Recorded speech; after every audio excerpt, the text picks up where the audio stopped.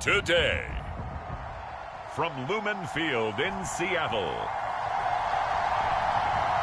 it's Week 5 of the NFL on EA Sports.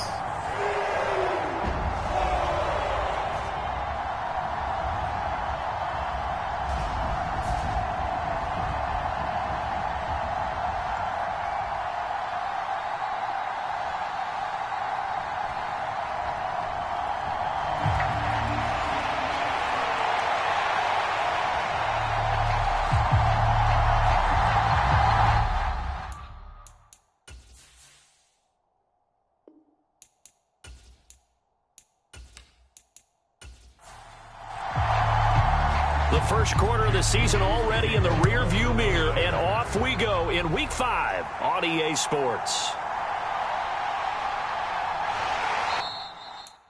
And they will wrangle it down a couple yards shy of the 30.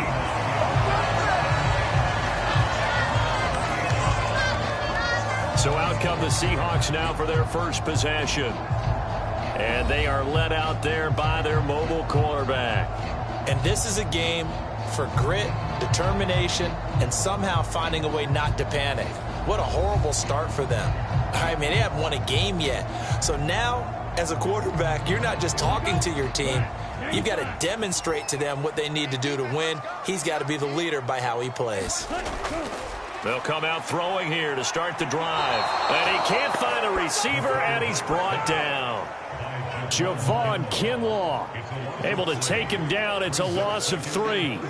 A lot of talk the other day about them wanting to quiet this home crowd early and often. Very first play of the game, they do just that. You're exactly right about that, because that's often a conversation when you go on the road and you travel. Hey, let's take the crowd out of it. What a great way of doing so by putting the quarterback on the deck.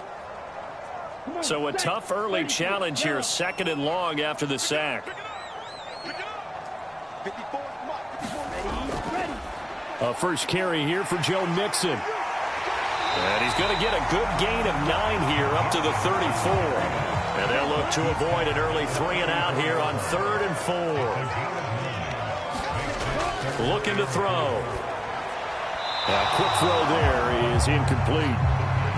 The Seahawks send out their punter. He'll kick it away after a 3 and out on the opening drive of the game. They punted 3 times in the loss last week as he sends this one away. Now Brown. It'll be a 10-yard return following a punt of 45.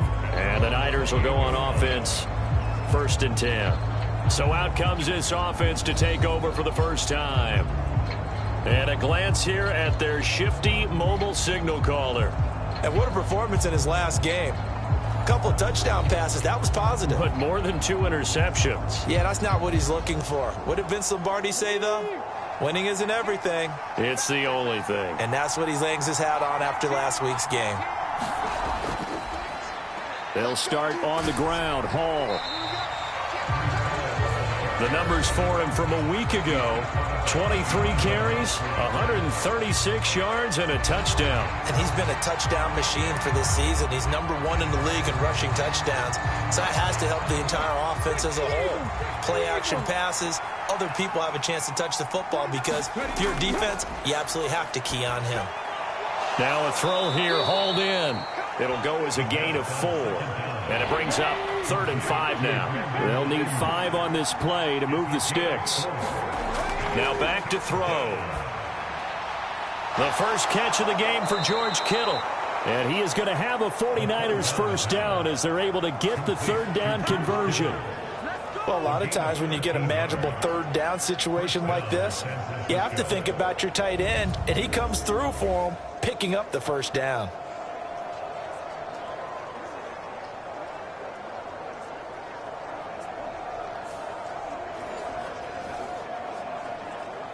Come on.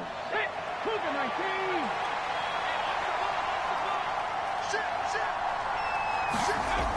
On first down, he'll drop to throw. He's airing it out for Williams. He's got it at the 15. Touchdown. Jamison Williams, his 2nd touchdown on the season. And the Niners will jump on top with the game's first score here this afternoon. Well, you've got to like that start on both sides of the football. You force the 3 and out, and then you score on your first drive. Well, I know someone who doesn't like that start. Well, yeah, the other side. Yeah, they don't like that at all, right? This is not the way it's supposed to be. But what you just described, that's team football, all right? When you get a 3 and out, you're supposed to take advantage of it on the offensive side of the ball. You said, thank you very much for getting us to rock. Let's put it in the end zone, and they did exactly that. Footing always a concern, but the extra point's up and good. And that makes the score 7-0.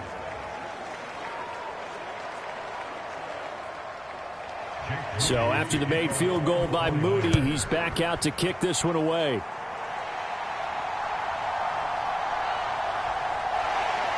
And he takes this near the 25. Just a little pass there. Call it the 26.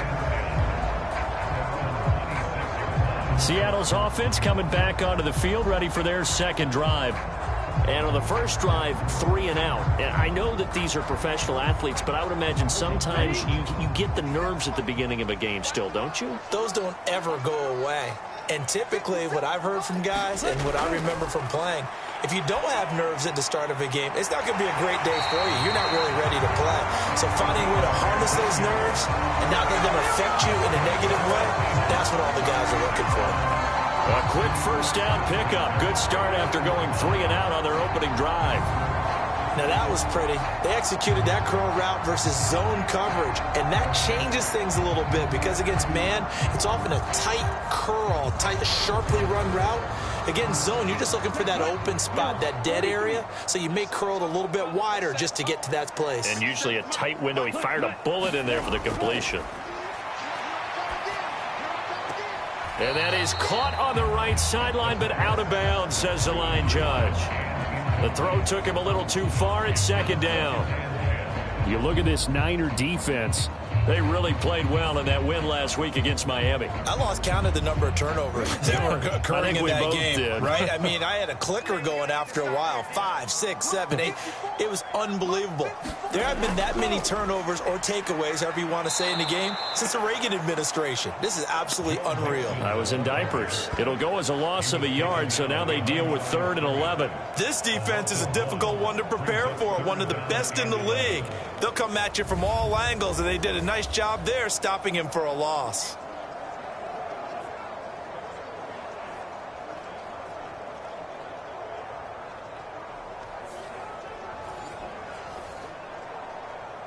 Tough spot here. 3rd down and 11.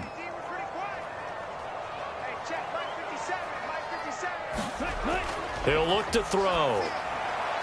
And he'll be tackled on the other side of midfield at the 46-yard line. So on the other side of the field now, it's 1st and 10 as they've got things rolling on this drive. Mixon with a first down carry. As he's got this down inside the 40 to the 39. Now 2nd and 3.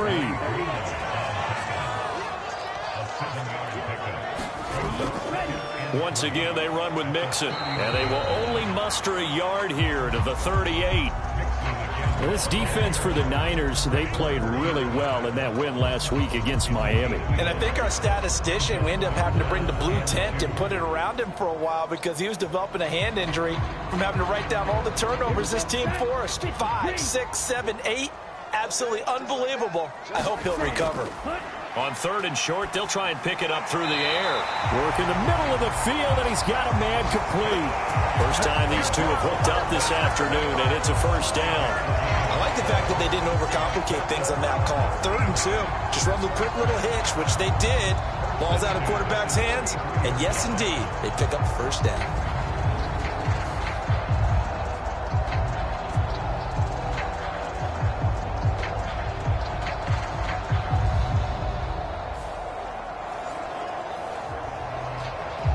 So they'll come up 1st and 10 now from the 33.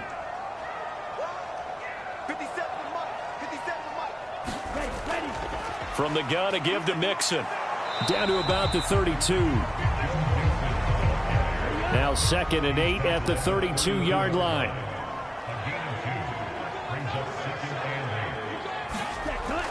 He'll look to throw. And he will slide to a stop. He does have the first down. 19 yards to pick up there. Move the chains. This early in the game, it's all about making steady progress downfield, hoping to lead to early points. And you can do it with your actual play calls or sometimes something a little more improvised, as we just saw there.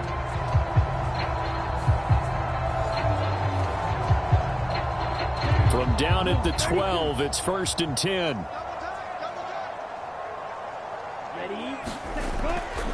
Inside handoff to Mixon. And he's going to work this one down to about the 5. 7 yards on the pickup there, and it'll leave him with a 2nd and 3. That run right there was an offensive line coach's dream, wasn't it? Guys picked up all of their assignments, created a nice gap for the running back to get through, pick up 7 yards. Yeah, he's probably chortling on the headset right now saying, we got it going, boys. Let's keep it going. It'll be a loss of a yard, and that's going to lead to a 3rd and 4 coming up. The short field shrinks even more with the type of bodies they brought in on that play. Those extra tight ends, they weren't able to secure their blocks, and that one ended up going backwards.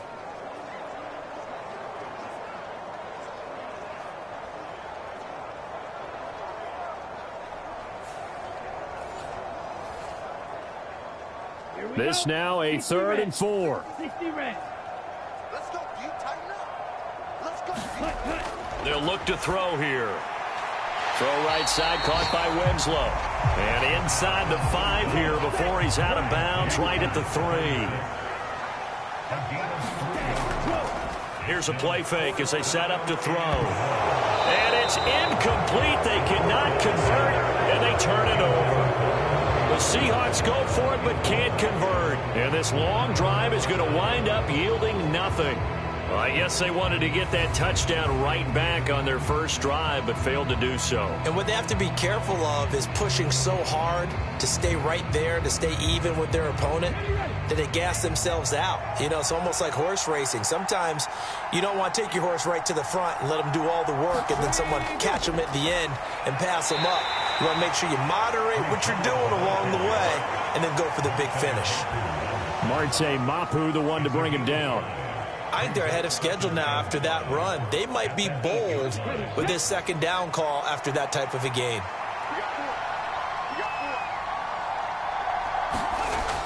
Hall again on 2nd down. And able to get it here to about the 16-yard line. That one, a 1st down pickup of 8. The Niners at 3-1 here through their first 4 games. And they're hitting their stride of late. Winners of 3 of their last 4. And I thought that they played pretty well last week. Their execution, their discipline, their resilience, all on display in that victory.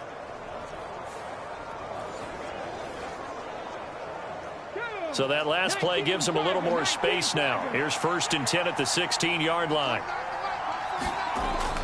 On 1st and 10, it's Hall. They'll rumble for about 6 up across the 20 to the 22.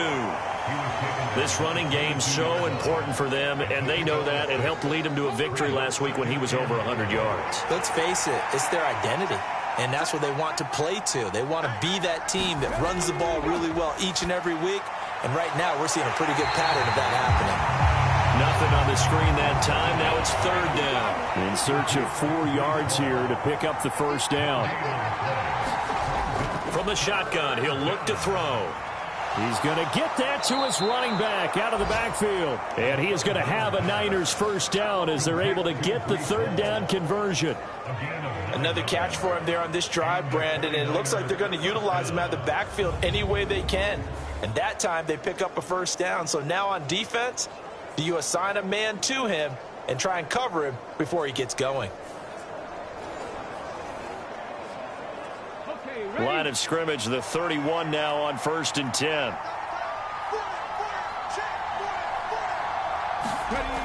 He'll drop to throw. Now throw out wide, going to be incomplete. Here's 2nd and 10.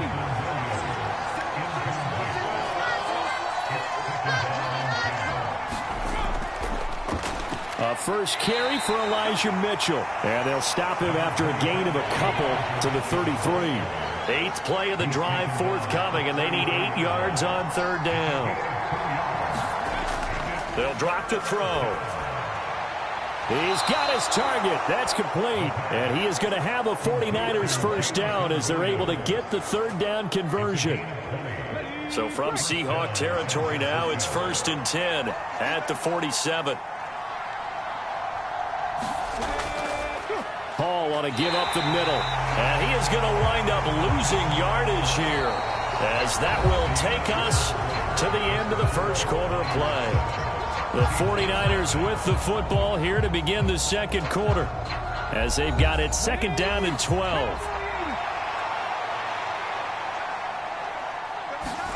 From the midfield stripe, they'll look to throw. Completes it to the tight end, Kittle.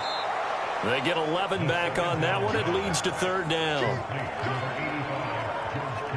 A lot of tight ends just use their size and their strength, try to occupy some space and kind of body people away and catch the football.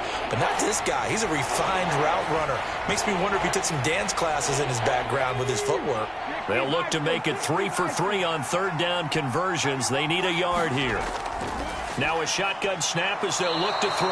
And that'll wind up moving the chains again as the tackle's going to be made at the Seahawks 28. It's an 11-yard pickup. Thought they'd run it on 3rd and 1. Not the case. Got to say, I was a little surprised to see him, Charles, come out in the shotgun on 3rd and less than a yard. Yeah, but the way the NFL is nowadays, we hardly ever see anyone really run for it on short yardage. So they're going to throw the football more times than not. That was a nice, easy rhythm throw right there, and they pick up the first down. Back to the ground with Hall. And he'll take this ahead for about 4. 2nd down coming up.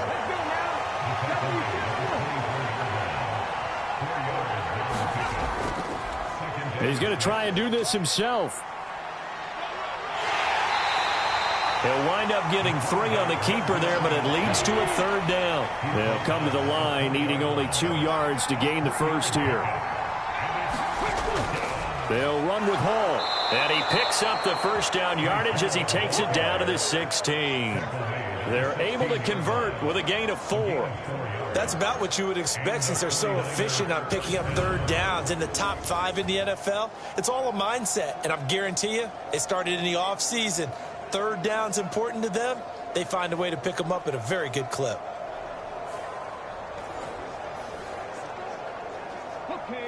So the ball down to the 16 here for 1st and 10. Now they'll switch it up here and look to throw. This is caught. Touchdown 49ers. Deebo Samuel, a 16-yard touchdown. And the 49ers go nearly the length of the field and finish it off with 6 points. That score was not a game clincher by any stretch of the imagination, but the other team now has to be careful to not let this game begin to slip away.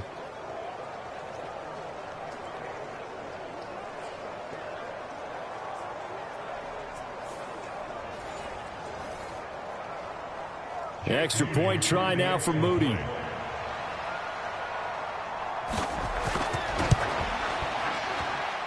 And it's good to make it 14-0. That drive, a long one, spanning 15 plays. And it's Deebo Samuel who caps things with a touchdown reception.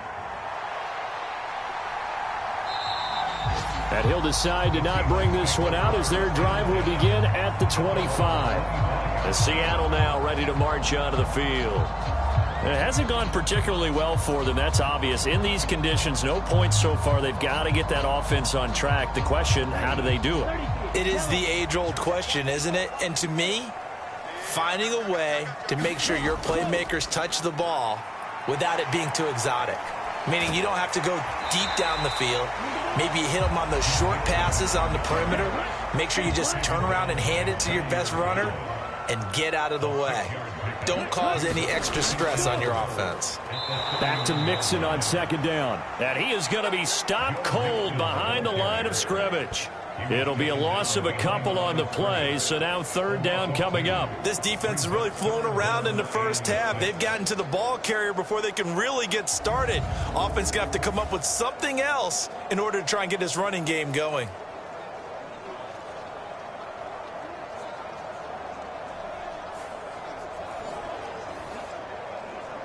Let's go. The Seahawks on third down. They've hit 2 for 4 thus far. This will be 3rd and 6.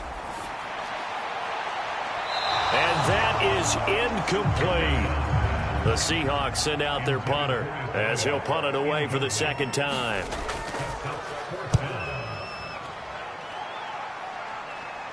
And a fair catch called for and made just inside the 35-yard line. They'll call that a 33-yard punt with no return. And it will be 1st and 10 as they take over.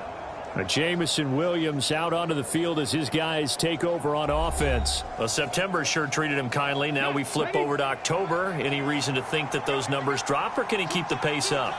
Well, he can keep the pace up, but it's going to get a lot more difficult now. To me, it's a lot like baseball, all right? When guys, when they first hit the league, whether it's a pitcher or a hitter, and they go through the league the first time and they're hot, they're going, wow, what a phenom. Then they get tape on them, they get scouting reports, they start to do different things. Let's see if he's going to adapt and expand his game in order to keep up that type of production. That's a good call because he's a known entity. See how they defend him going forward. They'll go to the air here on 3rd and 2. And he'll be taken down, but he does have first down yardage. 5 yards is the pickup there as that extends this drive. I don't care how many times we say it. I still get a kick out of watching quarterbacks and receivers do the pass tree in pregame warm-up. But I always remember that when we go to practices, we see that after practices as well. They really tune it up, don't they? They tune it up. They know why they do it for these situations. First down. And they build that trust, and that's why they're able to find him in this type of a situation. They'll set up the screen for Hall. And he'll be brought down right on the 50. A gain of 3. Ball right on the 50-yard line. Here's 2nd down and 7. Again, he'll drop to throw. That's over the middle and caught by Ayuk. 3rd catch of this first half for him, and this one is a first down. And a good quarterback facing zone coverage. If he has just a little bit of time to survey the scene, that's what's going to happen. No doubt about it. If there's no pressure, he's going to continue to pick them apart because he'll have all that time to find someone open downfield. A fight for it, and this is caught. What a catch. Touchdown. Jamison Williams with his 2nd touchdown here in this first half. And the Niners take a 3-touchdown lead. Well, CD, that's his 2nd touchdown already. And how about this offense? 3 drives, 3 touchdowns. An absolute total team effort right now. And let's face it, I don't think he's done. We're still in the first half. There's a lot of time left to go. I don't know what they're going to do on the other side trying to slow him down. But right now, he's feeling it. Moody good with the extra point. And it's now 21-0. That time a 6-play drive. And it was Jamison Williams wrapping things up with a touchdown. So here's Moody back out there now to send this one away. And he'll elect not to return this one, so they'll bring it out to the 25 on the touchback. The Seattle now ready to march out of the field. Well, CD, you kind of feel like they're in a bit of a danger zone right here because now you're down 3 scores, and I know we're in the first half, but the way this offense hasn't been able to generate anything, you feel like they probably need to get something going on this drive, right? Yeah, and sometimes I overuse that this is an important possession. But I think this has to be the possession where they come up with an answer because only a few teams in league history have ever come back from a 4-score deficit. And if they don't score here, that's what they could be facing the next time they get the ball. They'll operate from the 32-yard line here, 2nd and 3. Back to throw. This goes out wide for Mixon. And they get him down, but not before he takes it across the 40-yard line.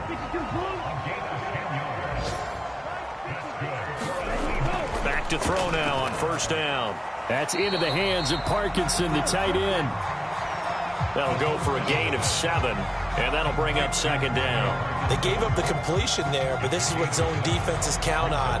Catching the ball and not much run after the catch. Here's 2nd and 3.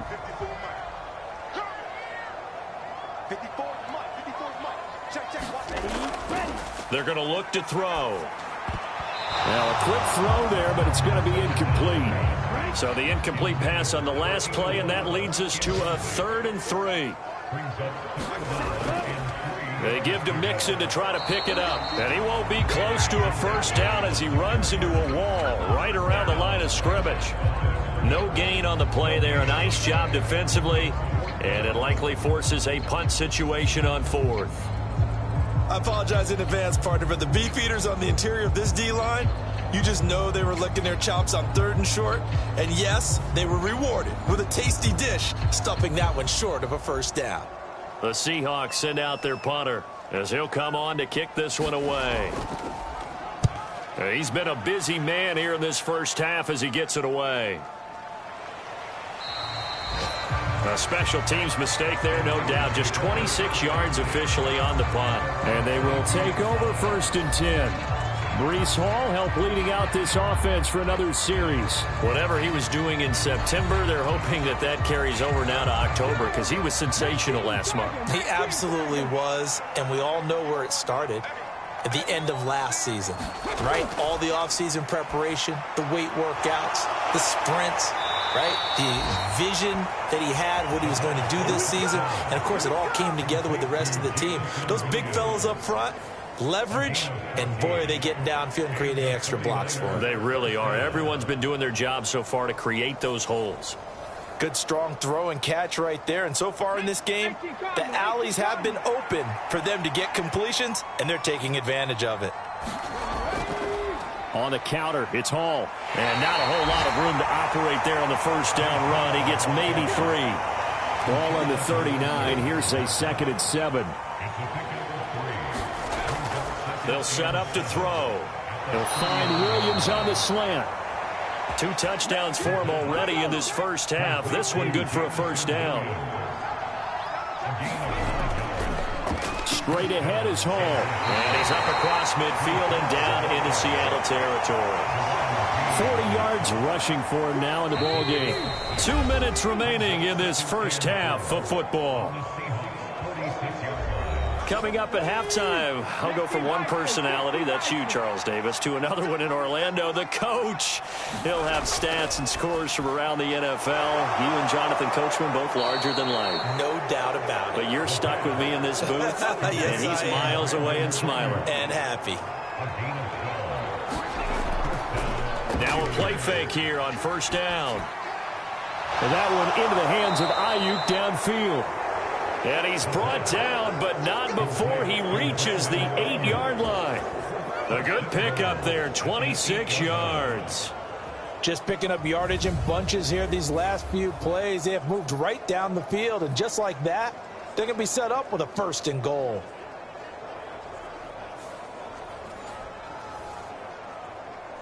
A chance to really cap off a big first half here as they come up on 1st and goal. And this is caught. For the moment, it's a touchdown, but multiple flags down, so let's sort this out. That might be it right there. I think that's the lucky way, y'all. Nothing. We got it.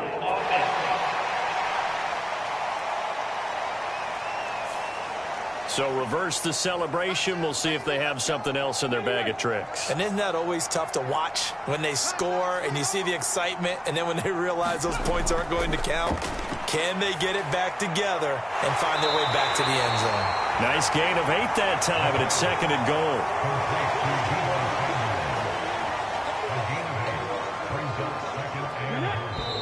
The 49ers now going to use the first of their timeouts as they get the stoppage with a little over 50 seconds to go in the first half.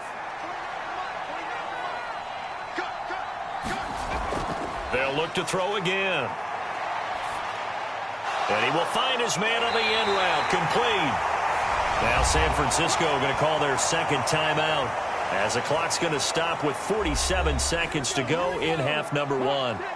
A chance to really put this game out of reach. Here's 3rd and goal.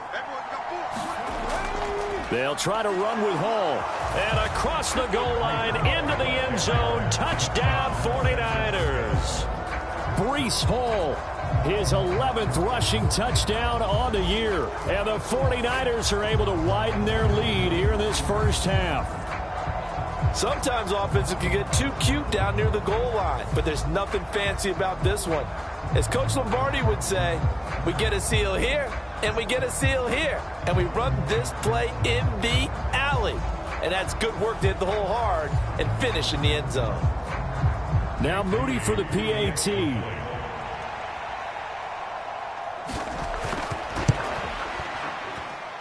It's good, and they stretch their lead to 28-0 now. That time, a 9-play drive. And it was capped off by a Breece Hall touchdown run. So following the touchdown, here's Moody back out to send it away. And here comes a return from just beyond the goal line. And he'll be stopped right around where he would have been had he gone down to a knee, maybe a yard shy of there at the 24. The Seahawks going to take over now late in this first half.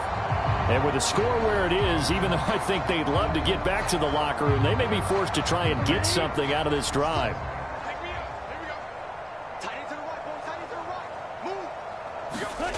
They'll come out throwing here on first down. To Mixon on the check down. Some fancy footwork, but not much room to operate. Just up past the 25 and no further.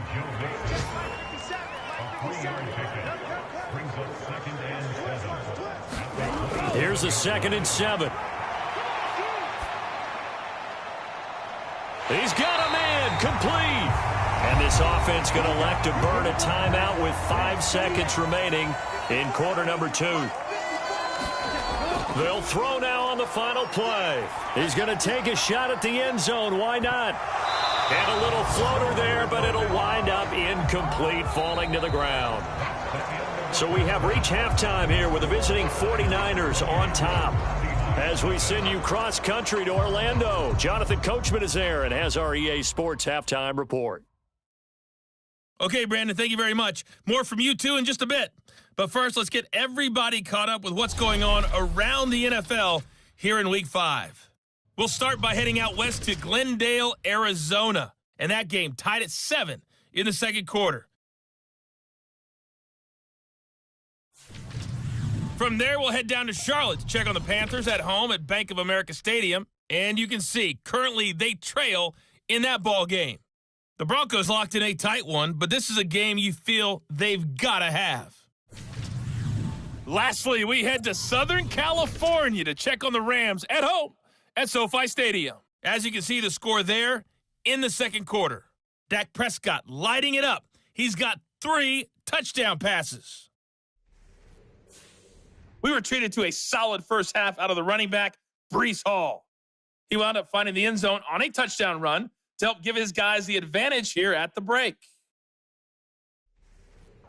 All right, Coach, thank you, and we welcome everyone back for quarter number 3. Forecast calling for more of the same. The rain set to continue as we are underway in the second half. Returning from his end zone is Ray McLeod. And ultimately cannot get this out to the 25-yard line as he's dropped at the 23. So here are the Niners to take over on offense. They're on a 3-game winning streak and right now looking good in this one as well.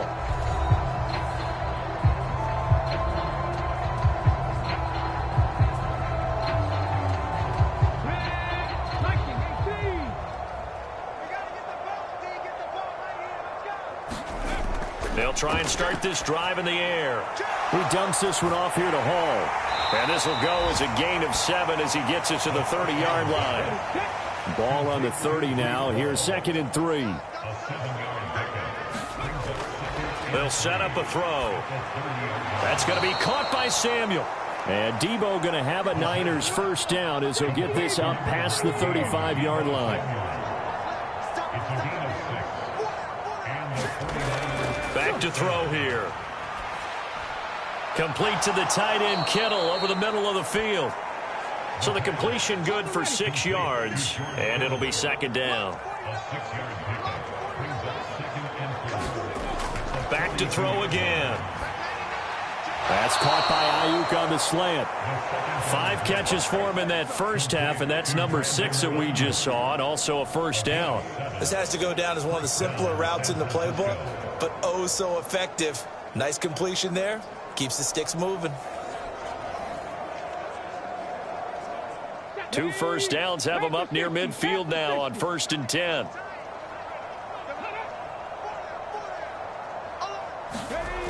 They'll stick with the passing game as he looks to throw. It's Williams on the catch. And they go backwards here, losing yardage back at the 48-yard line. He was unable to shake free there, and they'll cover him for a loss of a yard. Heck of a play there to get to him quickly and get him down for a loss. I think they did a really nice job getting ready for this game, scouting, watching film, and understanding defensively what the play design was. 2nd and 11 now.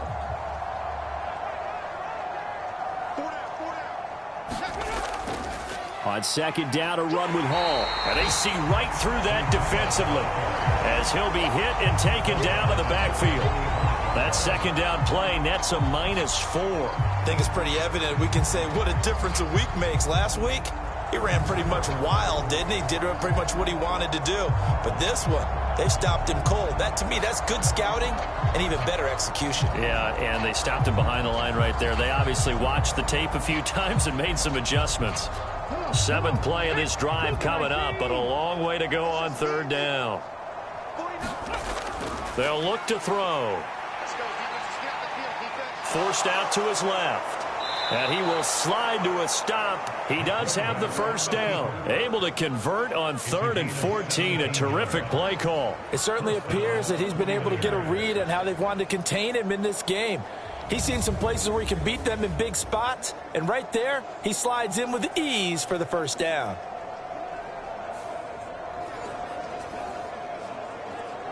So 1st and 10, and if they score on this drive, might have to start digging in our second half blowout material. He's going to try and take off with it.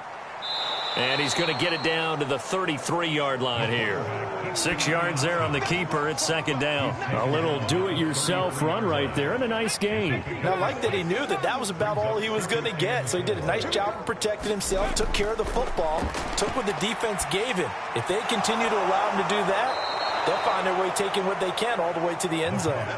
12 yards that time for number 12 as they move the chains. Whatever the discussions were at halftime to try to slow down this offense, it has not worked to this point. Yeah, I have a vision right now of everything that was discussed at the half just being torn in shreds or being erased off of the Microsoft Surface tablets because none of it is working. They are really locked in on offense. Now on 1st down, he'll drop to throw it. Over the middle, complete. That's Hall. And he gets it inside the 10 to the 9. 11 more yards that go around, a 1st down as well. And I'll tell you what, this offense is playing a little bit of keep away right now. They've come out here in the 3rd quarter, possessed the ball for quite a while, and they keep on converting. Nice pitch and catch there to set up the 1st and goal. Ready? Cowboy 80. Let's get this ball back with offense. Let's go. They'll run with Hall. And from the 9, they get this to the 5-yard line. And the ball smack dab on the 5-yard line. Here's 2nd and goal. They run over center with Mitchell. And across the chalk into the end zone. It's a 49er touchdown. Elijah Mitchell. His 1st touchdown on the year. And the Niners take the opening kickoff of the 3rd quarter and drive right down the field to extend their lead. Boy, another score. This lead gets even bigger. And, Charles, we haven't even hit the 4th quarter yet. Well, forget the deficit, right? They're really not going to cut into that a heck of a lot. But how can they get out of here with some dignity? Can they get a stop or two? Can they make a play on offense themselves? Anything to start to feel better about what's happened to them here in this one.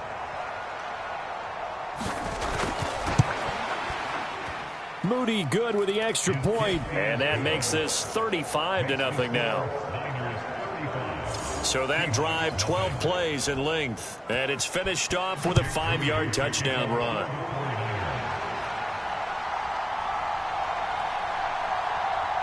And out a little across the 25 to the 27.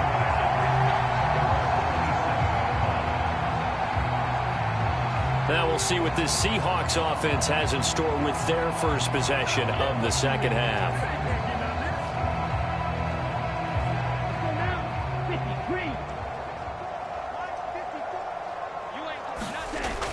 come out throwing here to start the drive. And he's got the hook up to Moore. And he's able to get this one up to his 30 before he's out of bounds. So just 3 yards on the completion there. And that's going to bring up second down. They'd love to just strike back with a touchdown right here. And if it's a long play, so be it. But the main goal, get a couple of first downs, run some plays, run some clock, allow their defense to get a chance to catch their breath, settle down, and relax a little bit after they just gave up a score. Here's a throw to his running back. It's complete. And they get him down, but not before he takes it across the 40-yard line.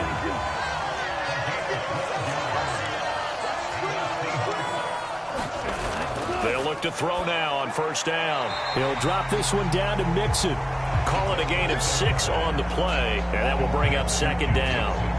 It appears they found something that's working, and they keep going back to it. I guess you can actually say he has the hot hands now, doesn't he? Yeah, well, it's one thing to hit your guy out of the backfield once, hit him a couple times. Yeah, you're right. Maybe they're onto something. And I think a lot of that is simply if you get it to him in space, more times than not, he's going to get more yardage than you expect out of each play. But that's all about doing the dirty work right there defensively. Second and short yardage, that's all about plugging those gaps, not giving a running back a crease to run through, and has a nice job to hold him just a couple and force a third down. And he is going to have a Seahawks first down by a couple of yards as they're able to convert here on 3rd and 3. That was a route run not just with dexterity, but with intelligence. Found the hole in the zone, made sure the quarterback saw it, and was able to make the sure catch and flip the down marker back to 1.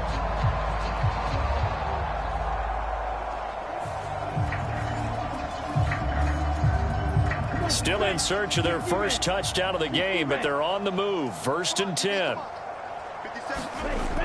He'll look to throw. And down he goes. The 49ers get there.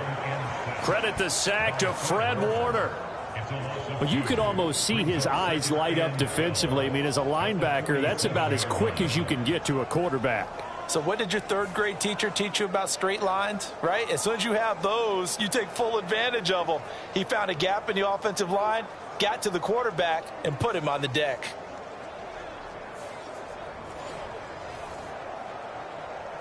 Now following the sack, they'll come up here on a 2nd down and 12. Now back to throw. The ball popped in the air and intercepted. And the 49ers are going to take possession here at their own 47-yard line. And right about now, you start to think, and maybe they're starting to think, gosh, maybe points aren't going to happen for us in this game. Well, it's a thought that is worth having because so far in this game, this defense has not just had the upper hand. They've appeared to be a step ahead, maybe even 2 steps, to everything they've done. They've had an answer for everything this offense has thrown at them. The San Francisco offense ready to start their next drive. They start near midfield following the interception as they begin 1st and 10. And he's going to take this ahead for right around 3 yards, but no more than that. 2nd down.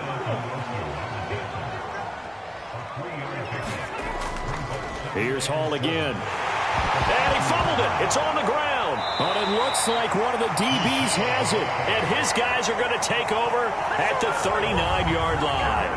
Anything to make of this or just a bad stretch? Because he had the 2 fumbles he lost last week and now a 3rd.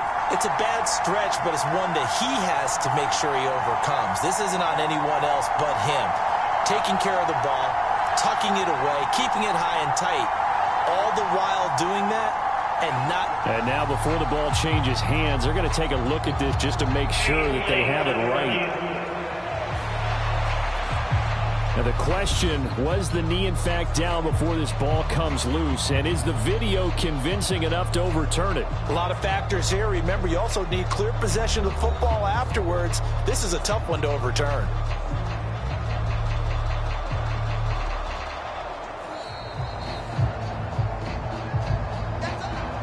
So that one overturned. They say the knee was down, and that will not be ruled a fumble. On 1st down, he'll drop to throw. That's to the Notre Dame man, Michael Mayer. And past the 35, he'll be dropped a yard or two shy of the 30. A gain of 10 and a 49er first down. And if anyone thinks they're just going to tuck their horns in and pull back off the throttle a little bit, you can forget it. Even with this big third-quarter lead, I think this team's going to continue to take their shots downfield, and there's another completion.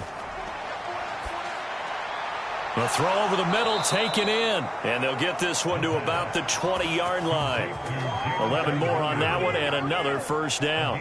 The partner is still in the third quarter, but they've got this one well in hand and still airing it out with gusto and picking up some nice gains. And even in lopsided games like this, you don't really see starters get lifted or the foot come off the gas before the fourth quarter. No one wants to leave any doubt when they're playing well. They just want to continue the process. It's a pickup of 4, and it'll bring up second down.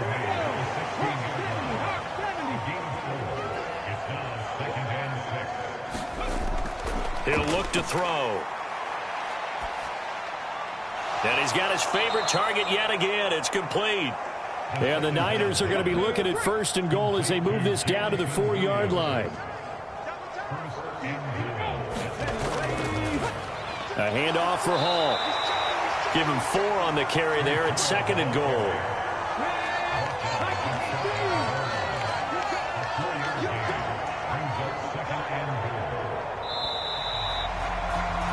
And they're not going to get to the line to run another play. So we will switch ends as the third quarter has come to a close. You are watching the NFL on EA Sports. Historically, this is such a tough, loud venue, but you can hear a pin drop right now. A lot of fans long gone, not used to seeing a lopsided. Now a battle for the football. It's caught. It's a touchdown. Jamison Williams. His third touchdown of the game and 4th on the year. And the Niners are closing in on a 4-1 start as they extend their fourth quarter lead. Boy, he has been fun to watch throwing the football in this one. It's certainly not fun for that defense, though, Charles. Now up to 4 touchdown passes in this ball game. Yeah, we're supposed to be neutral, but I'm feeling their pain right now because he has absolutely carved up this secondary. A clinic on how to attack a defense and take them out of the game. Moody good with the extra point. And it is 42-0. So that drive goes 8 plays. And it was Jamison Williams wrapping things up with a touchdown.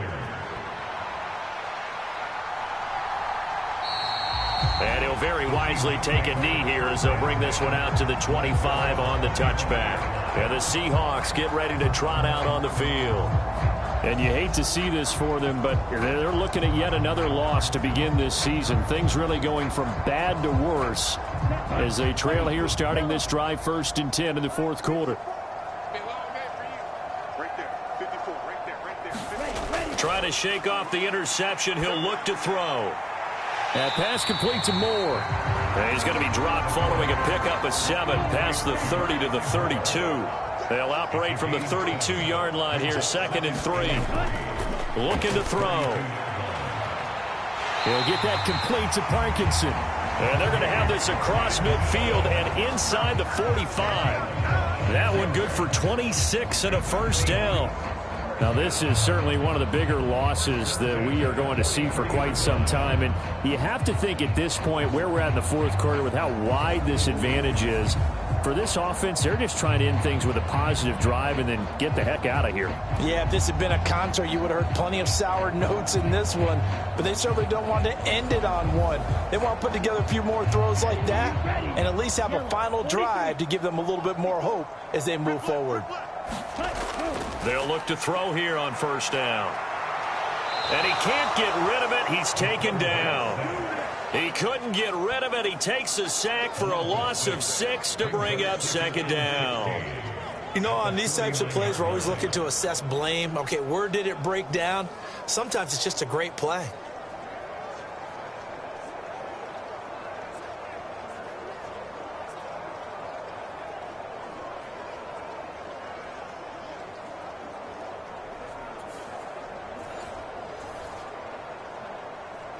Protection certainly going to need to be a bit better here on 2nd and 16. He'll drop to throw. There's nowhere to go here. He lost the football. And now this is scooped up by the 49ers. And they will set up shop in enemy territory at the 42-yard line. As they say, this game hasn't exactly been one for the books. I mean, we're into the fourth quarter here, and now this happens, another turnover. Not one that they're going to hold up and say, yeah, this has been a banner day. Absolutely. Still sitting on 0.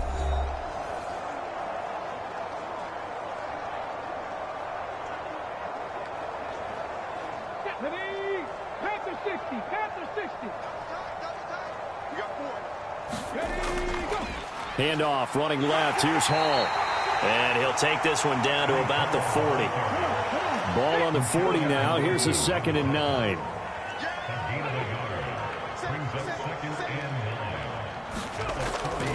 They'll go again with Hall.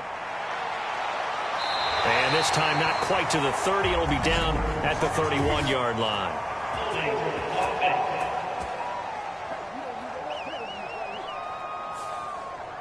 They'll come up now on a 2nd and long after the hold. They'll drop to throw. Open man is Samuel, complete. Without the previous penalty, that would have been a first down. Instead, it's just a gain of 10. And this offense on 3rd down today, they've been automatic. How about 8 for 8 in the game thus far?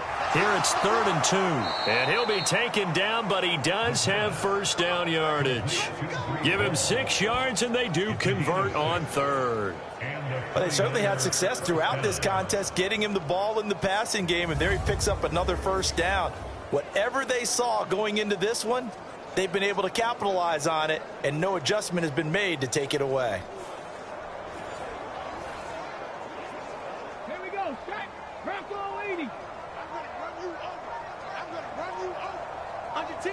Let's go. First down, here's Mitchell.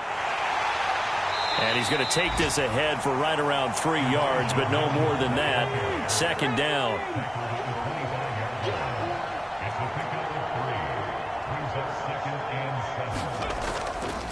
Here's a give to Hall.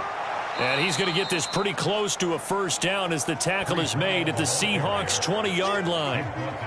Brandon, I've got to think this offensive line has got some smiles on its faces. And I know it sounds crazy, but they practiced for this back in training camp. They knew they'd be in situations where there'd be extra defenders in the box coming after them, trying to keep them from locking down a game.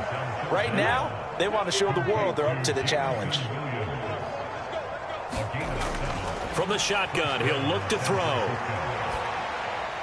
That's to the right sideline, and it falls incomplete.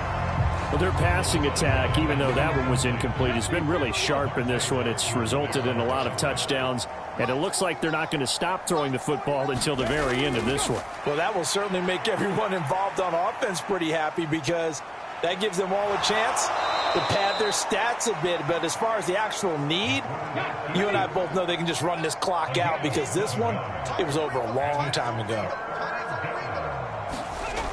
On 3rd and short, they'll try and pick it up through the air.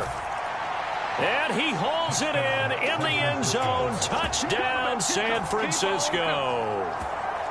Jamison Williams from 6 yards away. And the 49ers add another 6 points to what's going to be a blowout victory.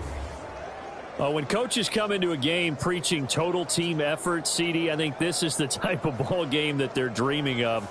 It was pretty apparent early on that they were clicking in all 3 phases. It's been fun to watch. Yeah, sometimes in the NFL you end up with matchups like we've been watching here. And when you go back to the early drives, you can just see that one squad was on a different level in this game. Safe to say, we have been disappointed in watching their execution throughout this contest. So after the made field goal by Moody, he's back out to kick this one away. And he'll elect not to return this one, so they'll bring it out to the 25 on the touchback. Here come the Seahawks now, set to take over on offense. It's now appearing that this losing streak is going to continue. You know, the coaching staff was confident that this was going to be the game to stem the tide, but that just has not been the case. Now they'll throw here out of the gun. He'll be dropped after a gain of about 6 across the 30 to the 31. They'll come up now 2nd and 4 from the 31. On play action, they'll throw. And he'll bring it up here to right at the 40-yard line. 8 yards that time, able to take off, and the result is a first down. There he goes, and for good reason. Running with it has paid dividends earlier in this game and earlier on this drive. And until they prove they can stop him, I don't think he's going to be shy about continuing to run for first downs instead of airing it out.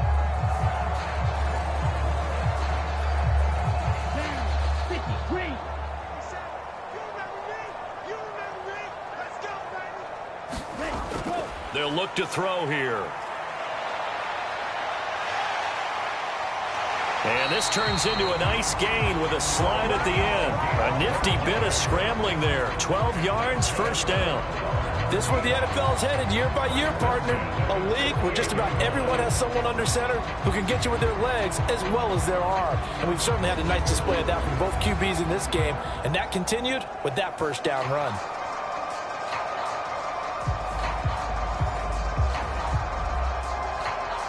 So from inside Niner territory now, this is 1st and 10 at the 48-yard line. Now they'll switch it up here and look to throw. Dumps it off to Mixon. So give him 2 yards there on the completion, and it's 2nd down. All defenses worry that whenever anyone catches the ball and has a head of steam come out of the backfield, it can turn into a big play with missed tackles or he runs through people. But they were right there waiting, and they stopped him for a minimal gain. No, bottled up, fumble. It's out, it's loose. Much like a running back going through the line, quarterbacks have to be aware of protecting the football as well. He left it exposed that time, wound up having it knocked free, but fortunately, had an alert teammate who was able to get it.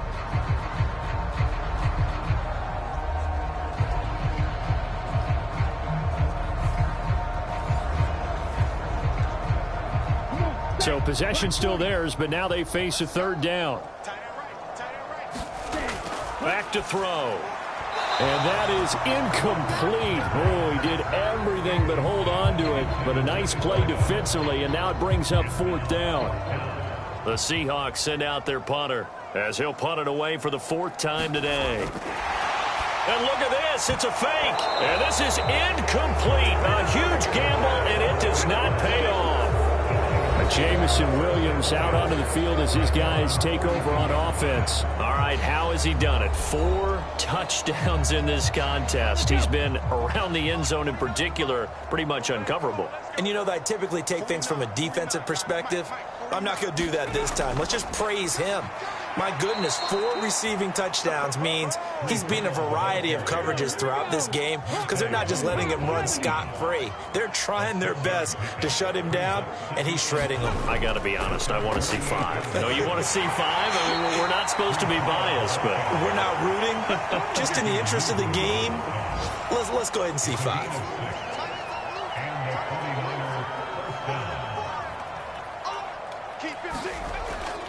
Ball again. And not a whole lot of room to operate there on the first down run. He gets maybe 3. A gain of 3, 2nd down. Just 2 minutes remaining here in the 4th quarter of what has been a one-sided affair. From the 42-yard line, here's 2nd down and 7. Here's Hall. It's a 5-yard gain, but they'll still be a yard short here with 3rd down now looming. I like it. I like the call. Still an opportunity to run the football and chew up a little more time off the clock. A yard all they need, but it's 3rd down.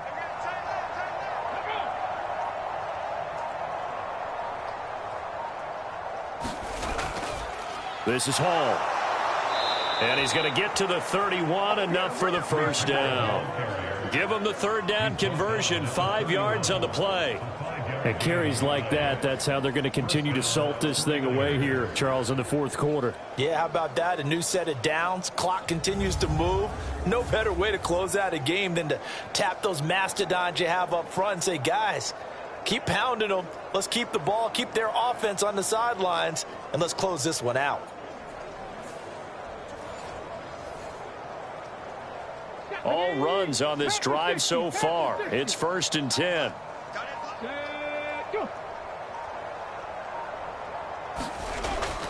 On 1st and 10, it's Hall. And he'll manage to pick up about 4. It's 2nd down.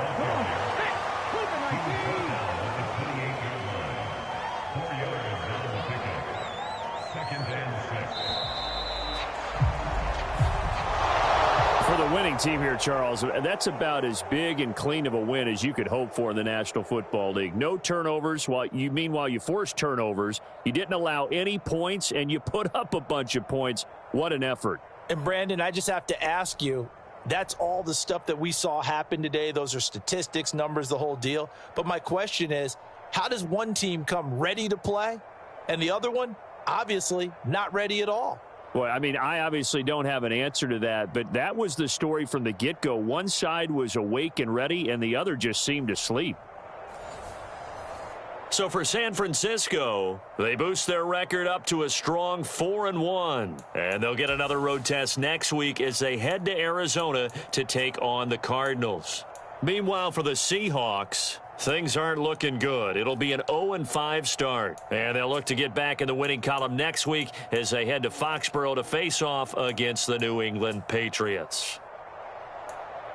I'm Brandon Gaudin. Certainly have to thank Charles Davis, my broadcast partner, and our entire crew. We'll catch you next time.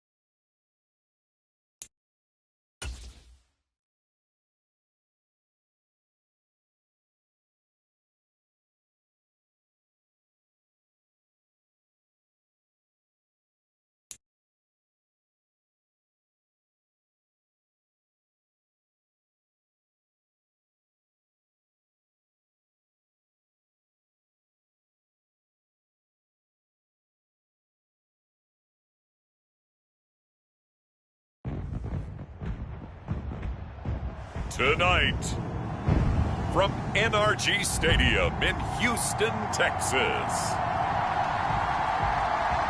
it's Week 5 of the NFL on EA Sports.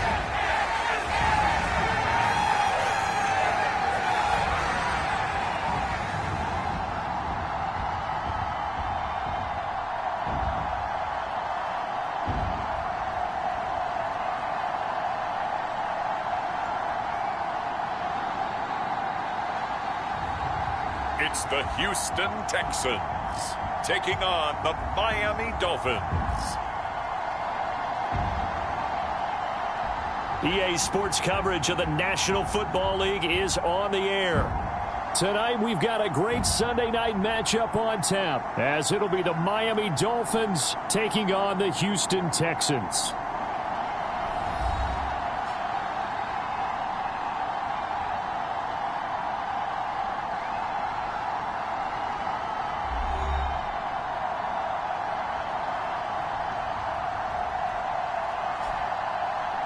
Hi again, everyone. With Charles Davis, I'm Brandon Gaudin. And, Charles, we look at this Texan ball club entering play here. They were winners last time out, so they'll be looking, Charles, to make it 2 in a row. And what I enjoyed when I watched their game tape and their victory last week is they put it together in every phase. Good offense, good defense, and some key plays on special teams. Let's see if they can get that second win in a row. Meanwhile, for our visitors, the Dolphins, they come off a disappointment last time out that put an end to their modest 3-game win streak.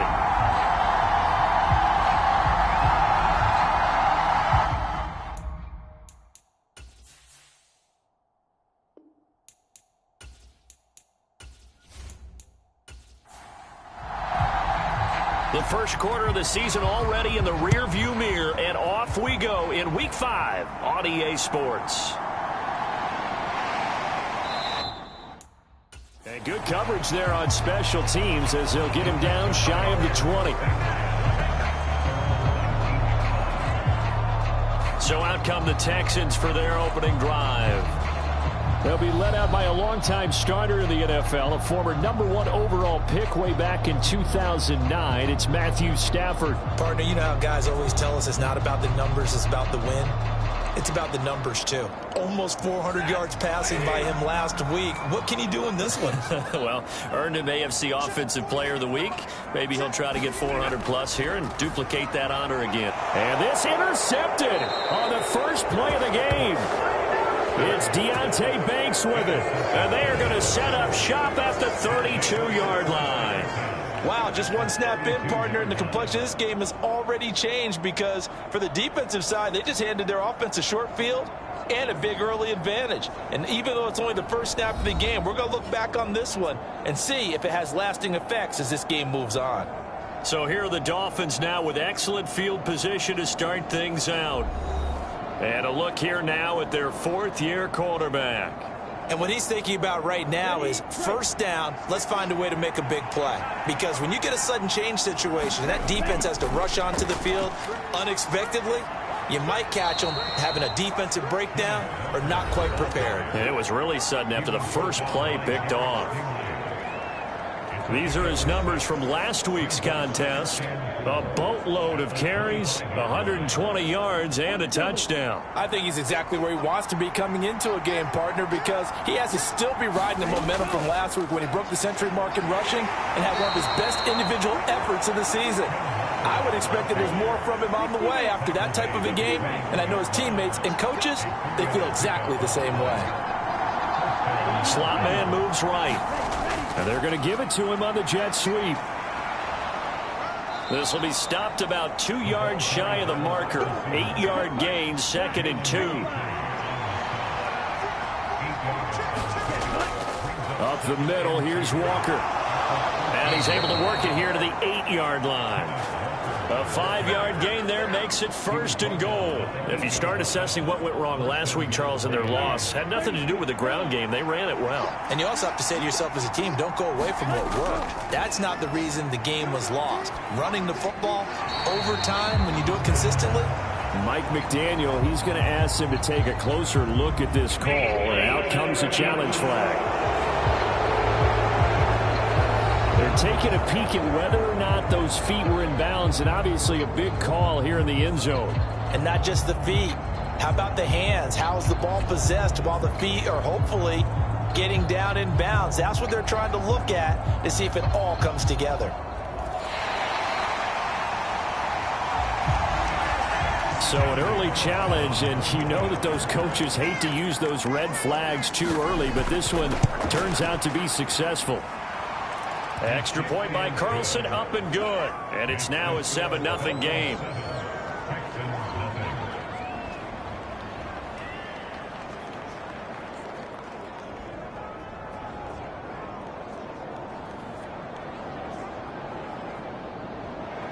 Out is the kickoff unit as they run up and send this one away. Taking it about the 1. And he's up across the 25 and down at the 28.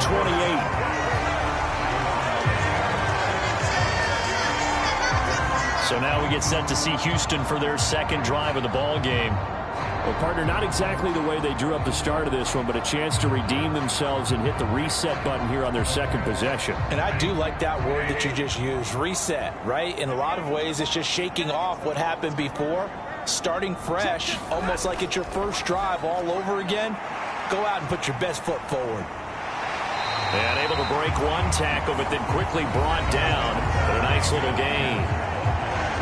Well, the numbers for Pierce last week, 21 carries, 68 yards. It's a pretty mediocre week for him on the ground. Certainly a boon to his offense if he can get a little more output on his touches this week. He should get some more early carries as his team tries to get him into a rhythm. That's laid out deep for Rice. And this is taken in at the 5. A huge play there for Houston.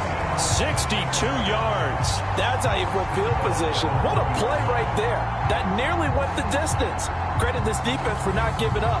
They get him down just short of the goal line, but the damage is done. It's going to be 1st and goal from an ideal position.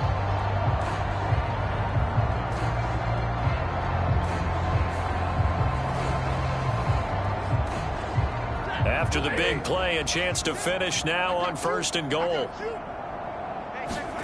A shotgun snap for Stafford. To the end zone, but it's incomplete. Another shot from the 1 on 2nd and goal.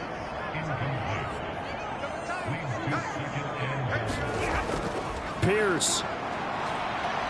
He is going nowhere in a hurry as he is going to lose yardage here in a big way. It'll be a loss of a full 3 yards there, and it also brings up 3rd down. I thought they were onto something with their play call and kind of went in reverse a little bit. Threw it on 1st down, then ran it on 2nd down. Not successful either way.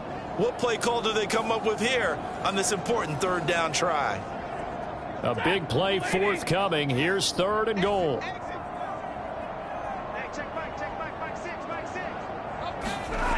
Now it's Stafford. He had a man open, but he missed him, and it's incomplete.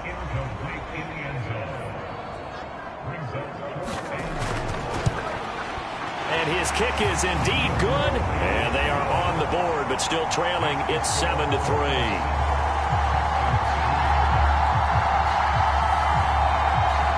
So a long drive gets them down inside the 5, but ultimately they settle for just the field goal. And I have to think that if maybe they were a yard closer, that would have made their decision tougher, and I think they likely would have gone for it. But in this situation, they just decided to take the 3, and I think it was a smart move.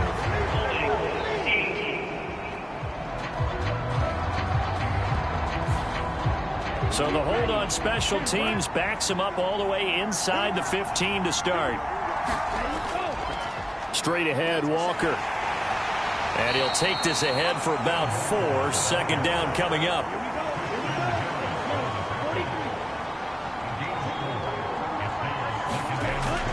Back to throw.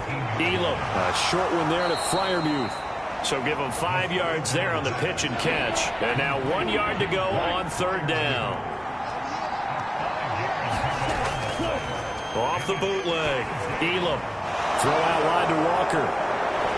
And he's brought down, getting this one up to about the 35. The defense surrenders a 13-yard pass play there on 3rd and 1. And they'll use him out of the backfield, and sometimes quite a bit. They're just trying to get him touches any way they can. 4 catches a week ago. There's another one right there.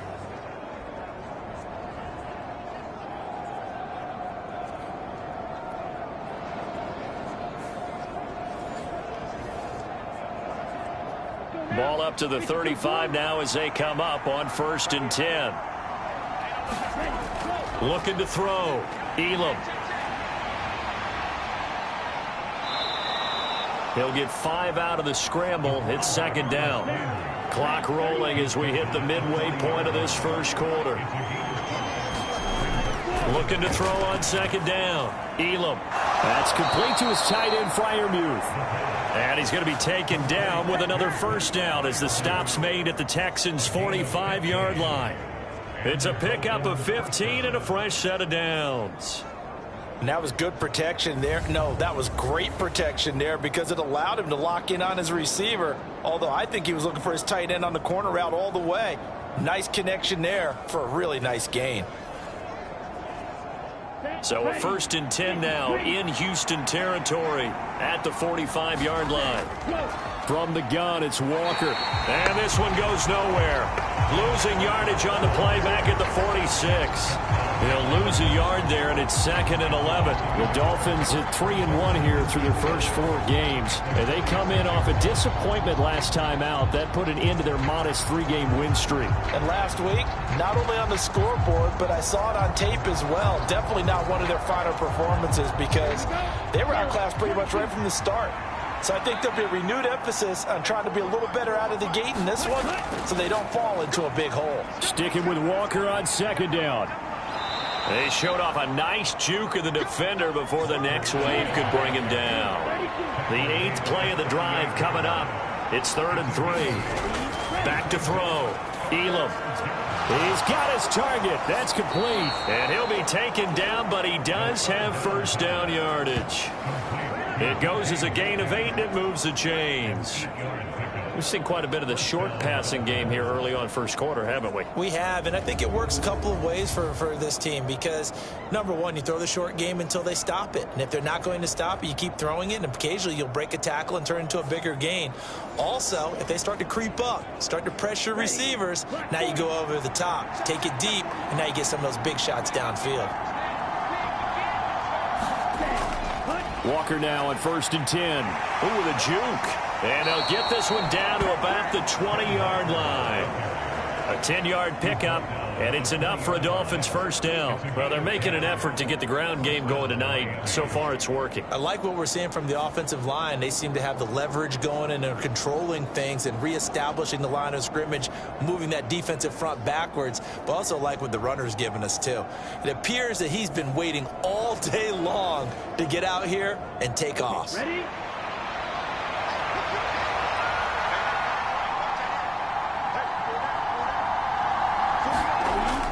Back to Walker on 1st down. No dice this go-around. He's hit behind the line and taken down. Officially, it's a 1-yard loss. That's going to bring up 2nd and 11. Part of their struggles last week was getting these negative plays on 1st and 2nd down. That's something they have to be wary of as this game continues.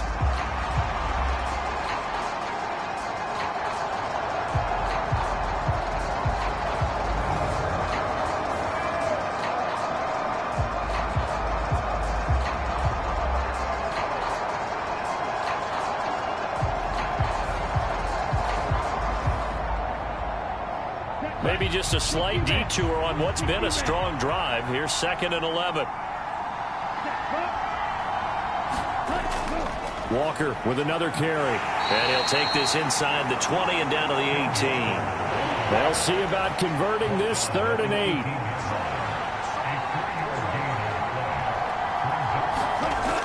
8. Looking to throw. Elam.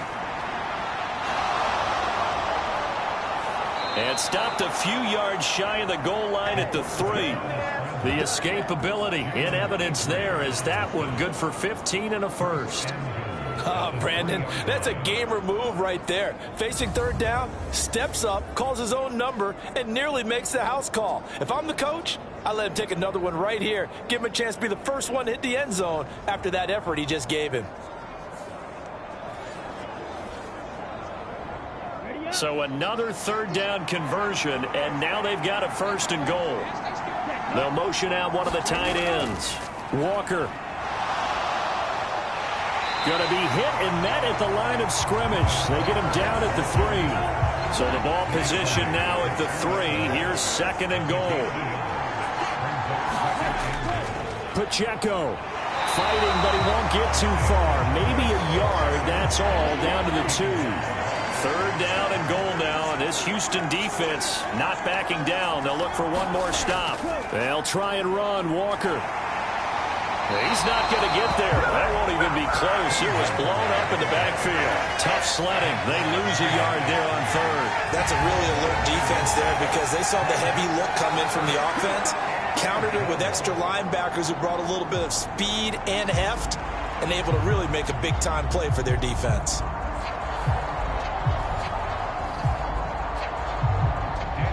Now to try the field goal, here's Daniel Carlson from the right hash at a bit of a tight angle. Carlson able to put this one through, and they push the lead up to a touchdown now at 10-3.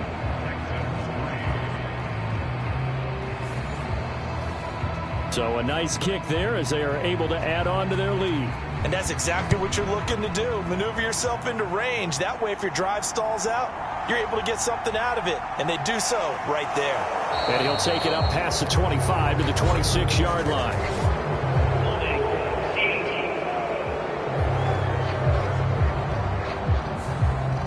And the holding penalty sets him back inside the 20 as they get going on this drive.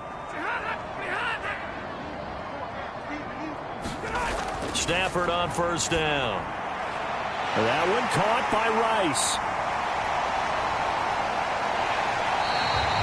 A big play that time on the catch and run. 54 yards. 10-3 our score after one here on EA Sports. Ready for the second quarter from Houston. It's the Texans in possession of the football. So how about this for a change in field position? From inside the 10, here's 1st down on the other side of the field. And this will be incomplete. Physical play on the football there, and it's 2nd down. Here's Stafford. Now he'll dump it underneath to his running back, complete. 4 yards the gain, and it'll bring up a 3rd down. Well, offensively, that's the mismatch that you want. You want to force a linebacker to try and cover your back out of the backfield, out in some open space. But linebackers nowadays, they run like backs, and they take a lot of pride in covering. What a nice play he made there in the open field. Throwing on 3rd down, Stafford. Short pass caught by Henry. Only able to gain a couple there, and that's going to bring up a 4th down. Excellent job there defensively. Gave up the underneath to the tight end on 3rd down, and they made sure that they did their job. Got him on the ground and prevented him picking up a 1st down.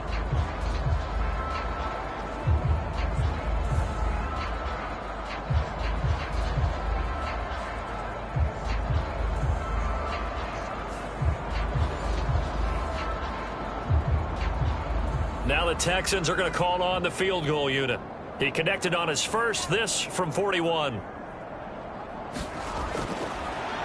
Oh, they pitch to the tight end. It's a fake. And they're able to pick up the first and keep possession. So this offense able to convert on 4th, and now a fresh set of downs here, 1st and 10.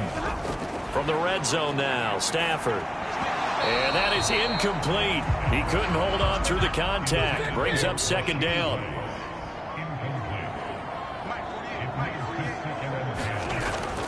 Pierce takes it straight ahead. They stopped after only a yard, taking it down to the 14. Keep in mind, if you're thinking of staying on the ground, this is a top 5 rush defense. Yeah, but I don't think you shy away totally with the run. At least show them the hint of a run before you decide to throw the football. Now play number 8 on this drive, and they need 9 yards to pick up the first on 3rd. To throw is Stafford. Now he'll dump it underneath to his running back, complete. And he'll get inside the 10, but he's short of the line he needed. 5 yards, not enough, and it'll be 4th down. How about that strategy there, Brandon? 3rd down. They just said, we've got faith in our tacklers. We'll give you the short stuff, and just decided to protect the sticks. So every time I hear fans telling me tackling's not a part of the game anymore, plays like that, I can clip and save and show them you have to tackle well if you want to be a good defense.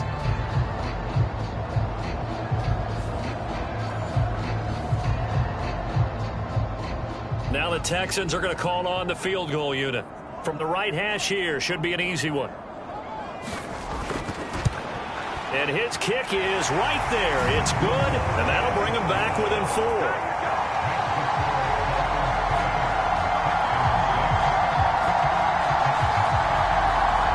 So they're able to end that drive with 3 points in this one-possession ball game. And ideally, you want to end every drive with points. Most quarterbacks would tell you, let's end it with a kick, right?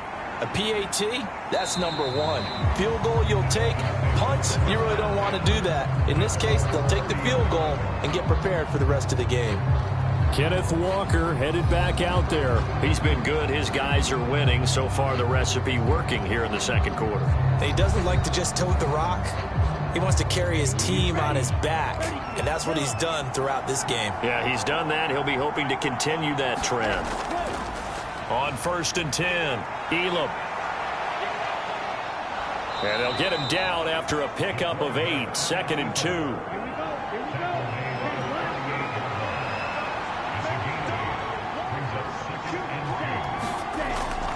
Out of the gun, Walker with it. And he is met at the line of scrimmage, and he goes down right there. The offense on 3rd down tonight, they've been good. 3 for 4 thus far. This time they face a 3rd and 2. Under pressure, and the Texans able to get in there for the sack. Call it a loss of 4 there on the sack. And speaking of the number 4, it brings up 4th down now. In every game, we talk about what are going to be the keys as we go into it. Maybe that's a key for their defense today. Pressure the quarterback and make sure you play a good zone defense behind them, and they get their first sack of the contest.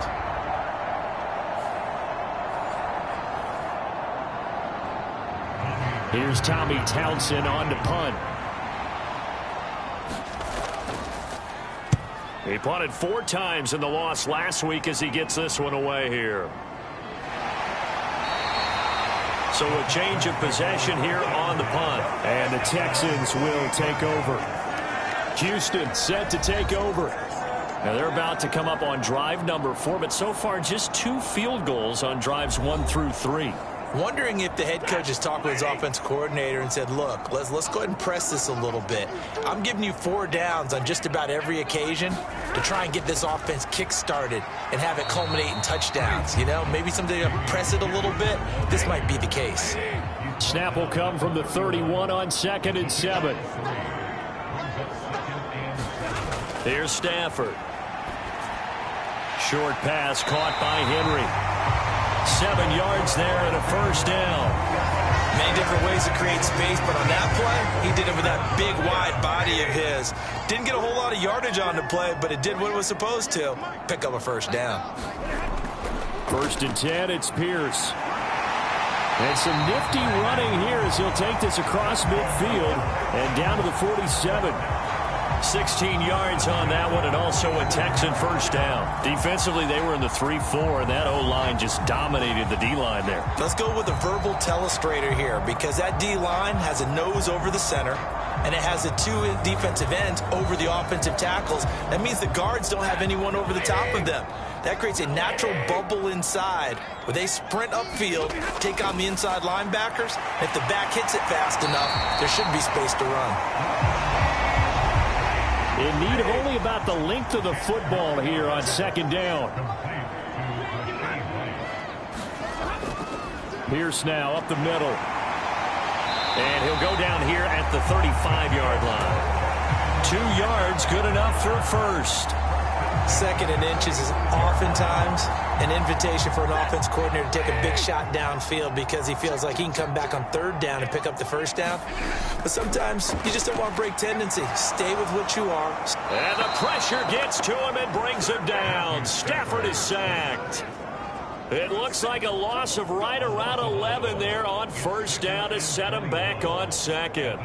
Well, this offense has already been forced to settle for field goals on their drives earlier, so this is not a welcome sign here. Indeed, it is not, and they certainly hope it's not a sign for the entire game because they know they've got to be able to sustain drives all the way through. Pick up those guys rushing the quarterback and give himself a chance. Well, they're in some hot water now. After that sack, it's 2nd and 21. Now a handoff up the middle. Nance. And they won't fare much better here as he maybe gets back to the line. A long way to go here on 3rd down for the 8th play of the drive. Stafford now to throw. Short pass caught by Henry. A gain of 8 there on the play. And that'll bring up 4th down. Brandon, a good idea there on 3rd down. Run a little clear out and hope you can get your receiver the ball coming across the formation. Nice design, but well played defensively, and they stop him well short.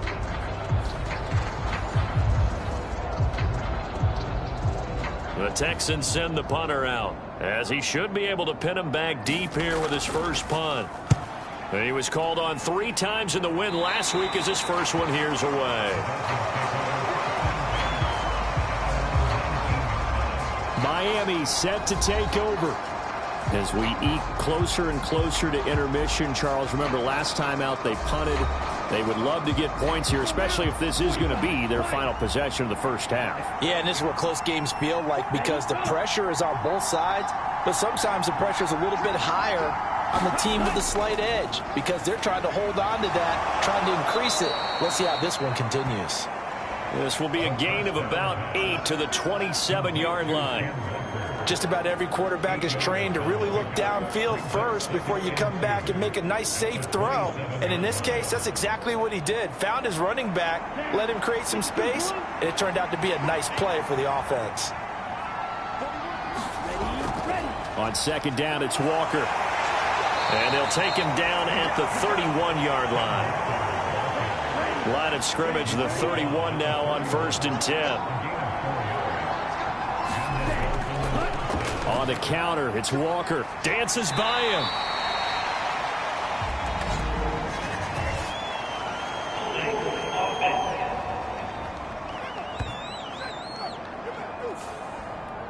They're backed up here with a 1st and 20 now after the holding penalty.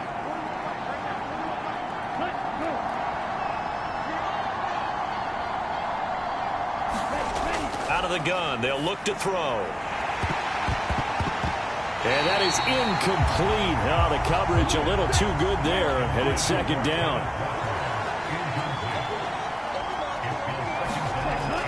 Up the middle they run. It's Walker. 57 yards rushing for him now to this point. And we've hit the 2-minute mark in this first half of action. They'll come up facing 3rd and 5. Back to throw. Elam fighting to stick, but in the end, the pressure too great, and he goes down. Now the Texans will burn the first of their timeouts. So as they talk it over, we step aside. Here's Tommy Townsend now, as he'll kick it away for the 2nd time. His first punt, 48 yards. This one looks equally as good. Runs through the contact. It'll be a 51-yard punt that time. And the Texans will take over with a 1st and 10. And now out comes Houston. Defense got the better of them last series, forcing a punt. See if they make a few changes in the game plan here and try to get points out of this drive. 1st and 10. On 1st and 10, Stafford. Short pass caught by Henry. And the result here, a pickup of 8. Leaves him with 2 to go on 2nd down. Stafford. Throw left side, completion to Rice. And they get him down, but not before he takes it across the 40-yard line. First down now, but that clock rolling. Now Stafford. Now he'll dump it underneath to his running back. Complete. It's hurry-up mode time for the Texans, hustling up to the line. Now the Texans will use one of their 2 remaining timeouts as the stoppage will come with a little under a minute to go in this first half. Again, it's Stafford.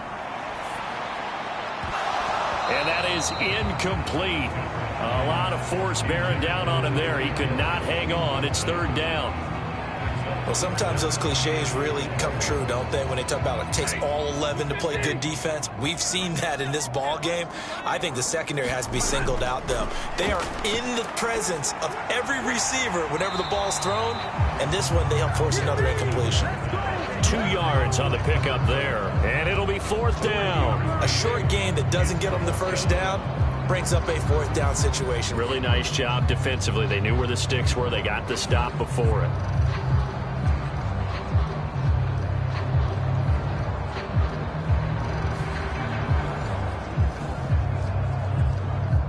The Texans send the punter out. He'll boot it away from about his 35.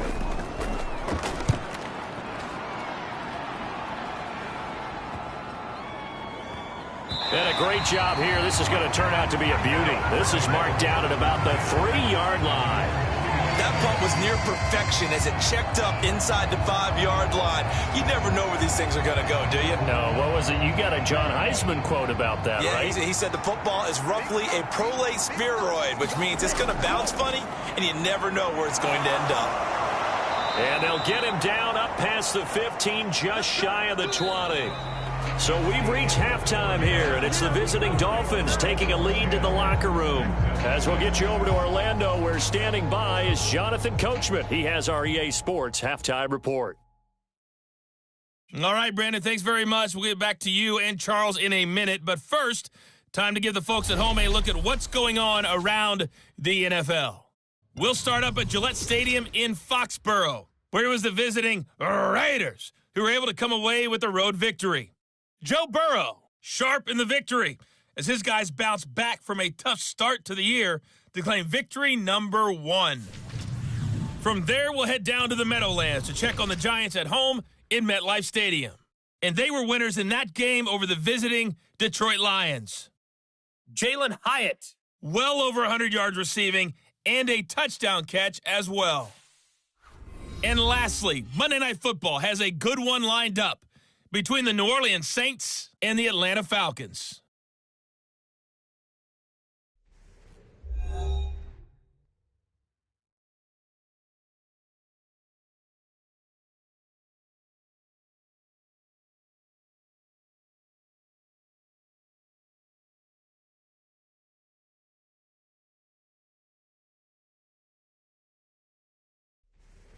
Okay, Coach, adjustments likely going to play a big role in this third quarter in what's been a tight contest so far.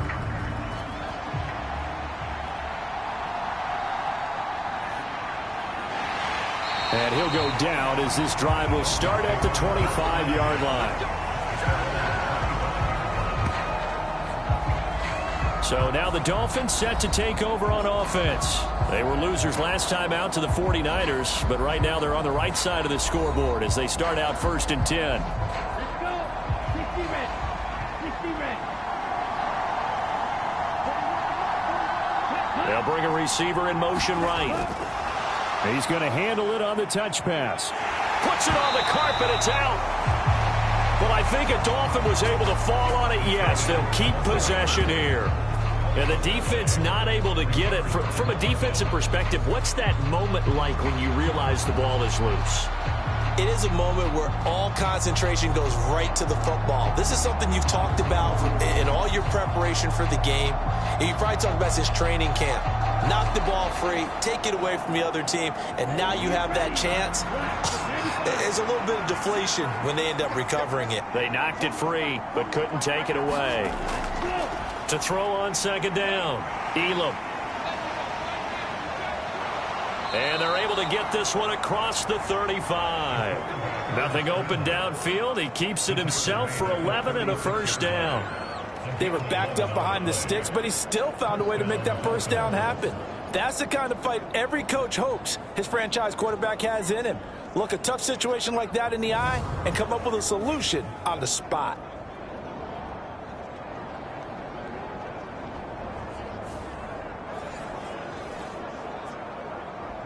So from the 36 now, 1st and 10.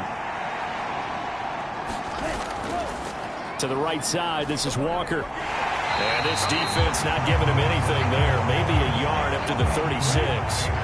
They work now on 2nd and 9. Operating from the gun, Elam. That's going to be caught by Waddle. And he's able to break out of one tackle, but then quickly brought down. Now a 3rd and 6. Operating from the gun, Elam. Work in the middle of the field, and he's got a man complete. And he is going to have the Dolphins first down as they're able to get the 3rd down conversion. So he turned to a trusted, familiar face in that 3rd down situation. It paid off. Yeah, you go to your veteran receiver in that spot, so you can't underestimate him when he's on the field. Defensively, make sure you know where he is because he understands how to get open in key situations. 2 first downs have him up near midfield now on 1st and 10. Now to the ground. Here's Walker. Trying to find a lane, but instead he'll get back to the line of scrimmage and no more. 2nd and 10.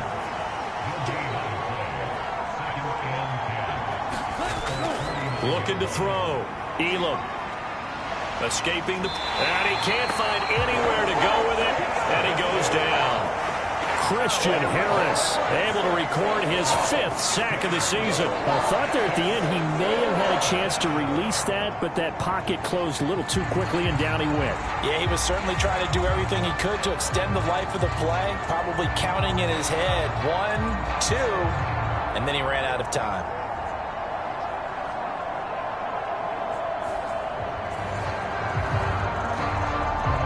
A long way to go here on 3rd down for the 8th play of the drive. Operating from the gun, Elam.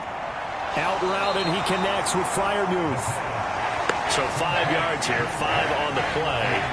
And that's going to make it 4th down.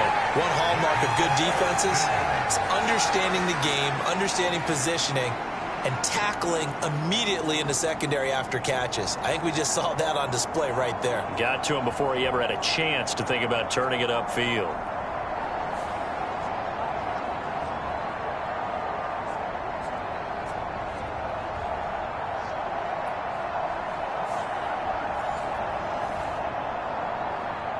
The Dolphins will send out the punter now as he's on to kick it away.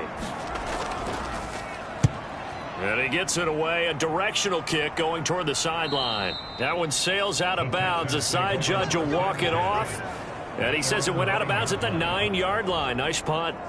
And for an offense that is struggling, this is not where you want to start from. Great punt. Fantastic punt. And for all those who wonder, what do punters do during the course of practice each and every day? The best ones do what we just saw there. Work on positioning the football and helping their team. Now a 1st down throw. Stafford. That one caught by Tyreek Hill. That'll give him 8 that time. And that'll bring up a 2nd down in just a couple.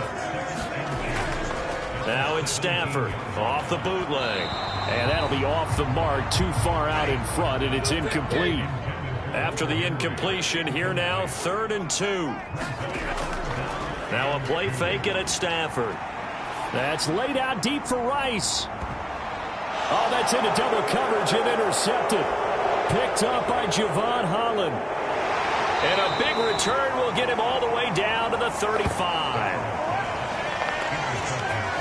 So still no touchdowns allowed by this defense. They get the interception there. CD, they have been rock solid. And at this point, I think they have to expect that they're going to see some shots taken down the field. And that was almost a desperation throw right there, just kind of hoping something good can happen, a completion, a pass interference. But this was anticipated well, and they came up with the INT.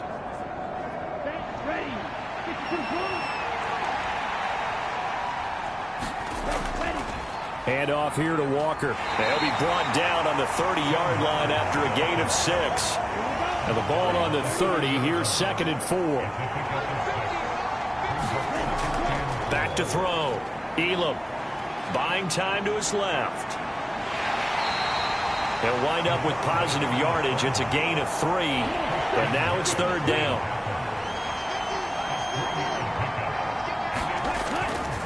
Off the bootleg.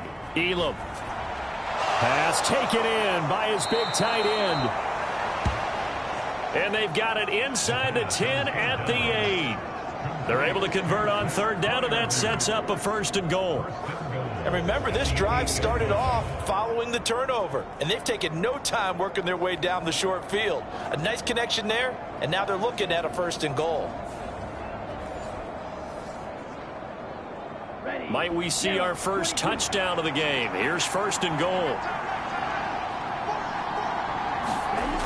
Looking to throw. Elam. And he'll be brought down here at the 3-yard line. So they've been in the red zone 3 times, and it's yielded just 3 points. Can they find the end zone here on 2nd and goal? Operating from the gun. Elam. And he's got it.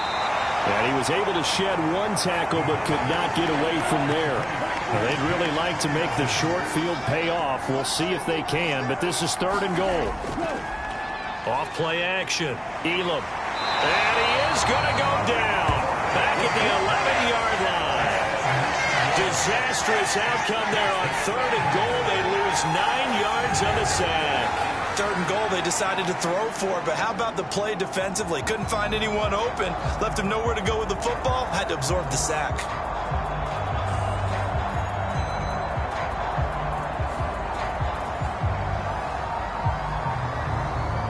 Out is Carlson now for the Raider field goal. From the right hash, and this one just a chippy. The kick by Carlson is good, and that'll open the lead up to a touchdown now at 13-6.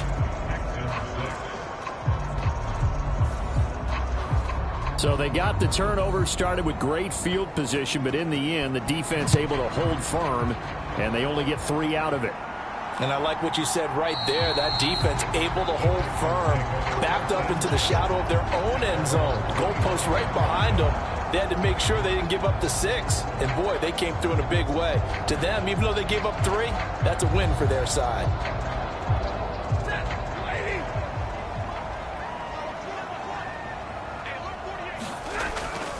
They'll start on the ground with Pierce. And this will be a gain of 5 as he gets it to the 30. Ball on the 30. They'll come up with a 2nd and 5. Back to throw. Stafford. That one complete. It's Tank Dell. Down to the 10. Touchdown, Houston. Tank Dell, his 2nd touchdown on the season.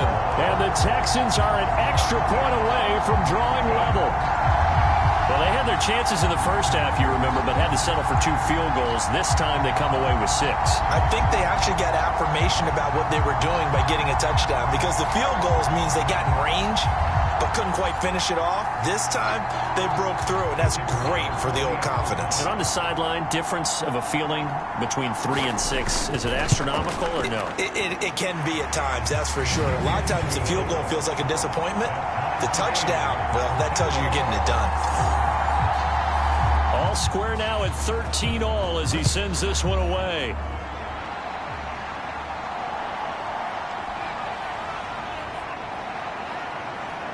And able to take it past the 25 and up to the 28-yard line. Then the Dolphins getting set to go here. We got a brand new ball game, all even after that last touchdown, so every drive now becoming a little more critical here in the second half.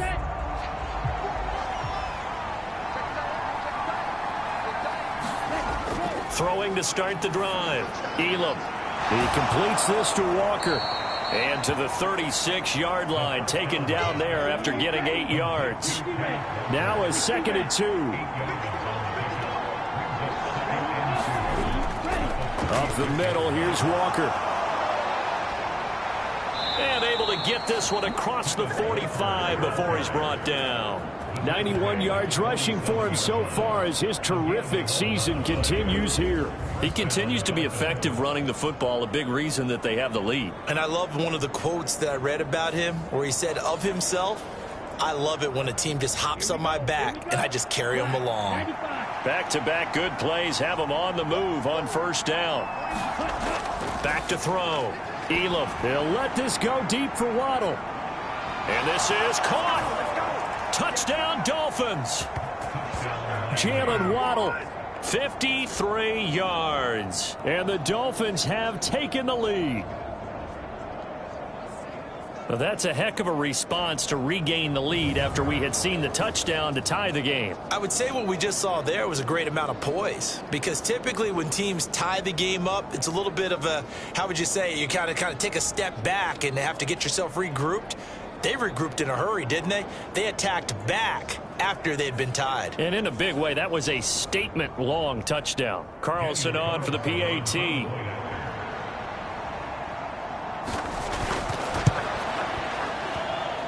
And they will take a 7-point lead now. So they only needed 3 plays on that drive. And it was finished off by a Jalen Waddle touchdown.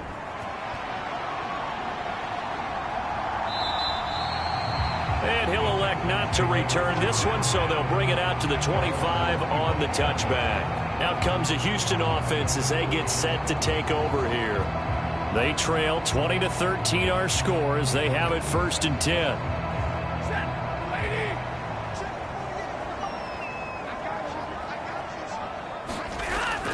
They'll fake the give. Now Stafford. And that's going to be incomplete. Third quarter of a tight football game as we come up on a 2nd and 10. Now Stafford. On target over the middle to Hill. And he's taken down, but able to slip across the 35. A pickup of 11 and a Texans first down. If you're going to blitz, likely going to leave you in man coverage with this guy, and that is less than ideal. It is, because just about any offense that has an elite receiver, if you blitz and have him in man coverage, you're going to him, even if he has an elite defender on him, because he usually knows where the ball is before the defender does. That's laid out deep for Rice. And it'll be incomplete. Good job staying with him defensively. And it'll bring up 2nd down. This defense is continuing to contest every deep ball that is thrown downfield. And look, it doesn't matter whether you're playing man or zone. Eventually that becomes man on man. And you've got to trust yourself and go up at that moment of truth and make a play on the football. They'll fake it. Now Stafford. Oh, that'll be incomplete. Oh, he took a shot as he let that go. And it's going to bring up a 3rd down. Maybe a little frustration starting to creep in. The offensive line hasn't done a great job of protecting him in this game. And there he was, hit again as he threw it. Yeah, another time on his backside. Probably starting to get a little frustrated. Got to keep his composure. Can't let the defense know that they're getting to him. Throwing again is Stafford. And that incomplete, nearly intercepted.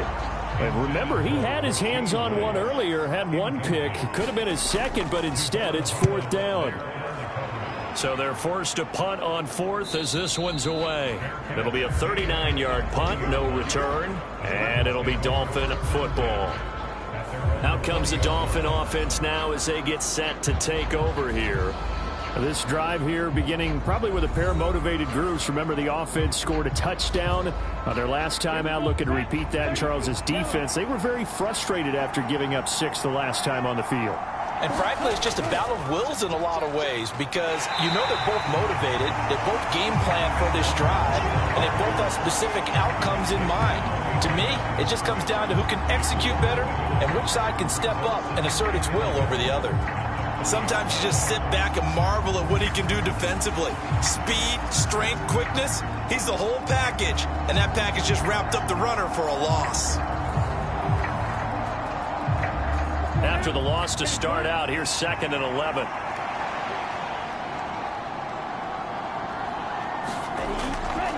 Sticking with Walker on 2nd down. A good gain of 9 before he's brought down at the 28.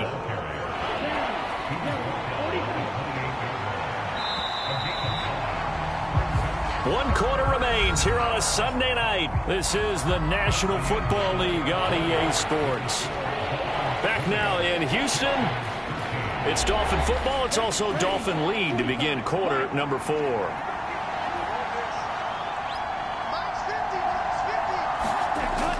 They'll try for the first with Walker. And he's able to take this one up to the 35-yard line. 106 yards on the ground for him now as he has gotten better, really, as the night's gone on. Well, that's a carry they have to be satisfied with. And throughout this game, they've been satisfied with what he's given them. Whenever they've needed a big run, a first down, he's the guy they've turned to. And it doesn't matter what the defense thinks. They feel like they've got the confidence to keep handing it to him and keep picking up good yardage. Ball up to the 35 now as they come up on 1st and 10. And Walker once more. And he sneaks his way forward only for a couple here. 2nd down.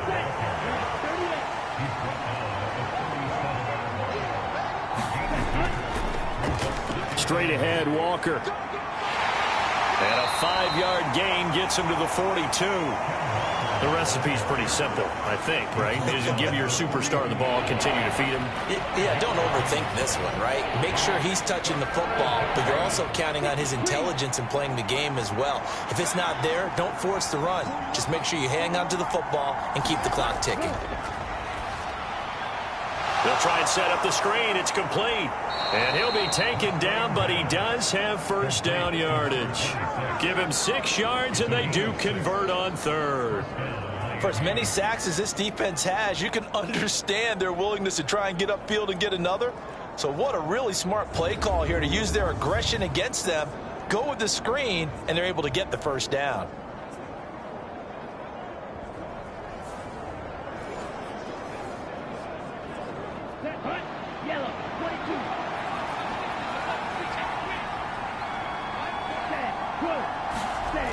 Looking to throw. Elam. And he's going to have to eat this one as down he goes. The sack recorded. It's a loss of 5, and now it's 2nd down. This is a little hard for me to compute because I'm watching sack after sack happen, but somehow they're still behind in the game. I would expect all of this defensive pressure to translate to them taking a lead, and thus far, it hasn't happened. Time's winding down. They don't want to waste this type of performance from these ace pass rushers.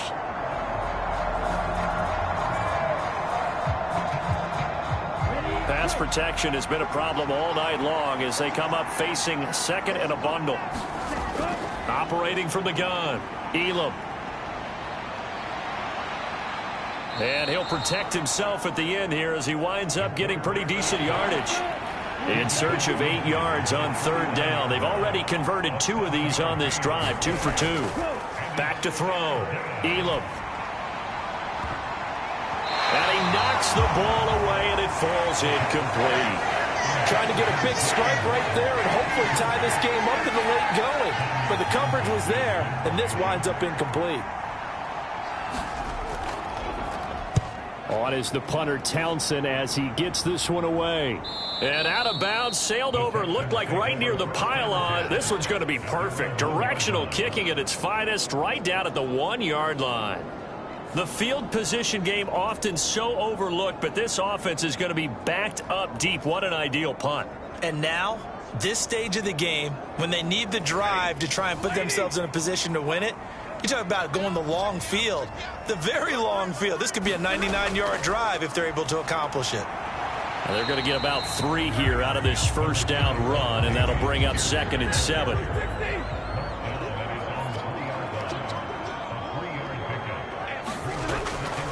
They go again with Pierce. And that won't buy him much room. Just a 1-yard gain to the 5. The Texans on 3rd down, as bad as you can be. 0 for 7 thus far. This will be 3rd and 6. Going for it with Pierce. It's a gain of 5, but it'll lead to a 4th down. This team doesn't mind running the ball in any situation, and I thought he was going to get the first down the way the play developed, but the defense closed in and stopped him just about a yard short.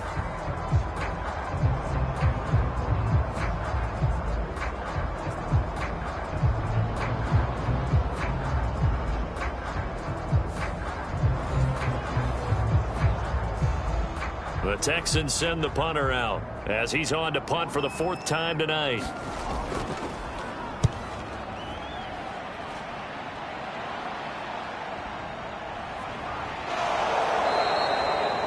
Yards on the return following a punt of 41.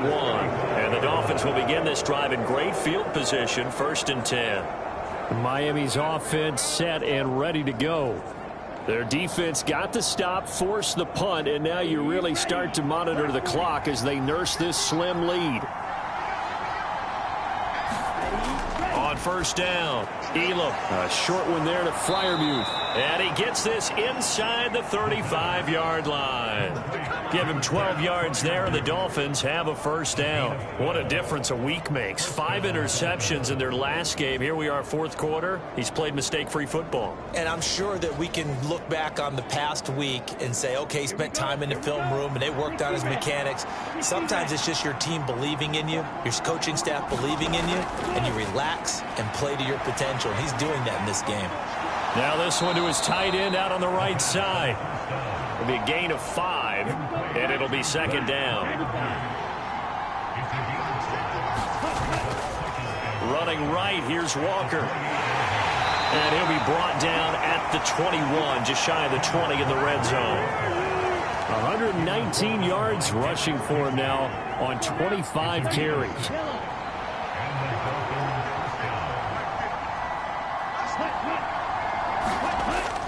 Back to Walker on 1st down. And he'll be taken down at the 20 after a gain of just 1. They know that old expression, it's not my night.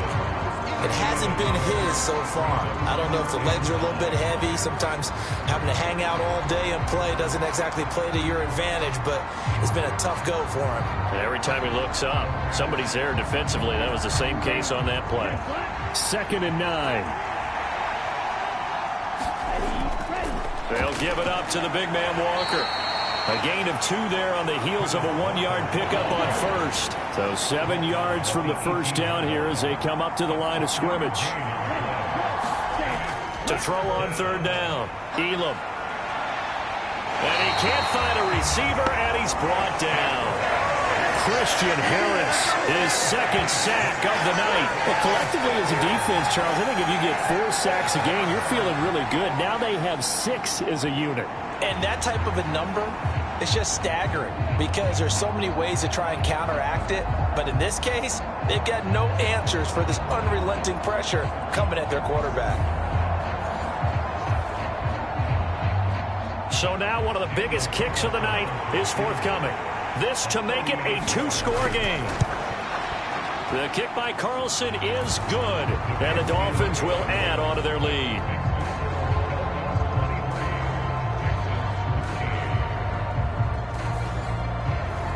So that CD, an important one here in the 4th quarter. And that importance cannot be overstated. All eyes on both sidelines were staring that one down all the way. The significance is that they made it a 2-score game.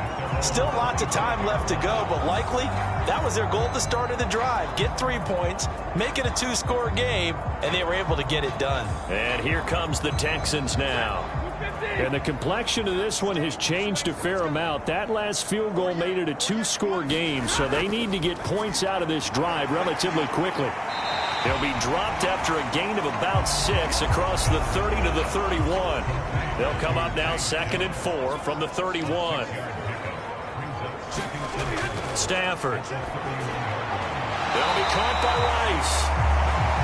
And brought down, but not before reaching the 45-yard line. On 1st down, Stafford here. And incomplete, a drop there in the middle third of the field. That'll bring up 2nd down. Stafford looks to throw again. Short pass caught by Henry. They get 6. That'll leave them with 3rd and 4.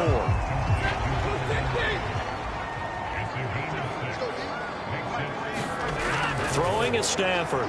That is caught. And he'll be taken down, but he does have first down yardage. And a 2-score game, obviously. Every play, every 3rd down, like we saw there, magnified. Big pickup. It was a huge pickup. What they really want, though, is to not even get to 3rd down. They've got to maximize time and conserve as much as possible. 2 minutes left to play in this football game here on EA Sports. So it's Texans football as we welcome you back. All 3 timeouts remain, but they've got to score quick. It's 1st and 10. Oh, it stays up. That ball caught. It's Rice. And they'll wind up getting this one all the way down inside the 20. Stafford now to throw. Looking end zone, but it's incomplete. The ball on the 16 for 2nd and 10. Stafford. Oh, he'll want that one back. Incomplete. He doesn't drop too many in that department. 3rd down. Now it's Stafford. And this complete to Henry over the middle. And he's not quite going to get to the marker. It'll be a gain of 8 on 3rd and 10. Now they go for it on 4th, but this one is going to wind up incomplete. They had to go for it with such little time remaining, and this 10-play drive winds up yielding nothing. So with that, we can just about close the book on this one, Charles. Yeah, what's the old expression about slim and none? Well, Slim just left town on that They're one. down to none? Yes, exactly right. And out come the Dolphins now. And a few kneel downs should just about do it. Now, defensively, they do have all 3 timeouts, but very little reason to use them at this point. We got to have 2 hands on the football here as they run on 1st down. And a productive gain out to the 14 after starting at the 7. It's a gain of 7. So they come up on 2nd down. If they can get another run like we just saw, would likely put an end to this thing. He's going to get it again. Just looking to get forward and protect the ball. Now the Texans will use one of their 2 remaining timeouts as they get the stoppage with just over a minute to go in the game.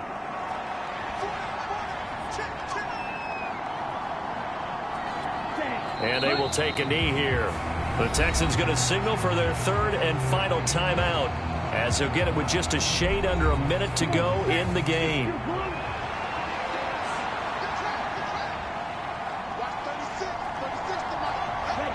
And they'll indeed take a knee.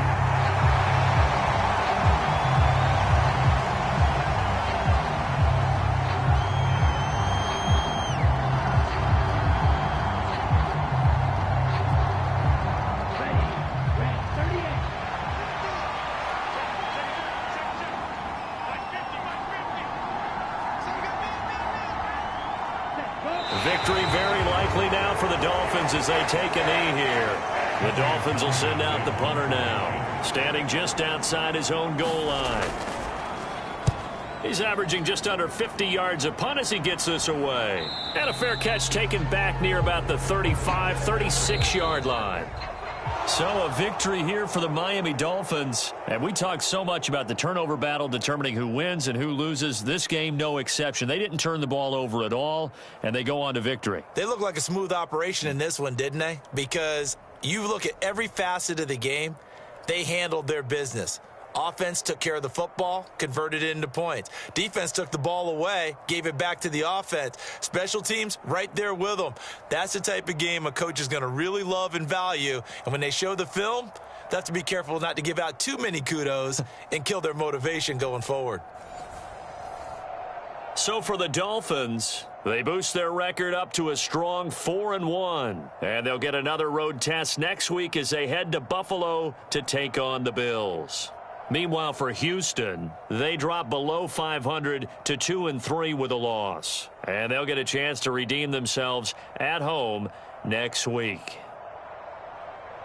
And for Charles Davis and our entire crew here at EA Sports, I'm Brandon Gaudin saying so long, everybody.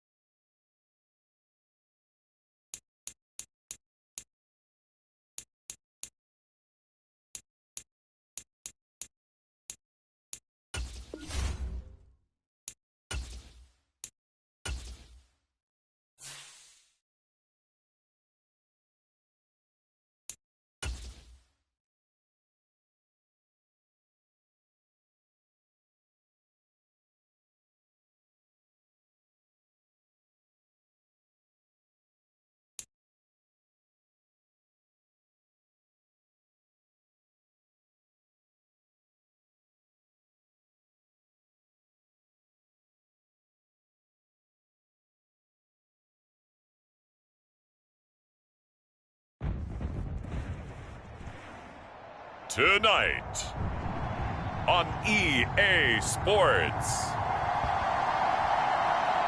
It's Week 5 of the NFL on EA Sports.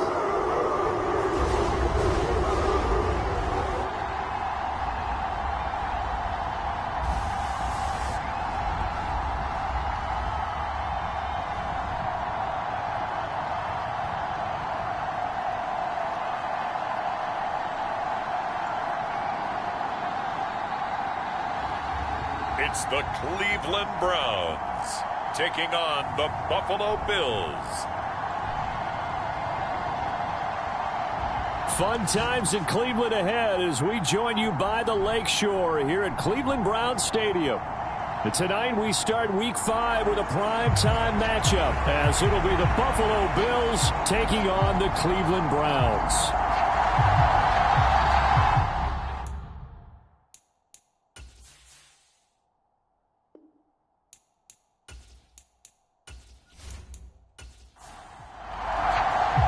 Seems like we were just starting training camp, but here we are in October, and off we go on EA Sports.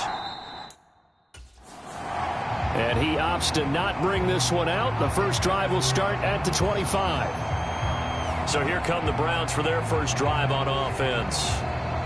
And they will be led out by their rookie quarterback. Would you say that last week's performance by him, workmanlike in terms of numbers? One touchdown, one pick, but obviously a loss. Yeah, and that's the bottom line for him. All he cares about is how do we find a way to win the game. Maybe leans on a few other parts of the offense, and hopefully springs a receiver or two free.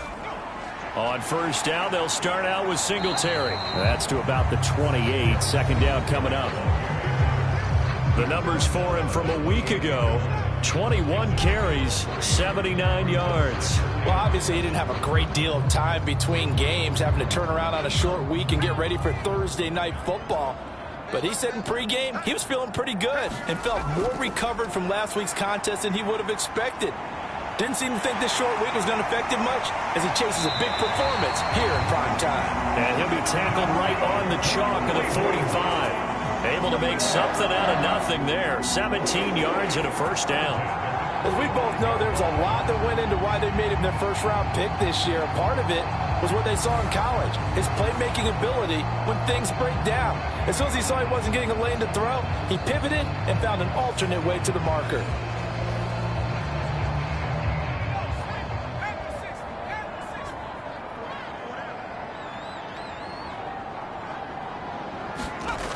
Throwing on first down, Douglas. And that one drops down, incomplete. Good coverage there, forced the ball free, and it's second down. You look at this Buffalo defense. They were terrific a week ago in the win over Seattle. And the big difference in the game, their ability to force turnovers. Multiple, in fact. Being able to take the ball away, give it back to their offense, the big difference in the game. It was impressive. Now the question, can they duplicate it? So 1st and 10 now in Buffalo territory at the 44-yard line. They'll run on first down with Singletary. And he'll lose yardage on the play back at the 45-yard line. He'll lose a yard there, and it's 2nd and 11. I like the strategy. Extra tight ends, extra beef. They want to run the football, but that means they probably want to run it inside. If you get strung out on the perimeter, you're in peril. Yeah, we saw the result, negative yardage.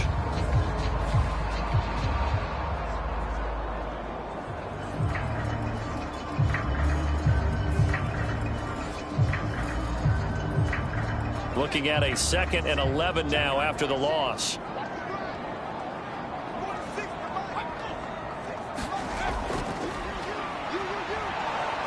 And this winds up a gain of 4 to the 41. Well, this defense for the Bills, they were terrific a week ago in the win over Seattle. And as in any game, takeaways are always a big key. They're always discussed on defense. There's an emphasis there, and they came away with 3 interceptions in that game.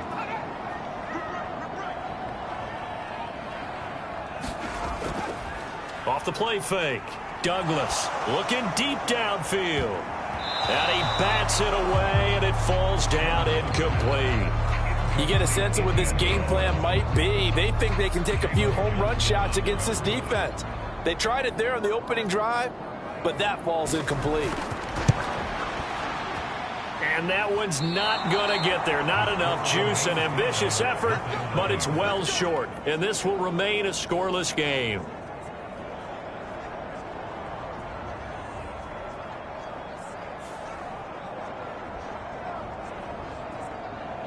Here's the Buffalo offense now as they get set to take over here.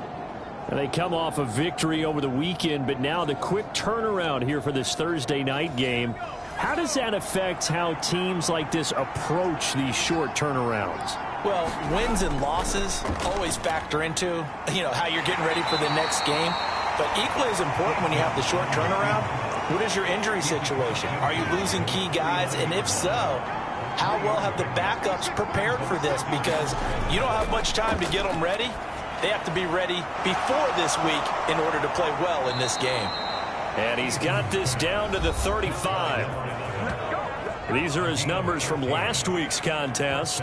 7 catches, 99 yards, and a touchdown. And he was able to haul that pass in there, but he knows he's got a tough task ahead of him. This unit in the top 5 in the NFL against the pass. He's going to have to really work hard to get open. Eason's throw pulled in by Jefferson.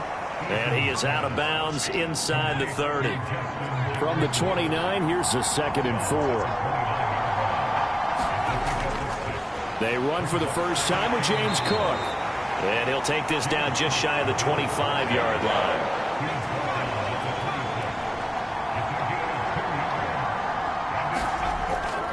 They'll run it. Here's Cook. He's not going to get there. That won't even be close. It was blown up in the backfield.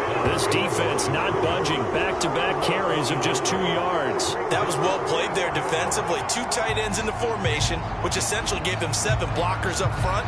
Hard to imagine with all that size and beef that they could let a tackler through. But that's exactly what happened. A loss resulted.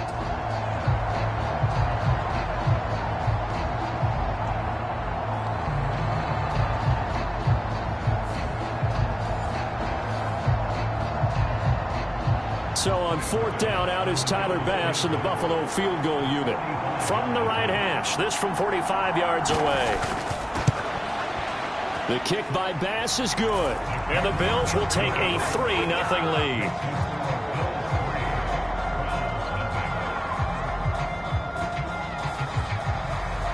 A lot of energy in this building tonight, but the opening drive produces 3, maybe quiets them just a bit, at least momentarily. Just a little, right? That's all you're asking for, right? Things just getting started. You know they haven't taken the momentum totally here, but at the same time, they like what they've done here in the early going. Second drive coming up here for Cleveland as they return to the field on offense. And they come into this one off the loss over the weekend, but you say if you're going to play a Thursday night game, this is the week to do it. It certainly is, because you get right back out there. You don't have time to dwell on things. And look, your game plan is going to be a little more limited, but so is theirs. So that's when you just appeal to your top players. Guys, you make plays in this one, we out-execute them, we can walk away with a win. That's into a crowd and intercepted. And they will take over at the 29-yard line. That time defensively looked like they backed off, and it proved fruitful. They get the pick. He went through all of his rules about getting rid of the ball quickly because he read blitz. He saw all those people stacked at the line of scrimmage, and then they fooled him by dropping into coverage. Now he's ready to get rid of the ball fast, but guess what? Too many defenders out there. Exactly as you described, an interception. On 1st down, Jacob Eason. The throw here right sideline falls incomplete. Now a 2nd and 10. Eason sets to throw it. That's brought in by Davis over the middle. They get 6. That'll leave them with 3rd and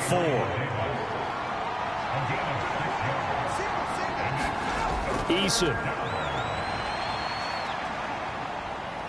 Being chased out left. And he will slide to a stop. He does have the 1st down. Able to get what they need to keep the drive going with a 6-yard pickup on 3rd down. Certainly not a positive sign if you're the D coordinator and you see your guys give up that space so early in the game.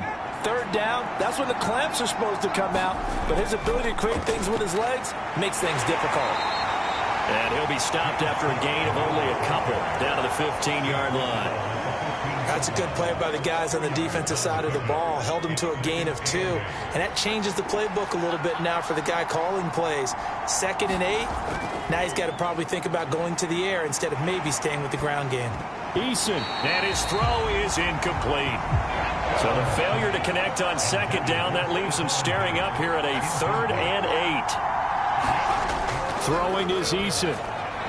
Able to find the open man. That's complete. And the Bills are going to have 1st and goal as they try to finish off this drive with 6 points.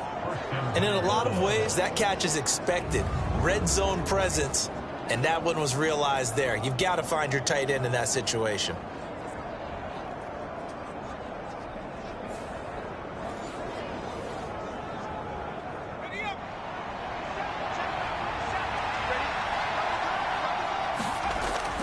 Harris will take this over the line. Touchdown, Buffalo. Just power football there down near the goal line. Give it to him. He's able to push his way across. Yeah, they went heavy there. Sometimes you have those big offensive linemen come in, have to report like they're eligible, but all they're doing is getting a good stance, blocking, and getting their runner across the goal line.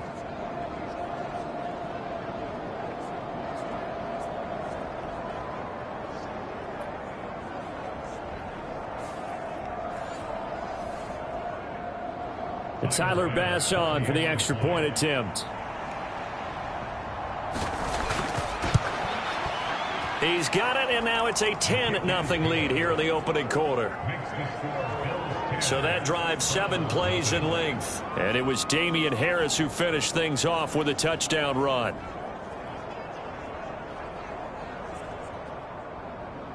So an early 10-0 lead for them now as they kick it away. And no effort to bring this one out. It's a touchback.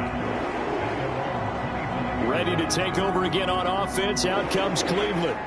Well, partner, fast forward with me for a second. Remember, next week they have the open week, so they're going to get some extended rest. Does that change how they manage the rest of this one? I think it does a little bit, but not by too much, because you're right. You get the extra rest. You get a chance to heal up and kind of do a little bit of a reset for this team. But it's also 7 extra days to think back to the last time you were on the field. So now, a little more importance on what they're getting done because they carry it with them for essentially 2 weeks. They'll operate from the 32-yard line here, 2nd and 3. A give, Singletary right side. And the defense closes quickly there. He'll get maybe a yard to the 33. You look at this Buffalo defense. They were terrific a week ago in the win over Seattle. And the big thing for them was the interceptions. And you hear teams all the time talk about establishing themselves against the pass. You know, no-fly zones. And he's free going down the left side. It's a foot race. And they'll get this well past midfield before being stopped just before the 35. Well, they only needed a small gain on 3rd down. They end up getting over 30 yards. Seems like all the fireworks in this first quarter have been on the other sideline. But here they're saying, hey, we've got some explosive guys on our side, too. And that's a big play in a game that's looking like it might be full of big plays. So how about that for a chain mover? They're all the way down inside the 40 now for 1st and 10. Looking to throw. Douglas. That's complete to Michael Wilson. And that's good for a pickup of 10 yards. And that'll leave him with a 2nd and just a few inches left. Singletary, they'll go up the middle. And he'll go down here right around the 23-yard line.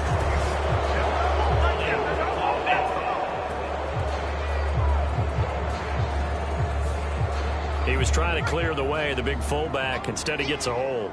And you don't see that very often on running plays from those guys because usually they're the lead blocker. Normally, when he gets caught, it's in a passing situation.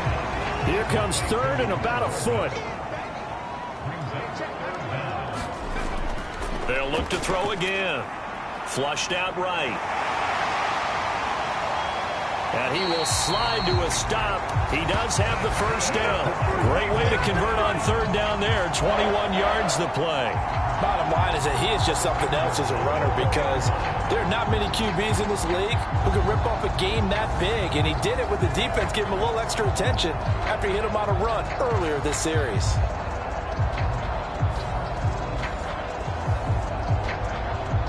First and goal, and they got to be thinking a chance to get right back into this football game. Singletary is not going to get a whole lot, maybe a yard down to the 3.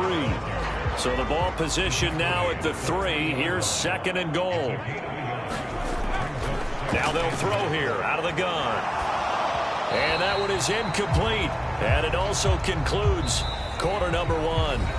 10-0 the score after 1 on EA Sports.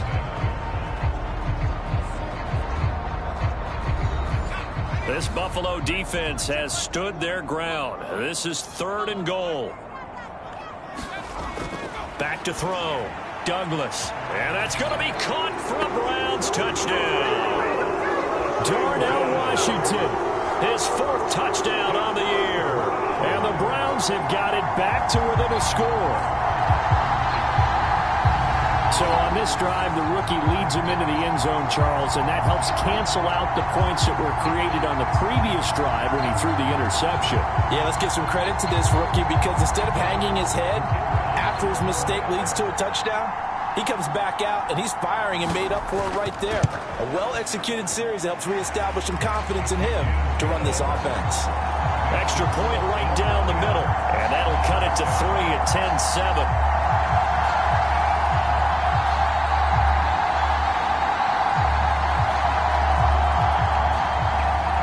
The Browns kicking team out there now as they'll send this one away. Austin elects to bring this out of the end zone. And this return will net positive as he gets past the 25 and up to the 27-yard line. The Bills ready to take over. A lot of time for this unit to game plan on the sideline after that drive that they watched the other side just score. But remember, last time they were out, they scored as well. We'll see if they can seize that momentum right back. And they have had a lot of time to cool off from reaching the end zone the last time. So have they been able to keep themselves mentally sharp and into this game even though they haven't been on the field? And you and I both know, one big play, though, gets them right back up to that level. And he's got this to Jefferson. And they'll get it up just short of the 45 at the 44. It's a pickup of 17 on that one and a Bills first down. And defensively, they were in zone coverage there. Do you have to be a little careful you're losing playing against a good quarterback like he is to not play too much zone? Yeah, you have to be careful about how much time you're giving up. I think it's a good point you just brought up. So maybe if you still want to play zone, you go to a zone blitz scheme. And you can drop anyone out of your defensive front, defensive end, defensive tackle. It doesn't matter. You just exchange someone to bring more pressure towards the quarterback and still try and cover downfield. Eason's throw going to be caught by Davis. And they'll get him down as he's inside the 40. 17 more yards. They had 17 on the previous snap as well. Well, that certainly has to feel good. And it's not all the time that the play caller should get all the credit. Sometimes I think in the huddle, the quarterback just says, hey, who's going to make a play for me? I just need something right here. And the end result there, nice first down. Drive keeps moving. So a 1st and 10 upcoming from Browns territory now at the 39-yard line.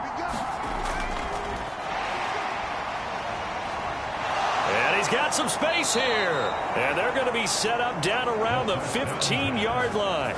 That one goes for 24 yards. A little bit of a breakdown there defensively, and the RPO turns into a big chunk play. And when you think about running offense, the word comes to mind, assignments, right? Because you have to carry those out. But you have to play assignment football on defense, too, against a team that runs these RPOs because everyone has to be in the right place. Who's getting the quarterback? Who's getting the running back? Who's covering the receivers? This one worked quite well on that play. Line of scrimmage, the 15. It's 1st and 10. Here's Eason to throw. And he's not able to get away. Sacked back at the 22. It'll be a loss of 7 on the sack, and it brings up second. And this is a quarterback who's already had success on the ground in this first half, but this time they're able to hem him in. And it's always different when you rush a mobile quarterback as opposed to a guy you know will be right back in the pocket. In this case, you got to make sure the inside pressure and the outside pressure match, and maybe even a second wave to make sure if he squirts free, you've got someone to tackle him. On second down, Cook. And they only get a yard back there. They'll be left with a third down and long. And the big fella stuffed that one up in a big way. I think doubling him has to be a priority because you can't move up to the next level if you don't take care of him first. The offense on third down tonight, they've been okay. 2 for 3 thus far. This is 3rd and 16. Now Eason. Quick hitter here, it's complete. And he is out of bounds right around the 10-yard line. Tyler Bass out for the Bills field goal. From the right hash here, should be an easy one. The kick by Bass is good. And the lead stretches to 6 here. It's 13-7.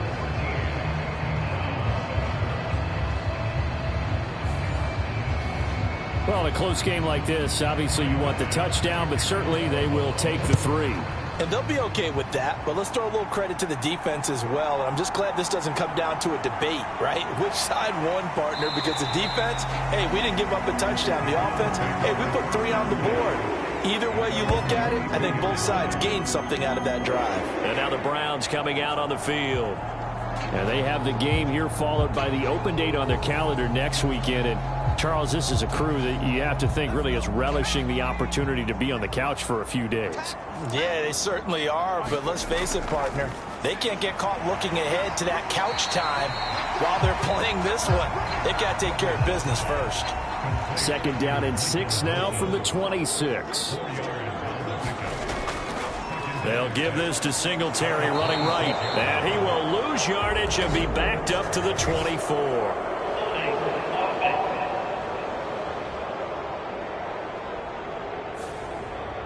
Now they face a 2nd and long following the holding penalty. Operating from the gun, Douglas. This pass going to be caught by Hardman. Call it a gain of 12, but of course not a first down due to the previous penalty.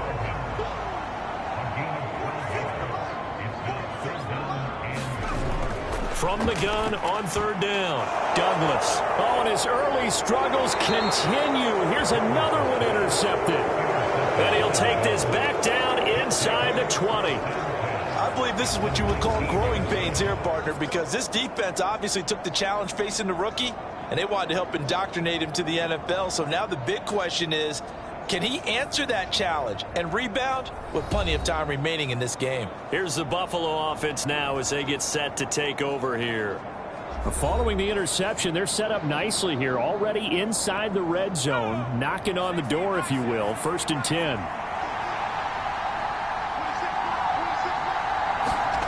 They'll throw on 1st down with Eason. Throwing middle, and it's complete. And that's good for a gain of 6, and it's 2nd down.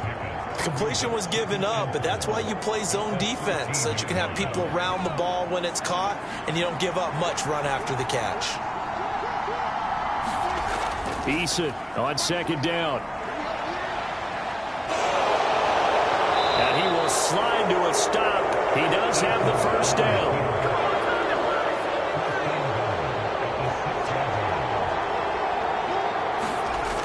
They'll run with Cook. And they get him down at the 1. He had the broken tackle, but ultimately could not get into the end zone. 2nd down. Here's Eason. And this is caught for a Bills touchdown. A 1-yard touchdown reception as his guys are able to extend their lead. There was no going through the progressions on that touchdown pass. Yeah, nor was it necessary. His receiver won that route early, presented himself. No reason to wait. Go ahead and put it on him and score a touchdown.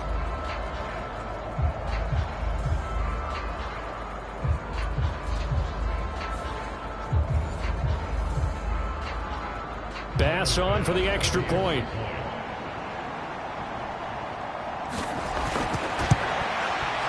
And the lead is now 13. So that drive, 4 plays, and it ends in a Buffalo touchdown.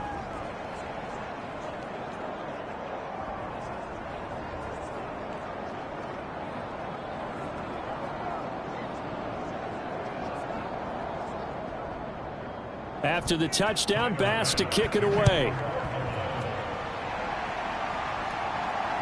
Taken at the goal line. And not much happening on the return as he'll get this to about the 23. Heading out as a Cleveland offense now as they get set to take over here.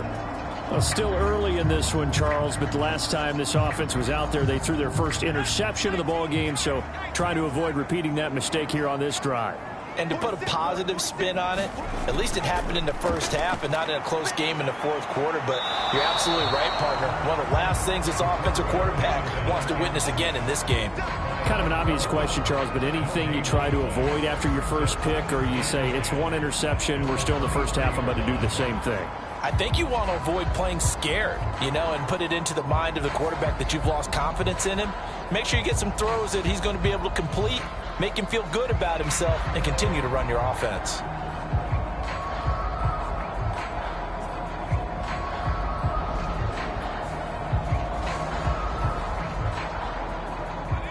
Here's 2nd and 10.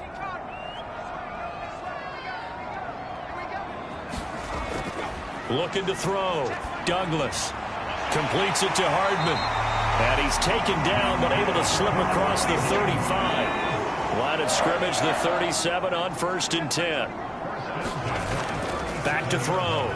Douglas. Throw left side, complete. That's Fletcher. And he slips up past the 45 before being tackled. 11 more yards that go around, a 1st down as well. Well, this is where reading defenses and practice time comes into play. You've got to know what you're running versus zone versus man and how to run the proper route. And they just executed that one pretty well.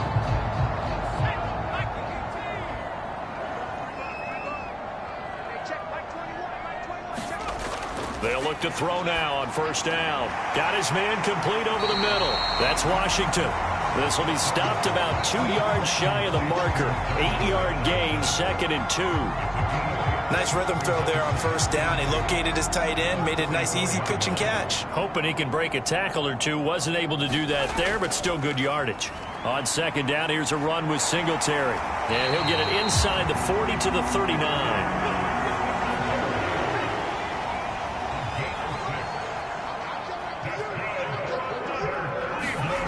On 1st and 10, Douglas finding Hardman here over the middle.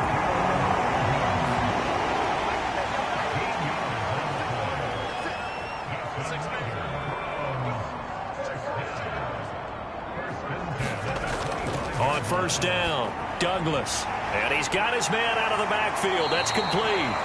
And down inside the 15, shy of the 10. Back-to-back nice gains. That one for 14 yards and another 1st. Well, they've certainly done a nice job spreading the ball around on this drive. This time he gets it out to his back, and it's another nice play and another 1st down. They've got the defense on their heels a little bit. They're reacting instead of being aggressive and making plays. They'll run on 1st down. Whitfield. And he's able to get it down to the 2-yard line. That one good for 10 yards. And that'll bring up a 2nd and just about a few inches here. 2 minutes remaining in this first half of football. Keep in mind they can still get a 1st down here as they come up on 2nd and inches. Off play action. Douglas. And he's taken to the ground, but he was pulled down by the face mask. Here come the flags. And I believe this is going to be a 1st down. Yeah, we saw that from up here, CD. A tug on the face mask, and the flag comes out. And we saw that last week they had some defensive miscues like that. And they told us that they had worked hard on it in practice and thought they had it all cleaned up. But obviously the message hasn't really sunk in. Looking to throw. Douglas. And the pressure gets to him again. That's Gregory Rousseau getting in there to bring him down. He continues, Charles, to be under constant pressure. And these sacks, they're starting to pile up. And if they want to have a realistic chance in this one, they've got to change their blocking assignments. They've got to do a better job to keep him upright. If he's going to be on the deck constantly, they've got no chance to win this game. Sacks, a growing theme in this first half. This is 2nd and long. Back to throw. Douglas. This will be caught just inside the 10. And he's taken down at the 7 after a gain of 7. And we see another pitch and catch there to the running back. This position just continues to evolve. They become just as critical to the passing attack as a lot of receivers, tight ends, because their ability to make people miss in the open field can really generate big plays for an offense. Touchdown, Browns. Darnell Washington with his 2nd touchdown of the game and 5th on the year. And the Browns have cut it back within a score. Charles, that's a pretty good response from a rookie quarterback. He's had his struggles in this game, including the interception on the last drive, but there he takes him down the field and puts it in the end zone. I agree with everything you just said right there, and there's a silver lining to all of this, his resiliency, because let's face it, when things are going bad and you're a youngster, they often continue to go bad. But in his mind and his actions, he said, this stops right here. And how about the positive play he just turned in?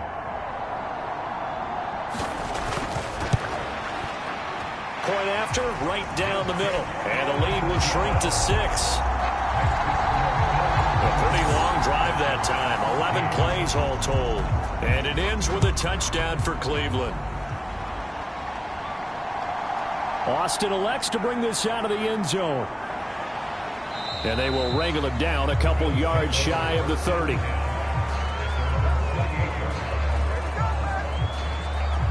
Here's the Buffalo offense now as they get set to take over here.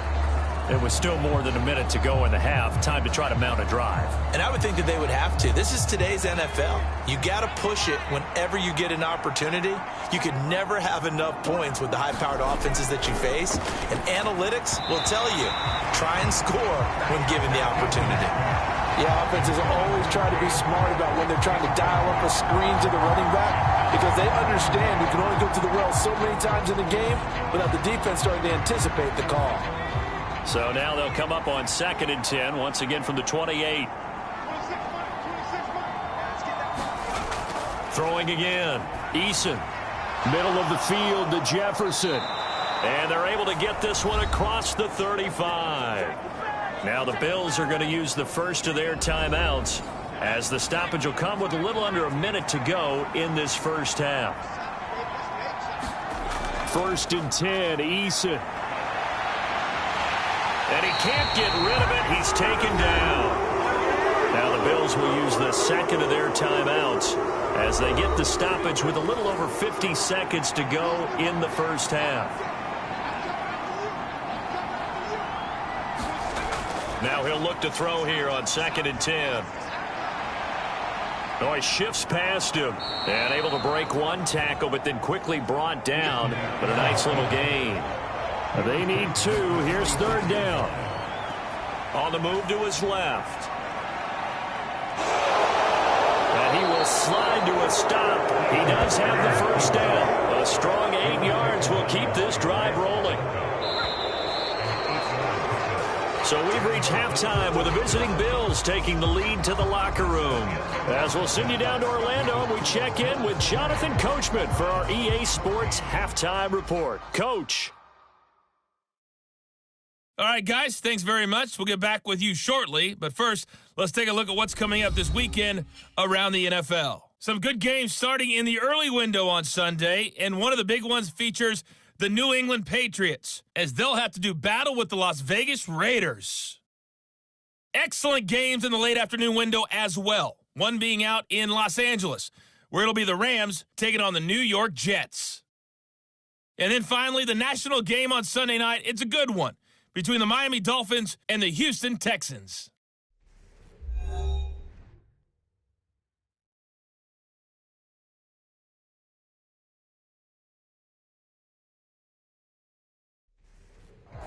right, Coach. Thanks. Yeah, both teams likely to make some changes in what's been a closely fought battle to this point. Bills with the lead, and they'll get the football first as the second half is underway. Austin elects to bring this out of the end zone. And he'll be stopped right around where he would have been had he gone down to a knee, maybe a yard shy of there at the 24. But the Bills offense set to take over to begin quarter number 3. And they've got the lead. CD, what do you think the message was at halftime? I don't think the message was too drastic, I think, at the half, or that they need to change things too much. I do think the offensive line can play a little bit better. And I think they'll try and help them out more. They'll probably keep a tight end in a few more times and maybe add a running back to the formation and pick up those pass rushers, because they probably allowed a few too many sacks for comfort in the first half. Now an option play on second down. Call it no gain on the keeper, and it's going to bring up a third down. Eason going to throw it out of the shotgun. And it's a fumble. And this is picked up by the Browns. And his guys are going to get the football at the 37-yard line.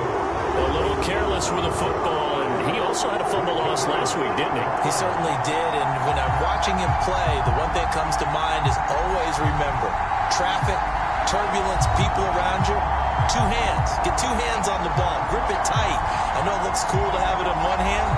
Put it away, tuck it away, because you've got to take care of the ball. Line of scrimmage, the 37 on 1st and 10.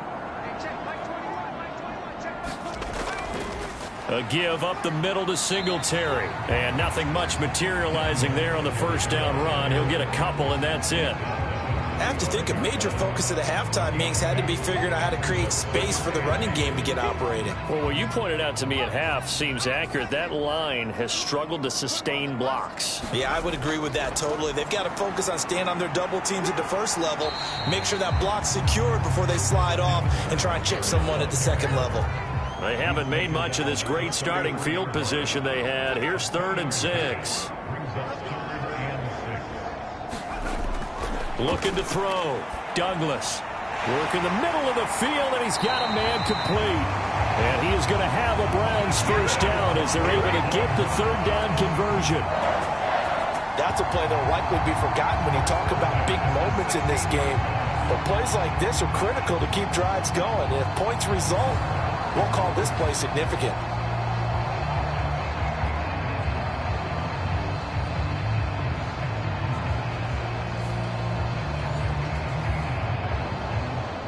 So the ball down to the 16 here for 1st and 10.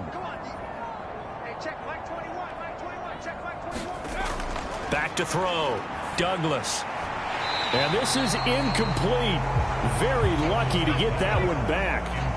That nearly picked. It's 2nd down now. To throw again. Douglas. Oh, hit as he throws there. Incomplete.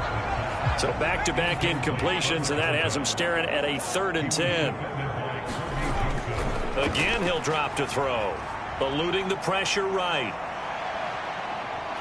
And he will slide to a stop.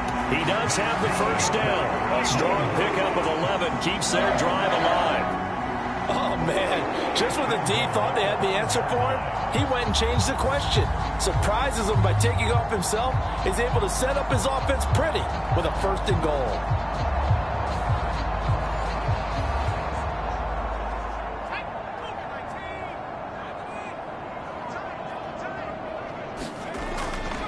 They run here with Singletary. 5 yards, a good run there, and now 2nd and goal.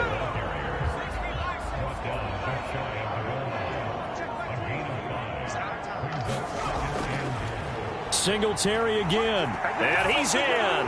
Touchdown, Browns. Devin Singletary.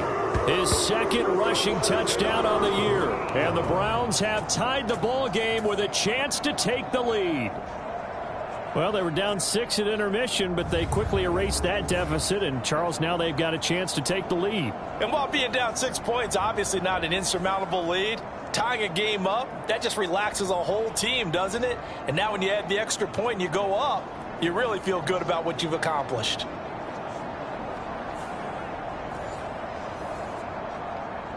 Extra point attempt to follow here.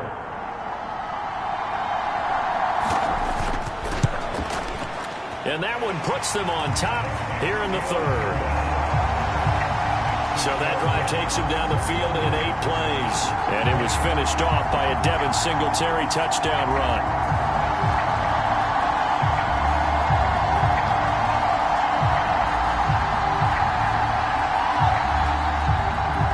The Browns kicking team out there now as they'll send this one away. This fielded right at the goal line. And the tackle going to be made right there at the 25-yard line.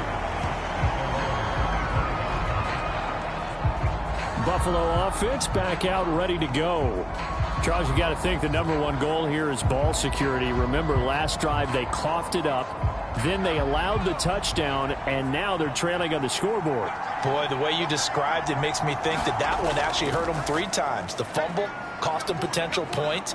Then they watched their opponent get a touchdown off of the fumble. And third, they lost the lead as a result. Really tough sequence right there. I don't think coaches have to remind them to hold on to the football. They've just got to find a way to get it done. Well, he is certainly dangerous when he spots a lane, and he keeps it himself there. Worked out well. And how about the moving parts on a play like this? You know you have to practice it over and over because it's almost like a ballet that has to be choreographed. But how about once he made the decision to go, he committed to it and went. Let's face it, most teams are going to defend the running back much more than the quarterback on that type of a play. The throw over the middle taken in. So the completion good for 7 there. And it'll be second down.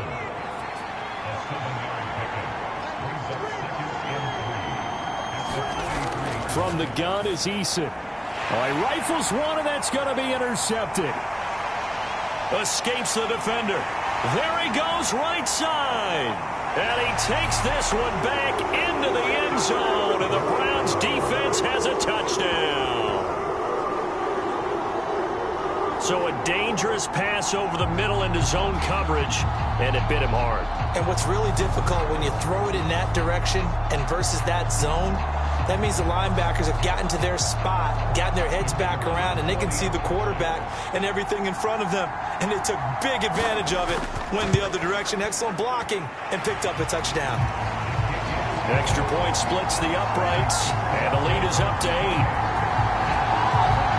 Of a play there defensively, getting the interception, navigating his way into the end zone for the touchdown. So they throw the pick 6. They'll get another shot at it now as this one's in the air. And it'll come out to the 25. Austin not going to try and return it. And now out come the Bills.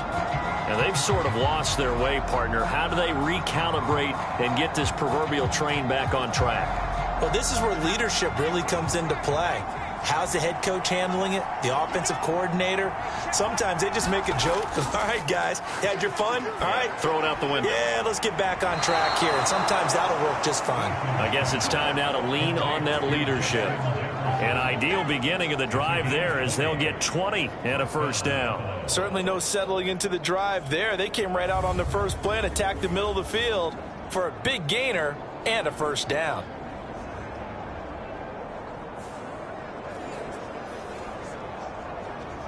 The big play to start him out has him at the 45 already.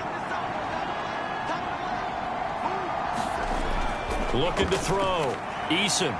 And that is caught on the right sideline, but out of bounds, says the line judge. The throw took him a little too far. It's second down. Operating from the gun. Eason over the middle, complete. That's Cook. And a pretty little juke move there on a nice game. 9 yards, not quite enough, and they'll be left now with 3rd and 1. Caught that look from you there, partner. I think we're on the same page on that one. Just his first catch. I think we both thought he'd be a little more active in the passing game. Let's see if that's the start of them trying to get the ball to him a little bit more here in the second half. And he will have first down yardage as he's brought down at the 41. They get 5 out of that one, and it moves the chains. Running lanes were at a premium in the first half, but he's able to find some room there, and he's hoping that that's a precursor of a big second half.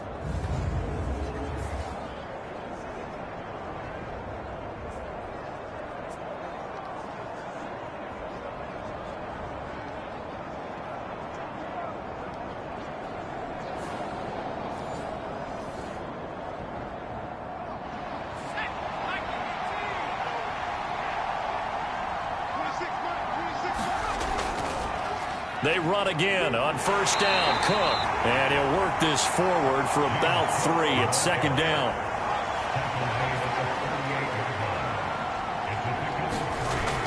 Back to throw. Eason. That'll be complete to Cook. He'll be hit down at the 33, 5 yards on the play. Trying to keep the drive going here. This is play number 7 on 3rd and 2. Operating from the gun. Eason. He's got his target. That's complete. And they'll have it in the red zone before he crosses over out of bounds. 68 yards receiving now for him in the game. And a first down on that last catch as well. I tell you what, it looks like he's shaking off that pick 6 just fine. It's not just defensive backs that have short memories. Quarterbacks utilize that as well. A much more confident throw right there. So from inside the 20, here's 1st and 10 at the 18. Looking to throw. Eason. That's swung out wide to Harris. And he'll be out of bounds, taking it just shy of the 10 at the 11 or the 12.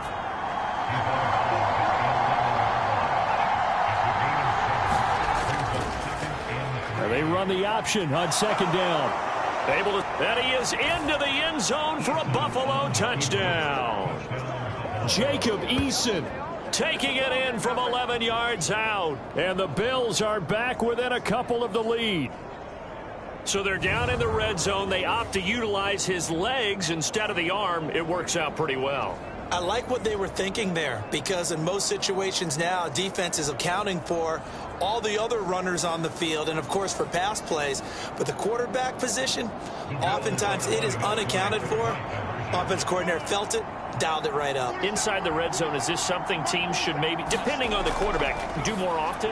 Definitely. If you've got a quarterback who can actually move it with his legs, that's an extra option and an extra weapon for you. I think they should utilize it more often. And the formula there on the 2-point try, they go 5 wide, not even the option to hand the ball off. They got it. They tried to create space, and there isn't a whole lot of it there. For the defense, what you're trying to do is make sure that if they're going to catch the ball, make them catch it behind you, because they run out of space with the back line. But in this case, the offense figured it out. This taken in at the goal line. And he'll get it up past the 20 to about the 22.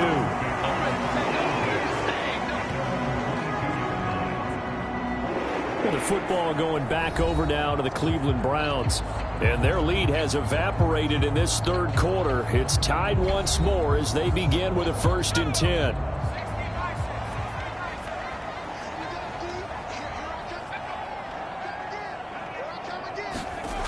Throwing to start the drive. Douglas. Throwing quickly there, but it's incomplete.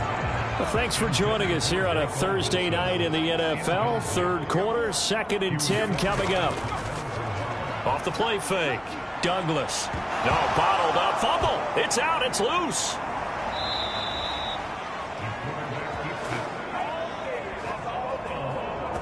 We always hear a lot of veterans on the defensive side of the football. They talk about smelling blood in the water, putting pressure on a rookie. They got to him there to force it free, but couldn't recover it. And you mentioned the pressure. Rookie quarterback, you're going to bring more pressure at him at all times because you don't know how he's going to hold up.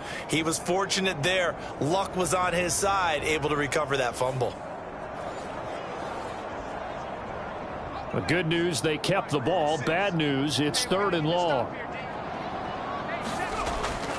Back to throw. Douglas. To the right side, incomplete to Washington.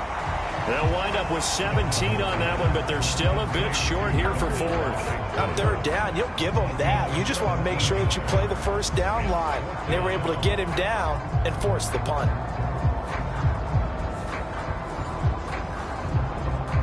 The Browns send out their punter now. And surprisingly, this is the first punt of the game for either team. Yeah, last week in the loss, 5 punts as he gets this one away.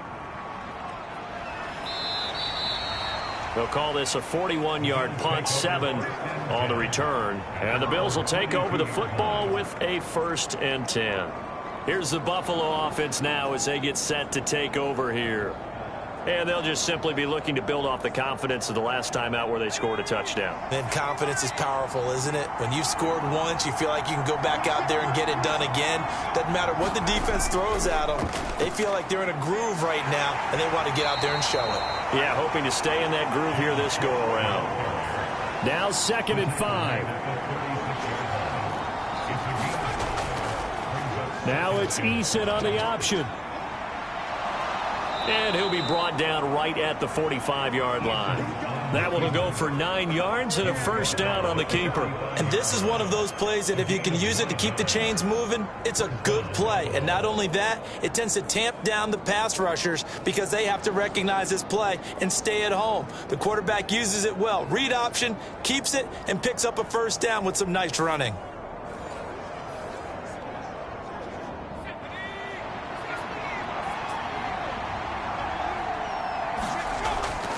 A 10th carry in the game for Cook. He'll work his way up the middle for a gain of about 4, 2nd down. And that was a quality play to start a new set of downs. That was simply an offensive line winning the battle up front and winning it in a big way and giving their guy in the backfield a nice lane to hit. 2nd down and 6 now. Again, it's Cook. And he's going to take this across the 50 into Browns territory.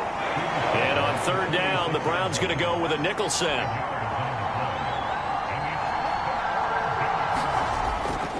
They'll try the middle with Cook.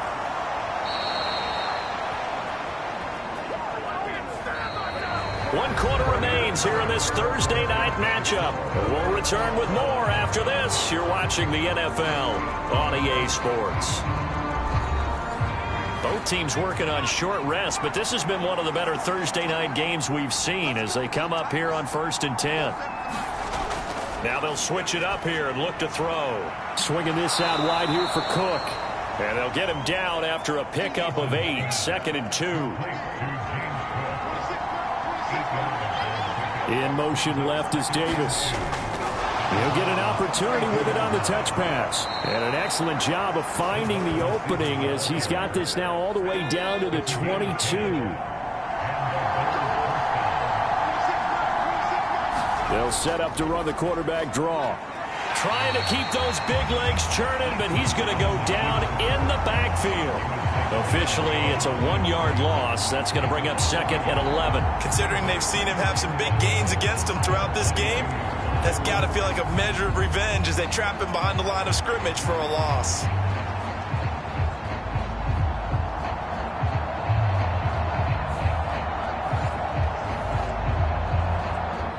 Maybe just a slight detour on what's been a strong drive. Here's 2nd and 11. Operating from the gun, Eason. And that went too far in front. He couldn't reel it in. It's incomplete. The offense on 3rd down tonight, 6 conversions and 9 tries. They've done a great job of picking these up. This is 3rd and 11.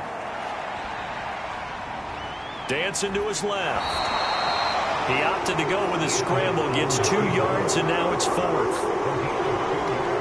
He certainly had plenty of success running the ball, and right now I'm getting the sense that he's looking to take off and run every time he steps back to throw it. But they did a nice job there collapsing on him and holding him to a short gain.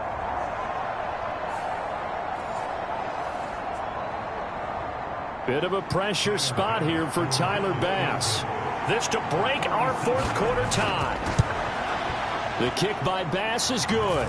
And the Bills have taken the lead here in the 4th.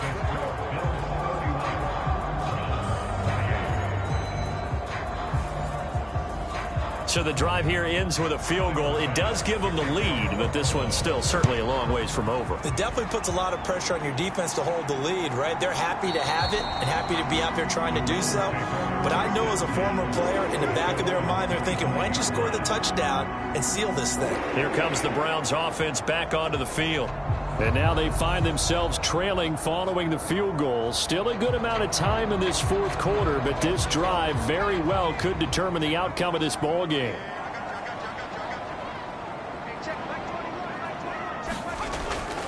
On 1st down, they'll start out with Singletary. And he is going to lose yardage here. He'll lose a yard there, and it's 2nd and 11.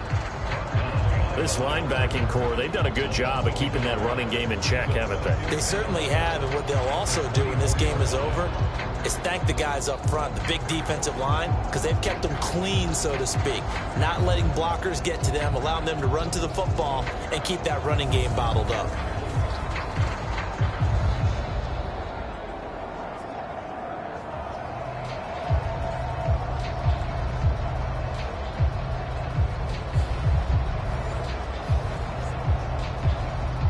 A loss of a yard there to start out. That leads to a 2nd and 11. Looking to throw. Douglas. And he's going to be intercepted for the 3rd time thus far.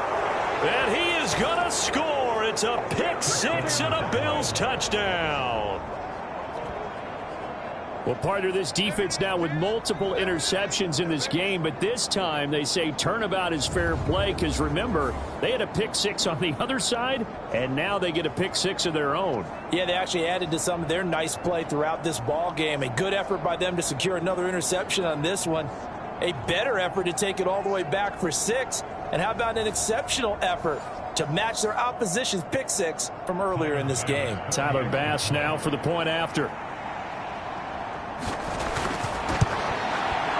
And his guys will take a 10-point lead. So the defense creating some points, not only getting the interception, but then returning it to the end zone for the pick 6. So they'll get another shot on offense following that pick 6. And now the kick is away. And this will not be returned. It's a touchback, and they'll begin at the 25. Cleveland offense making their way out.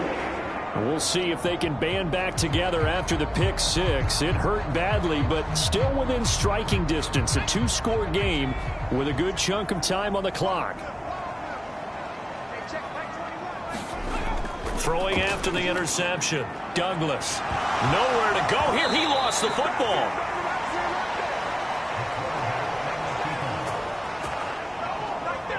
Fortunate to get that football back because trailing here in the second half, last thing they needed was to lose the possession. And the word I think of here is opportunity, because it could have been lost there. Their chance to score points, but the opportunity for the defense was to go ahead and really close this game down if they were able to get possession.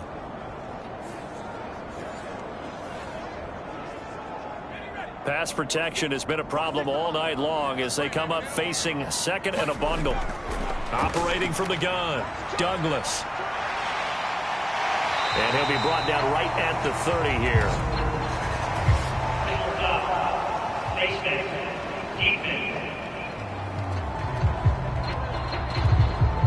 Well, certainly those are the types of mistakes they're trying to avoid as they attempt to protect this lead late in the game. And let's face it, they're hoping that this one doesn't cost them in a significant way.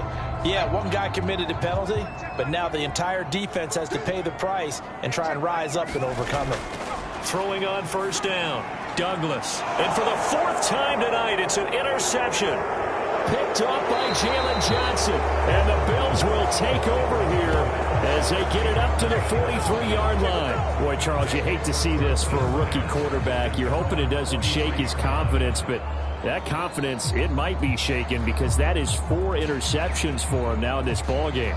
It has to be shaken. Wouldn't be human if you weren't. Doesn't matter whether you're a rookie or a veteran. 4 interceptions, you're not sure what you're doing out there. So to me as a coaching staff, I would think very hard about getting him out and trying it again another day. So good field position for the Bills as they come up 1st and 10 at their own 43. Completes it to Davis. And he's able to get this one out closer to midfield across the 45. To throw again on 2nd down. Eason. And he slides and covers up at the end as he's going to be able to pick up decent yardage. 3rd down and 1.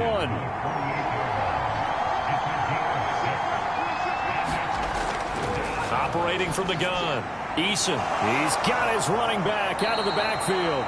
And he is going to have a Bills 1st down as they're able to get the 3rd down conversion. Partner, I like that they're staying aggressive on offense because to me this drive is what is known as a put-away drive. You score here, that might put this one to bed. I like the fact that they're playing with confidence and not playing with fear.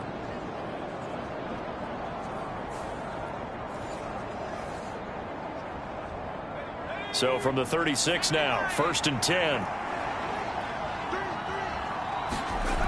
Back to throw.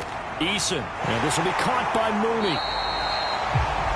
And he is going to lose yardage here. He was unable to shake free there, and they'll cover him for a loss of a yard. Well, it looked like the defense, they were ready for that one. Really left him almost no room to work after catching the ball. He could throw every move in the book at him. They were there, and they tackle him for a loss. 2nd and 11.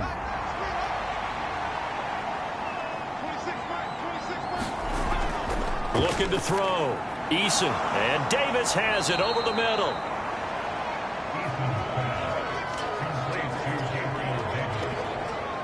Well, normally you might say start running the football. You've got the lead here in the 4th quarter, but the way that they've passed it with such success, I don't know, maybe keep throwing it. Yeah, I think you brought up something that goes against conventional wisdom, right? In this stage of the game, you would think you would switch to a running attack, but you're exactly right.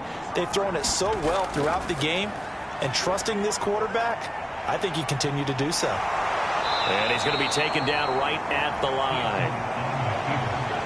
These are running back numbers that he's accumulating right now. Received double-digit carries and has rewarded them by breaking the century mark in rushing, in addition to what he's done through the air. Definitely MVP caliber football we're witnessing.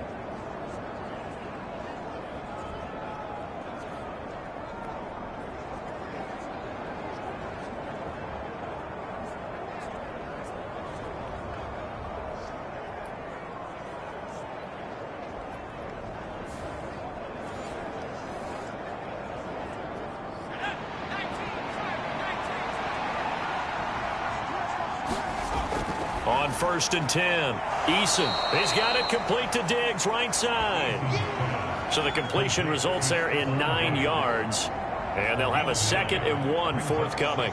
Nothing fancy on 1st down, but a very consistent type of a play. Hit that slant. A lot of people call it an extension of the running game, and it can be if that pass is completed, because you hit a guy on the run like that, you often can go for big yardage. Sets him up nicely for 2nd down, staying ahead of schedule. Here's a 1st and 10 at the 14-yard line. Operating from the gun, Eason. And this carry terminated at the 8-yard line. Good stick skills showing the power, but just not much room to operate. Ball on the 8. It's 2nd and 4. Give to Cook out of the gun. And they'll be driven back here, losing yardage to the 9. Call that a loss of a yard, and things get a little more difficult here, 3rd and 5. This offense has had a lot to like in this game. I don't know that last play though is going to make the highlight reel. It's not going to make the highlight reel, but it will be the focus of the film session that a team has to sit through. I've sat through those before. Never any fun. You're always excited about your good plays, and they actually fast forward through those. All right, that was good. All right, great. They get to the bad ones and really illuminate them. Not cool. From the gun on 3rd down, Eason. And that is incomplete. So on 4th down, out trots the kicker in a big spot here from the right hash, and this one just a chip in. The kick by Bass is good. And the Bills will add on to their lead.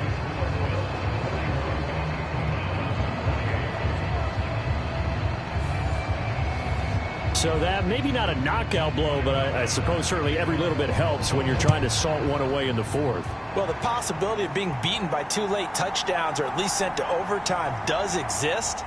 But time, definitely a big factor at this stage of the game, is in their favor. And now Cleveland geared up to take the field. They are looking to make a bit of a 180. They are sputtering right now. And frankly, I think it's time to call your playmakers together and say, all right, guys, we're going to lean on you through this patch. We need you to get us back on track and get us going in the right direction. So you're calling plays geared to them. Not necessarily that you look at your plays, oh, this hurts the defense. I I want the ball in the hands of X, Y, and Z and see if we can move forward. So don't get too cute. Go to the playmakers. Fourth quarter, every drive so critical, and you figure they only get one more shot after this, so a touchdown's imperative on this drive. It is, but you also have to think to yourself in play calling, don't hold anything back. Don't save it for the second touchdown. You've got the first one for the second one to even matter. One play has him up past the 40 already, and another 1st and 10. Now this one complete on the slant route. Here's 2nd down and 3.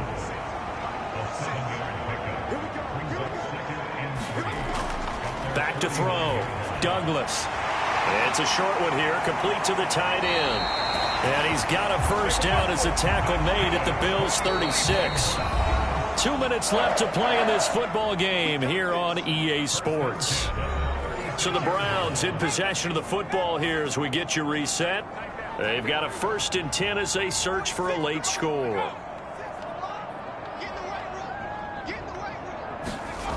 They'll stick with the passing game as he looks to throw. And that is incomplete. Oh, the coverage a little too good there, and it's 2nd down. Back to throw again. Now he'll dump it underneath to his running back, complete. What a kickoff to the week this has been. Now a big play. It's 3rd down. And this is intercepted, and that should do it. And the Bills will take over here at their own 14-yard line. And you have to wonder, Charles, in a game like this, 5 interceptions, what does this do to the psyche of a young quarterback? But based on the fact that he's still out there and he threw a 5th interception, I'm wondering if his head coach believes that he's really strong mentally and wants him to play through it. Because otherwise, you need to get him out and fight another day, because this could leave lasting damage if he keeps throwing interceptions.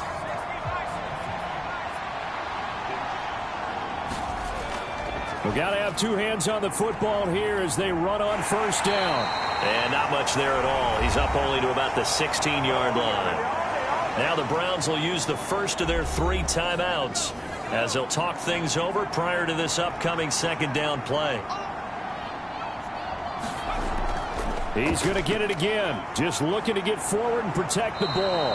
And he will have a Bills 1st down, and that should be that. Now the Browns signal for the 2nd of their timeouts. And they'll be disappointed to have to burn one there after giving up the 1st down.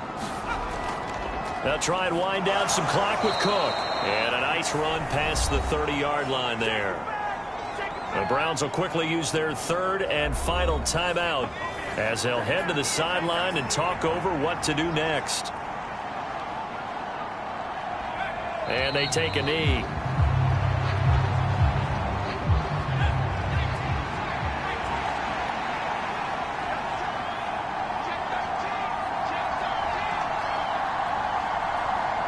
Down to a knee goes Eason, and that should just about do it.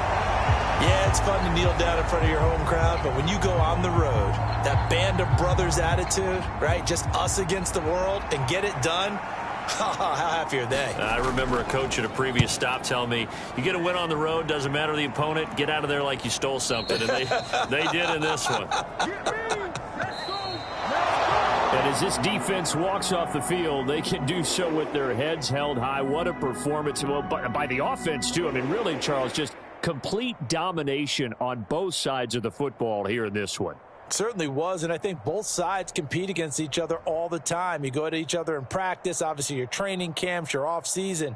But on game day, you both want to show your best. And I think that's what we saw from both the offense and the defense, a complete team victory.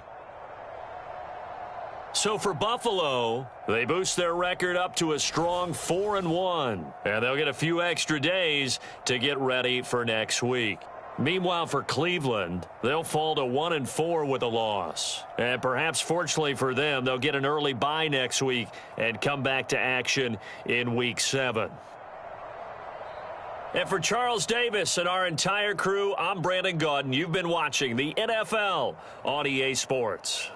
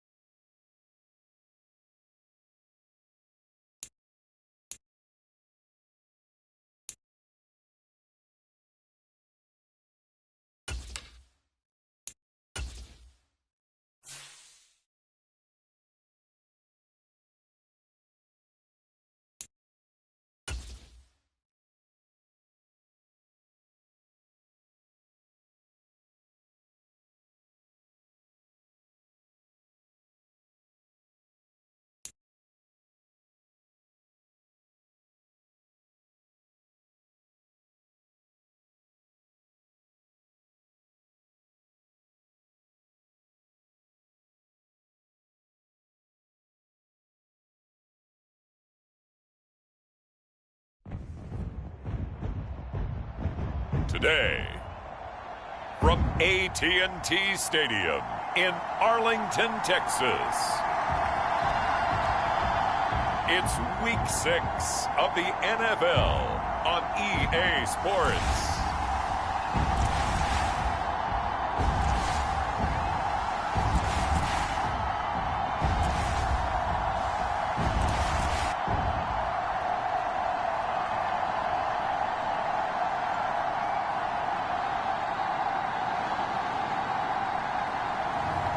It's the Dallas Cowboys taking on the Los Angeles Rams. Just a gorgeous fall afternoon in the heart of Texas. No weather to speak of. Sun out, roof open. Yes, yes, and yes. A great day for football at AT&T Stadium in Arlington. Well, straight ahead, it's a matchup of unbeatens, as it'll be the Los Angeles Rams taking on the Dallas Cowboys.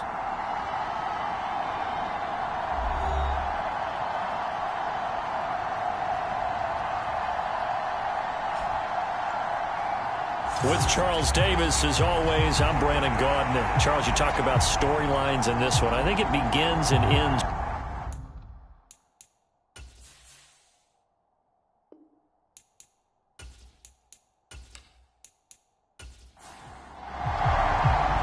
Set to go now in Week 6 of the NFL season, and we are underway on EA Sports. And they will elect to not bring this one out, as our first drive will begin at the 25. So out come the Rams now for their first possession. It's the Mississippi State product at quarterback. Calling the shots will be Dak Prescott. And he's been playing at an elite level here in this early half of the season. Tops in the league in touchdown passes at this point. This is definitely a wide open offense, so we'll see if he can keep a string of good games going right here. Dak going to start out going to the air. Got Dobbs over the middle. And he'll be upended at the 28-yard line. Just a 3-yard gain there. The numbers for him from a week ago: 4 catches, 65 yards, and a touchdown as well. And the competition gets a little bit tougher here because he's got to go against the #1 ranked defense in the NFL against the pass, the latest incarnation of the no-fly zone. To throw is Prescott. Pass incomplete, but the flag in the backfield, and this might be a roughing call.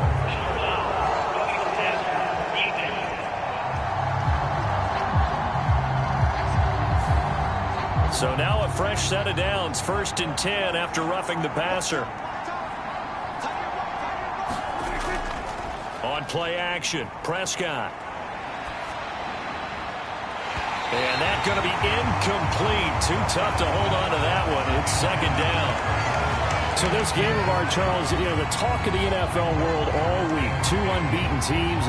You rarely see such a matchup this deep into a season. I would agree with that because normally you might get one team undefeated for a while. But 2 teams like this, and I remember in preseason, you looked at schedules and said, I think these 2 are on a collision course. It'll be interesting to see if they actually get there, and they did. And to me, the winner of this game has to wear the crown of Super Bowl favorite.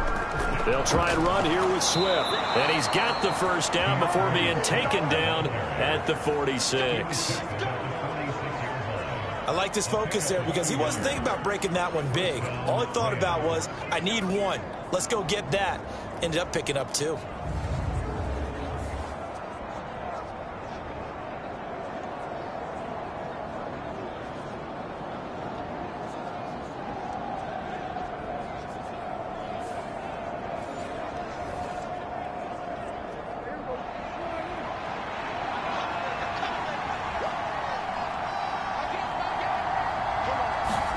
On 1st and 10, Prescott.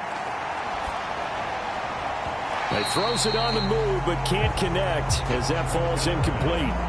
That certainly appeared to be a play call where they were just trying to make 2nd down, 2nd and short. I think they thought the coverage was off a little bit more than it was. Nice job there pressing up on it and forcing the incompletion. So after the incompletion on 1st, now 2nd and 10. Prescott. He's going to sling this deep downfield. That's going to be knocked away and incomplete. You look at this Cowboy defense. It's quite a unit. #1 in the NFL against the pass. Take those rankings, throw them right out the window, because this is what you prepare for. This is what you practice for. This is what you think about. The ultimate test, taking on the #1 overall offense in the league. On 3rd down, it's Prescott. Oh, he tries to force it in, and it's intercepted. And the Cowboys are going to take over here up near the 40. Remember, Charles, this is the #1 defense in the NFL, and they prove their mettle here, forcing the turnover on the opening possession. And sometimes when you play a team that has that reputation, it's earned it by their play, the psychology is, okay, they're #1. They have to prove it to us, and they tried to attack. They found out that that ranking was real. And if history is any indication, when this defense gets off to a good start, look out. Yeah, their offense plays off of them awfully well, too. Good starting position for the Cowboys here as they come up 1st and 10 at the 39-yard line. They'll try and start this drive in the air. And he's tackled a yard short of the marker. Good gain of 9 on 1st down. From the 48-yard line, here's 2nd down and a yard. Off the play fake, he'll look to throw. Short throw caught by Pitts. The numbers for Pitts in that game a week ago. 9 catches, 96 yards. And he was able to get open there, but that's not always easy against this bunch defensively. We are deep enough into the season where numbers count. This is #1 rated defense in the NFL. He'll have a tough time. Taken down at the 47-yard line. The Cowboys at a perfect 5-0 here to begin the campaign. And they've certainly found their groove of late. Winners of 5 in a row. And this team is absolutely playing their best football right now. This is the best that we've seen them play in a long time, partner. Sky's the limit as far as they're concerned. Their confidence really soaring. The throw on the quick slant going to be complete. And this is going to be another 1st down as the tackle's going to be made at the Rams' 32-yard line. A really nice pickup of 14 yards, and it moves the sticks. I don't care who you put on him. He's going to be a handful in one-on-one throws. Yeah, right now, you're right. They're in man-to-man. Maybe needs some safety help. I would say that'd be a good idea. Double team him somehow. I'm going to have to make someone else beat me rather than let him shred my defense. Here now, 2nd and 4.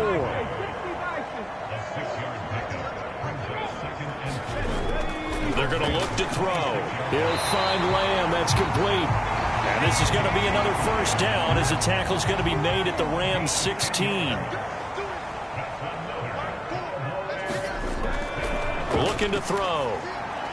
This one taken in by Olave. So the completion good for just 3. And that'll make it 2nd down. One back in the backfield, he'll get the carry. And he'll be brought down this time at the 5-yard line. It's an 8-yard pickup, and it leads to a 1st and goal. And that's a run that'll energize an offensive line. They'll take that one all day long. Fundamental breakdown by the defense. You've got to be able to make plays on the edge.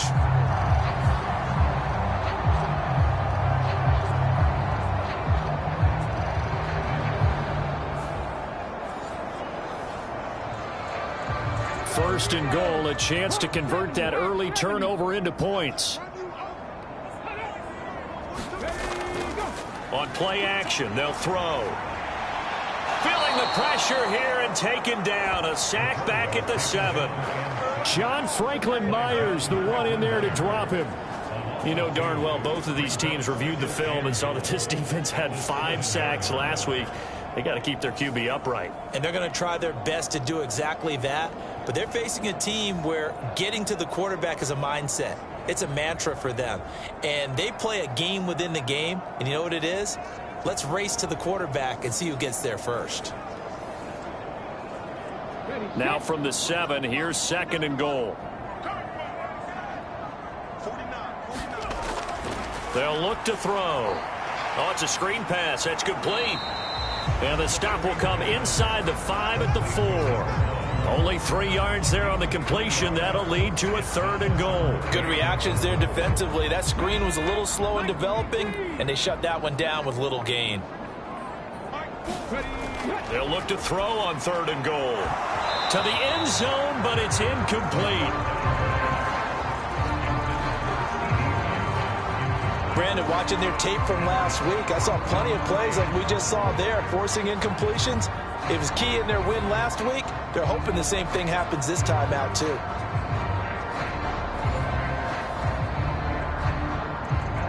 Matt Gay now gets ready for the field goal try. From the right hash here, should be an easy one.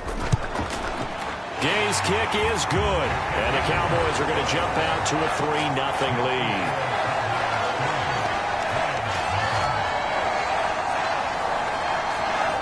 So a pretty good opening drive. That'll make the home fans somewhat happy. They wanted 6, but they got 3 in the early lead. And they should be happy. The guys look good getting down the field. That's got to give them a little bit of hope that good things are in store here today for them.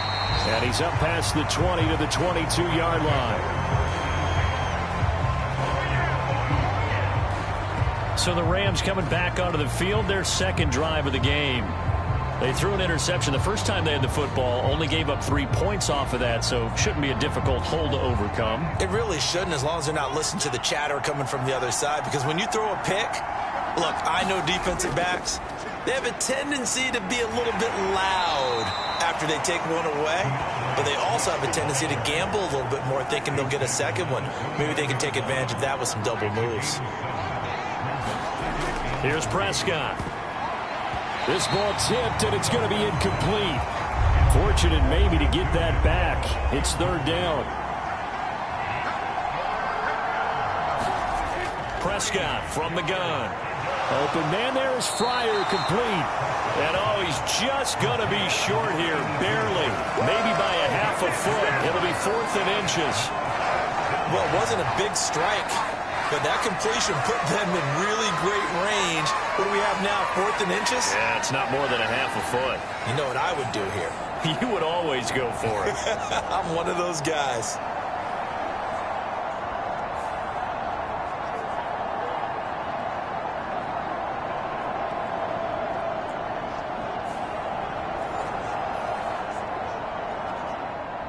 Here comes the Rams punter now, as he's on to punt for the first time this afternoon. He was called on 3 times in the win last week as his first one here's away. Taken in at the 22. It's a 43-yard punt, a return of 5, and the Cowboys will take over the football with a 1st and 10. Second drive forthcoming here for the Dallas Cowboys. And this ball game, clearly the game of the year so far. It's not very often that you find 2 unbeaten teams playing each other this late in the season, but that's what we have here, 2 heavyweights in the NFL. You're right about that, and you think about recent memories, so let's take a little ginkgo right now and go down memory lane, right? 2007, 7-0 Colts, 8-0 Patriots. The Pats won 24-20, ended up going 16-0 in the regular season before they lost in the Super Bowl against the Giants. How about 2015? 6-0 Broncos, 6-0 Packers. Denver won 29-10. And in 2020, Steelers and Titans were both 5-0. Pittsburgh won that one. From the gun, they'll try to run it. And he'll go down right around the 47 this time.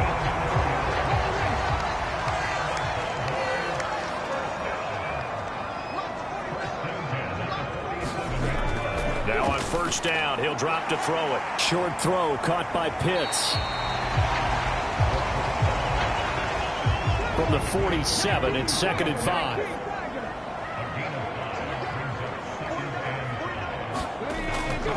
He'll look to throw. Over the middle, hauled in by Lamb. And Lamb going to have a Cowboys first down as he'll get this down to the 41.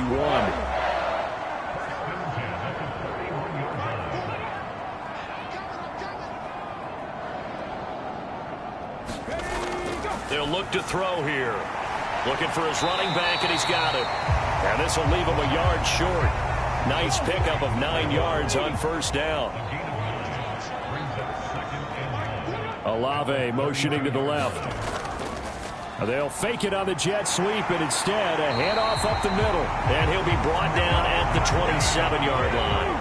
They had to settle for 3 last drive, hoping this second go-around ends in 6. In good position, 1st and 10. Able to avoid him. And he's able to motor his way down to the 16-yard line. 11 yards and a Cowboy first down. 3-0 after 1 on EA Sports. Start of the second quarter, and it's the Cowboys in possession. So the ball down to the 16 here for 1st and 10. He'll look to throw. He's got his pass-catching tight end. That's Pitts. That's good. The completion there for 7 yards, and that'll bring up 2nd down. Now that's staying ahead of the chains. Really good pickup on 1st down, hitting the tight end there. Now it brings up a 2nd and manageable. Just found a hole in that zone.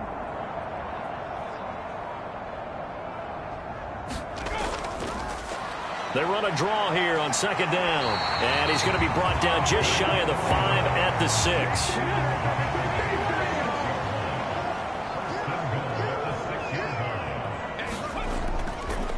Running game working. They'll stick with it on 1st down.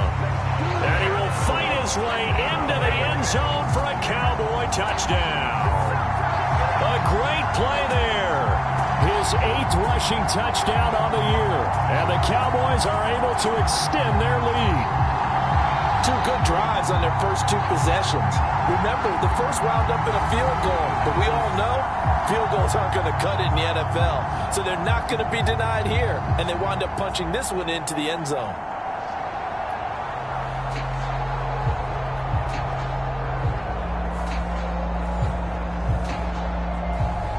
Matt Gay on for the extra point.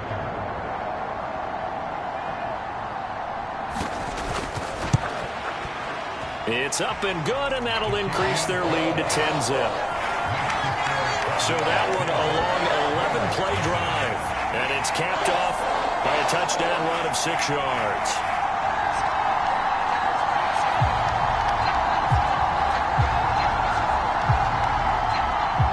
The kick team out there for the Cowboys as they run up to send this one away. From a yard or 2 deep, here comes a return. And he'll be stopped right around where he would have been had he gone down to a knee, maybe a yard shy of there at the 24. The offense for Los Angeles returns to the field. Nothing for them yet from an offensive standpoint, down 10-zip as they come up 1st and 10.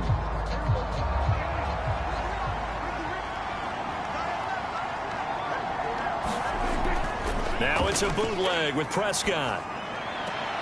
Roberts got it. And he gets this up just shy of the 30 to the 29 before he's out of bounds. Out of the gun. Here's Prescott. And he will go down. A Cowboys sack. That was Will Anderson getting home and finishing the play. Well, competition comes up in so many different ways. And right now, this unit, their competition is who's going to get to a quarterback the most times. Had about 5 sacks last week, and we just saw their first one of this game.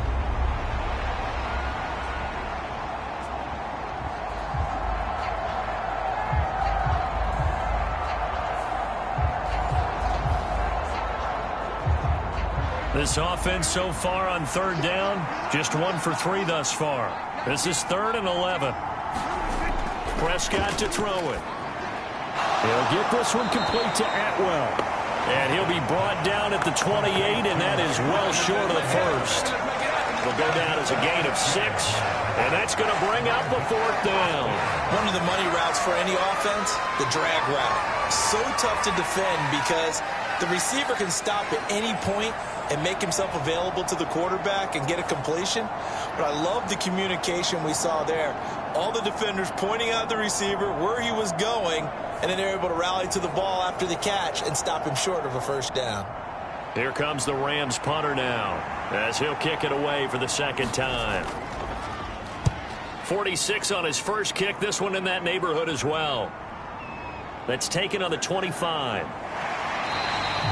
So a good punt there, but a nice return of 11 yards. And it will be 1st and 10 as they take over.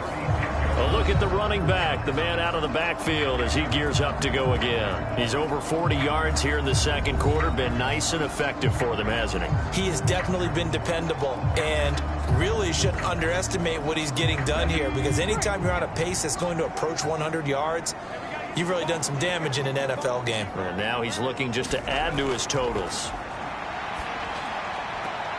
A throw left side to start the drive is complete. And he'll go out of bounds, it looks like, right at the 40. Ball on the 40 now. Here's 2nd and 6. Here's a handoff out of the gun. And he'll go down right around the 47 this time.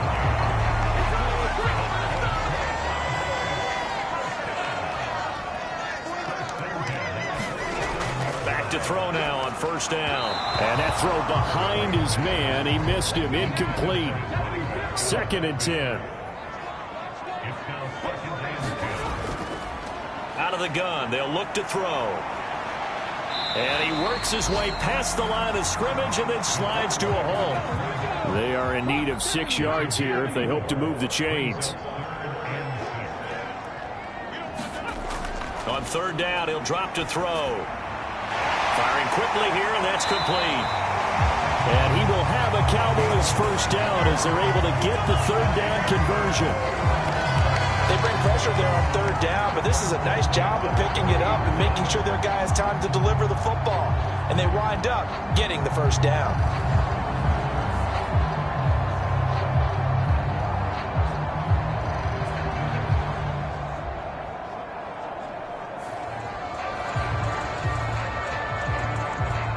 Three tight ends in the ball game here on 1st and 10. They'll drop to throw. Into a double team, and it's intercepted.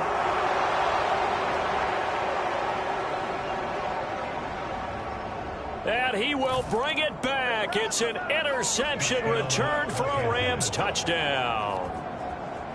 Well, I mean, it hadn't been a picture-perfect first half for this defense to this point, but that's a big play to get them right back in the ball game. And I think that changes their mind frame. Now they're saying to themselves, hey, we're still in this. And even though our offense hasn't done anything, we've had our troubles on our own right, we still made a play right there that could change the course of this game. Great job delivering. Joey Sly on for the extra point.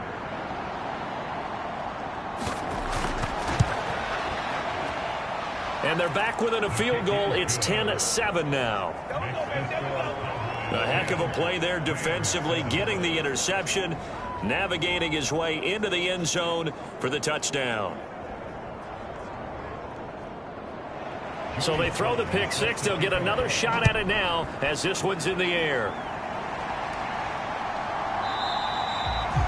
And he'll just take a seat, and the drive will begin at the 25-yard line. So here are the Cowboys to take over. Remember, they're riding that 5-game winning streak, and right now in the driver's seat in this ball game as well.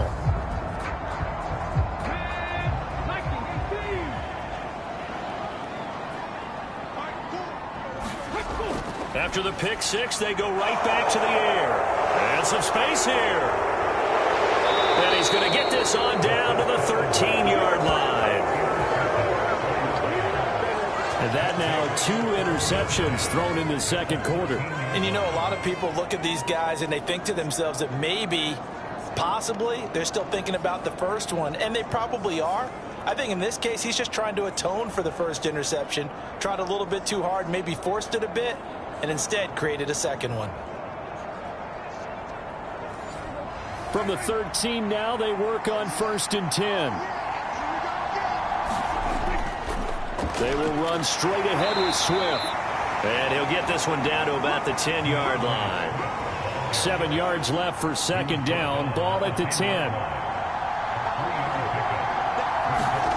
Now Prescott. Throws left side. Atwell's got it. They'll give him 4 yards there. And that'll leave him with a 3rd and 2.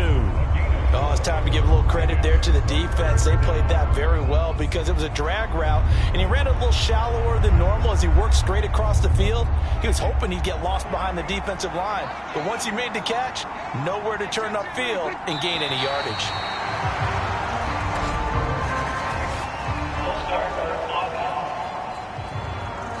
That was a 3rd and somewhat manageable, now not so manageable. Exactly, because you had a play call on that you felt like, hey, this could go quick, and it doesn't take much to get it done. Now, you got to start thinking about a little bit of a deeper route type of a call, especially if you want to throw it. Prescott now. And he's going to look that one in one-handed. What a catch for the touchdown. A lot of people might call this backyard football. Sometimes just understanding who you've got out wide and who you're going to throw it to. Give him an opportunity to go up and make a play, even when contested. Looks like that one worked out pretty well. The trust factor in effect.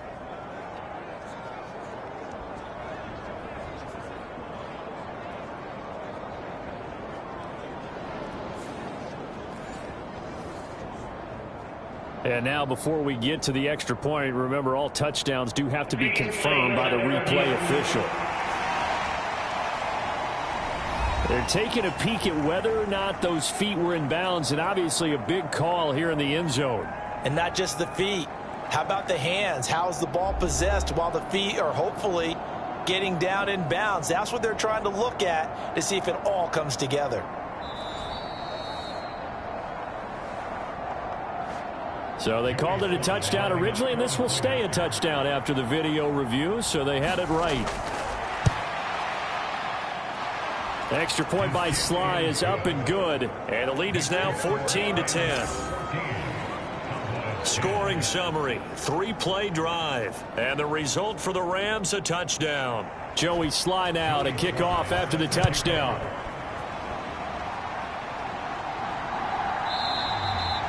And there will not be a return here. It's a touchback, and it'll come out to the 25-yard line. Dallas offense set for this next drive. And for this offense, Charles, you got to think kind of crucial here to put something together on this drive, because remember last time out they threw the interception on the very first play. And you can't afford to let this defense keep building any more momentum. They're playing awfully well, and they're awfully confident right now. To me, it's time to attack and take some of that momentum back, but make sure you're selective in doing so. Understand where you want to throw the football and make sure it's open before the ball leaves your hands. 2nd and 4. Out of his hands quickly to CeeDee Lamb. And they'll get it up just short of the 45 at the 44. 5th catch of the afternoon, and that gives him a first down. You can see the time and effort and thought that they put into their passing game, because it was evident right there. It looks like a simple pitch and catch, but you and I both know that they have planned for this and worked hard to make it happen. On first down, they'll go to the ground attack. And this one's going to go the wrong way. Losing yardage back at the 42. 2 yards the loss, 2nd and 12. As a linebacker, you're taught to stay just slightly behind the ball carrier just in case he makes a cutback. But when you find the gap, shoot it. And he found it all right. Took it straight into the backfield and made the tackle for a loss.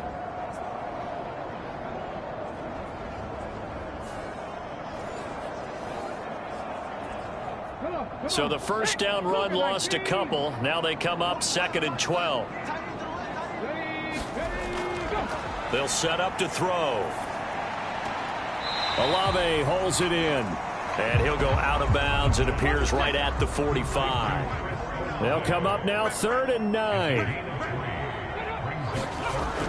They'll set up a throw. That's into the hands of Pitts, the tight end. And they're going to mark him down short, maybe by about a yard, if that. So 8 yards on the completion there, and that'll bring up 4th down. I thought they might take a shot down the field, but instead they ran a little drag route there. I think they were hoping he could catch it and run away from the defender. But a really good job keeping the play in front of them, and they force a 4th down. On 4th down, Ryan Stonehouse on to punt. They only punted twice in the win last week as he gets this one away.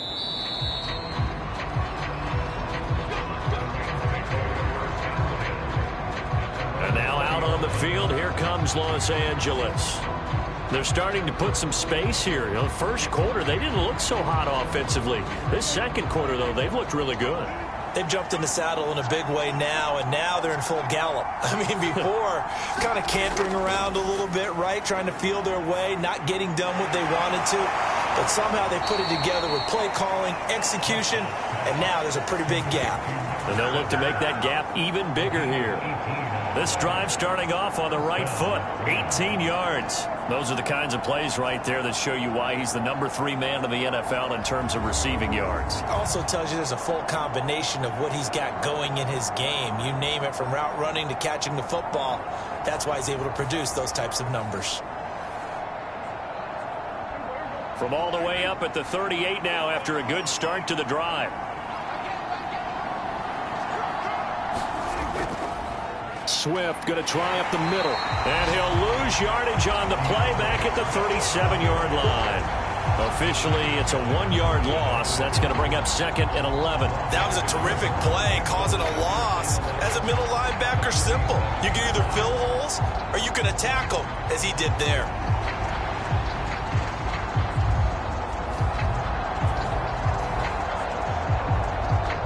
They don't need to run another play here before the 2-minute warning. Let's see if they do it anyway. Now Prescott. That's going to be caught by Fryer. And he's dropped right at the 40. Gain of 3. Call it a gain of 3 on the play. And 3rd and 8 now.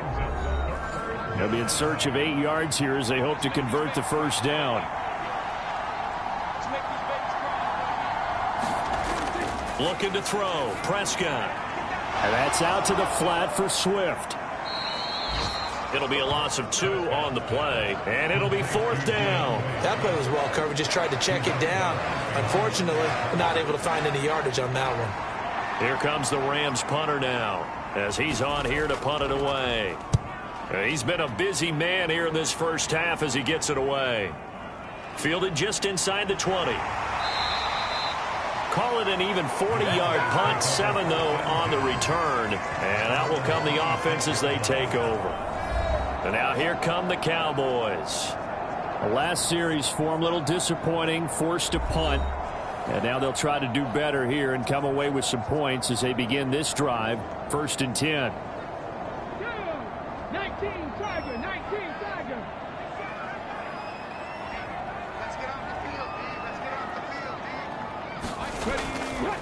They'll start this drive out on the ground. And they get him down, but not before he takes it across the 40-yard line. First down now, but that clock rolling. He'll drop to throw. And his throw's going to be incomplete. After the incomplete pass, here now is 2nd and 10. Back to throw here. And this one quickly to Lamb. That'll leave them with a 3rd and 2 coming up. They got 8 yards there. Back to throw. And that's going to be incomplete. The contact there enough to jar that ball free. And it brings up 4th down. Well, no one likes to see that drop, but I'll guarantee it's not going to stop his quarterback from going back to him anytime he has open space.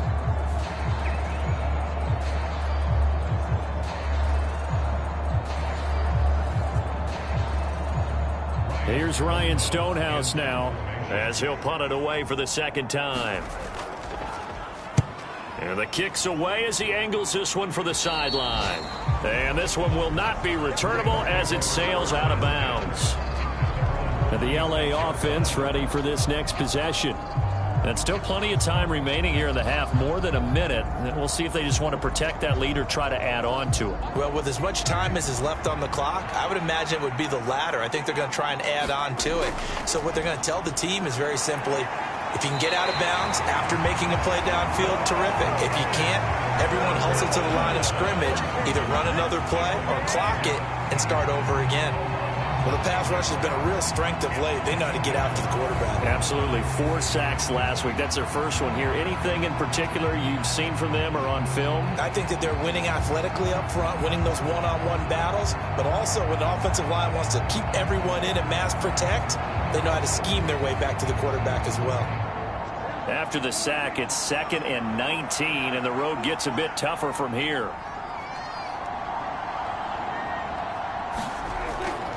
They don't want to repeat a first down. They'll keep it on the ground. And he'll just keep two hands on the football as he'll be taken down after a short pickup. Now the Cowboys going to burn the first of their timeouts, as it'll come with 15 seconds to play in the first half. Once again, they'll keep it on the ground. And they'll indeed stop him on third down. And now what do you want to do with your timeouts? The Cowboys going to use their second timeout now. So that means they're down to one remaining here as we head toward halftime. And on fourth down, on is the punt team sending this one away.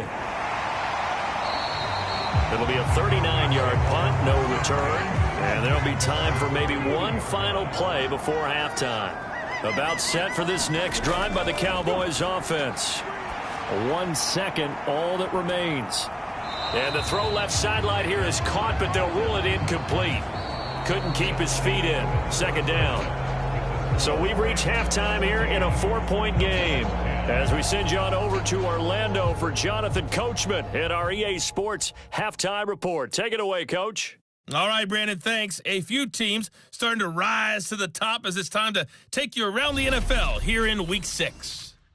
We get started up at FedEx Field. A couple of longtime adversaries doing battle in the NFC. Green Bay and Washington. And it's the Packers who have the lead in that one. Justin Herbert with 2 touchdown passes. From there, we'll head to Pittsburgh to check on the Steelers at home at Acrisure Stadium. And they've got the lead in that ball game over the visiting Jaguars. A touchdown pass there for Kenny Pickett. Lastly, let's get you to Charlotte, North Carolina. Check on the Panthers at home at Bank of America Stadium. As you can see, the score there in the second quarter. A touchdown run for Najee Harris. In the game you're watching, you've seen a strong first half out of Dak Prescott. His guys have the lead in Big D as we get you back to AT&T Stadium in Dallas and Brandon Gaudin.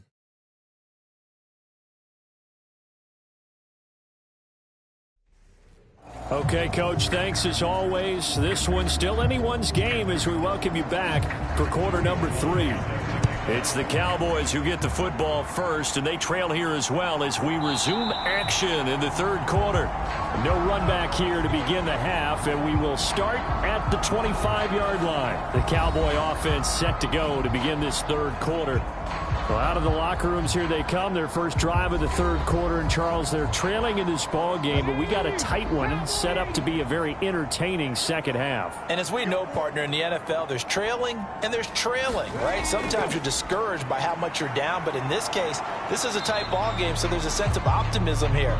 I think they went into half and looked at their play sheet and said, these are the plays we really like. What do you say we use them to start the second half and get us going? And they'll give him another shot here on the ground. And he's going to be dropped following a pickup of 7 past the 30 to the 32. Here's 3rd and 3. Now back to throw. Work in the middle of the field, and he's got a man complete. And he'll be taken down, but not before they work it across midfield. Well, they were in search of a short gain on third down, and they wind up nabbing over 20 yards. Normally on third down and short yardage, you're thinking of throwing to your tight end. It's just going to be a simple chain mover. But this time they let him roam down the field, and a nice dart picks up the first down and then some.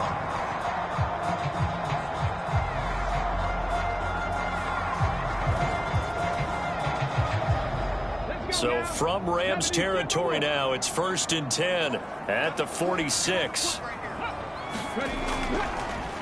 On first down, they'll go to the ground attack. And they'll wind up getting this to the 37. Gain of 9. Second down and a yard.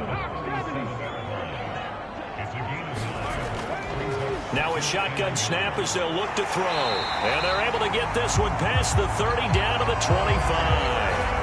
12 yards there as they keep this drive rolling. It's another first down.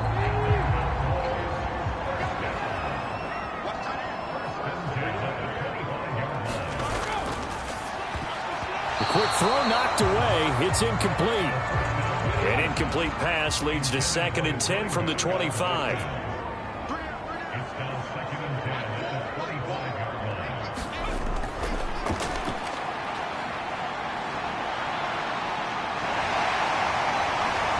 He'll slide to a stop. He does have the first down. That one goes for 13 yards, and it moves the sticks. It was starting to become a game for him to forget with the interceptions, but that's a step in the right direction. Not only did he choose to run it instead, but he saw the field well and made a nice pickup to get a new set of downs.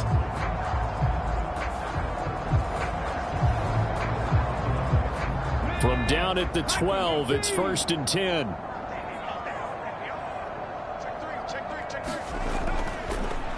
And they'll run on the inside handoff.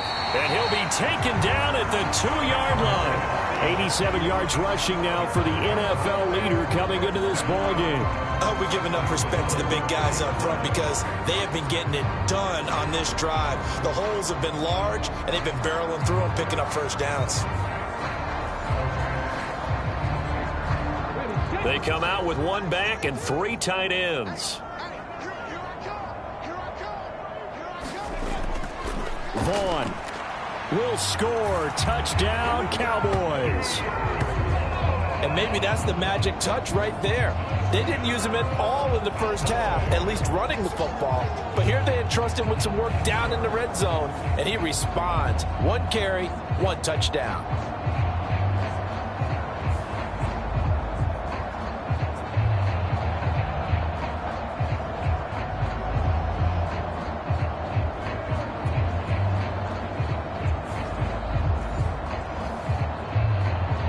Here's Gay now to add the extra point.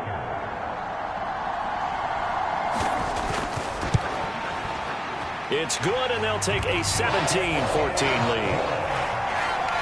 So a nice drive put together there. They go 75 yards in 9 plays. And it's culminated by a 2-yard touchdown run. From a couple yards deep, he'll bring it out of the end zone. And taken down just past the 20 at about the 21-yard line. Now the attention turns back to the Rams offense as they get ready for their first possession of the second half. And Charles, it feels like we're set up for a good second half here. Came out of the locker room, 1-score game. Now the lead has already changed hands. Well, this offense, they've got an opportunity right now to take that lead right back. Yeah, and it feels like you're going back and forth almost a little bit like a tennis match, right? And we're just already know our heads just keep moving. Which side has it? Which side's going to score? How are they going to go out doing it? A little bit of a challenge for each side trying to match each other.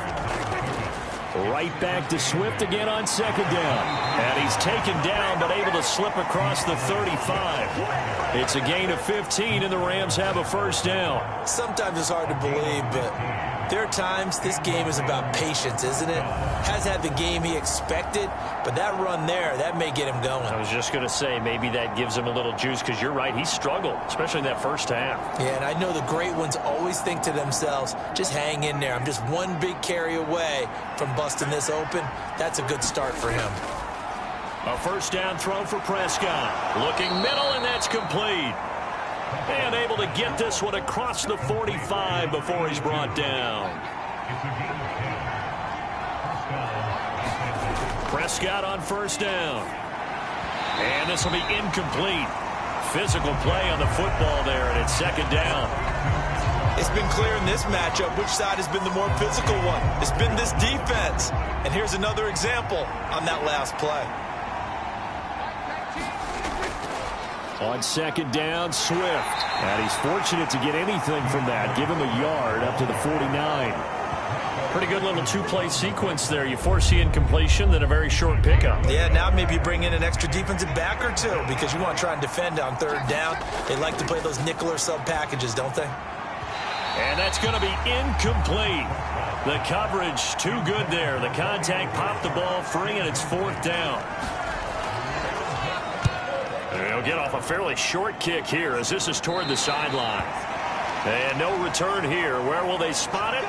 They say just outside the 20-yard line. Getting set to go again as we look at the back, heading onto the field again. He's had a good performance, moved the ball effectively on the ground. Of course, he has the 1 touchdown. And when you're able to move it as effectively as you've described, that leads to finding a way into the end zone. And now he's just trying to do it for a second time. And, of course, with that comes additional yardage. Yeah, looking for additional yardage. And, again, that second score here in the third quarter. They'll wind up getting 7 on the play, and it'll be second down.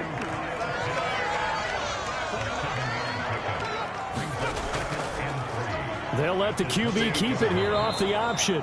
And they take him down, losing yardage back at the 27. It'll be a loss of a couple on the play, so now third down coming up. Well, that play never really got off the launching pad. He had a linebacker in his face before he had a chance to do much of anything. Yeah, I think it's big boys up front, that offensive line. They've got to do a little bit better job of protecting him if they're going to continue to run the option like this.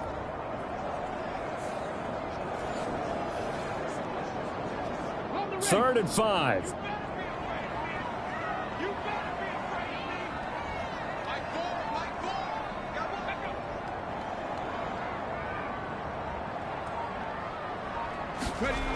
From the shotgun, he'll look to throw. Pass taken in by his big tight end. And he will have a Cowboys first down as they're able to get the third down conversion. And that's well executed there on third down. And I love the confidence that they had to let their tight end try and find some space in the middle of the field, right in their quarterback's line of vision. And QBs love to make that easy throw, and they hooked up there for a first down.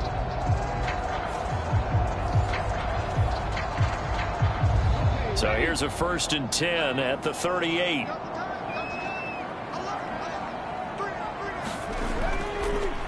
One back in the backfield, he'll get the carry. And getting this just shy of midfield, they'll spot it at the 49. 98 yards for him on the ground now as he has been terrific here this afternoon.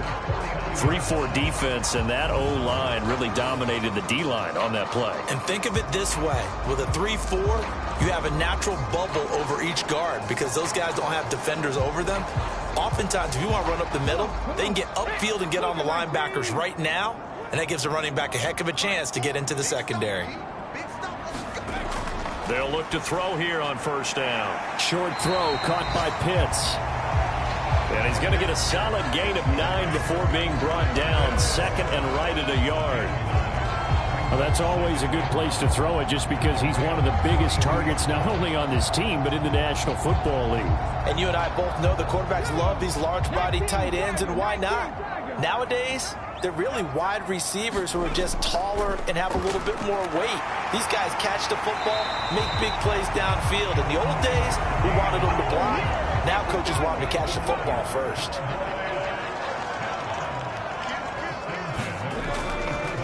Right back to him on first down.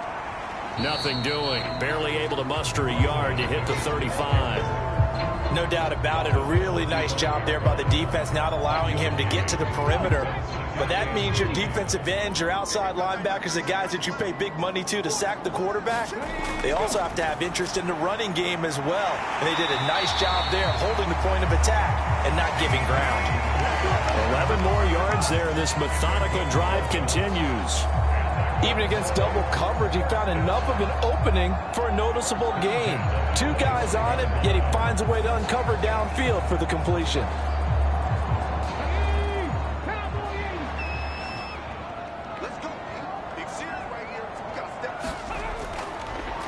On first down, they'll go to the ground attack.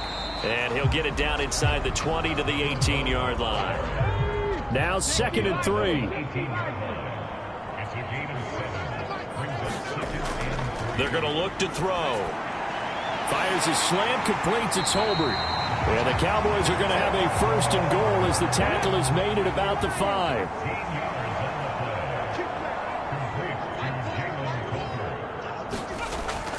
On the ground with Vaughn. And he'll get blown up behind the line of scrimmage. Back at the 6. That's going to go as a loss of 2, and it'll be second down. They have 3 tight ends in that formation. That's almost a universal sign that they're planning to run the football. But how about the defense there? They met force with force and caused a stack up behind the line of scrimmage and threw him for a loss.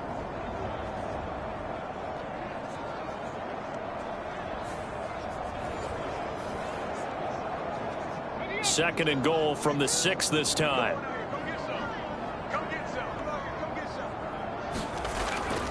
Looking to throw.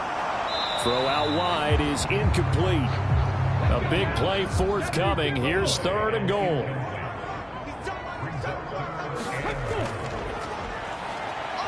Flush to his right. And he is into the end zone for a Cowboy touchdown. A 6-yard touchdown run.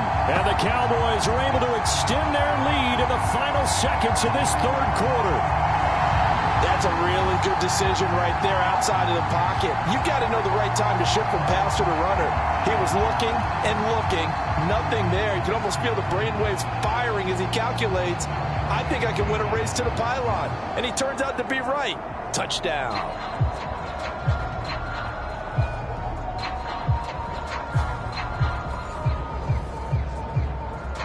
Gay is on for the point after.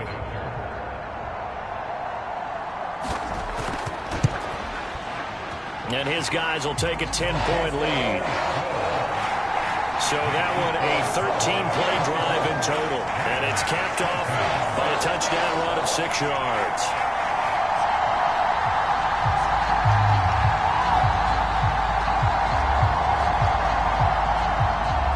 The kick team out there for the Cowboys as they run up to send this one away.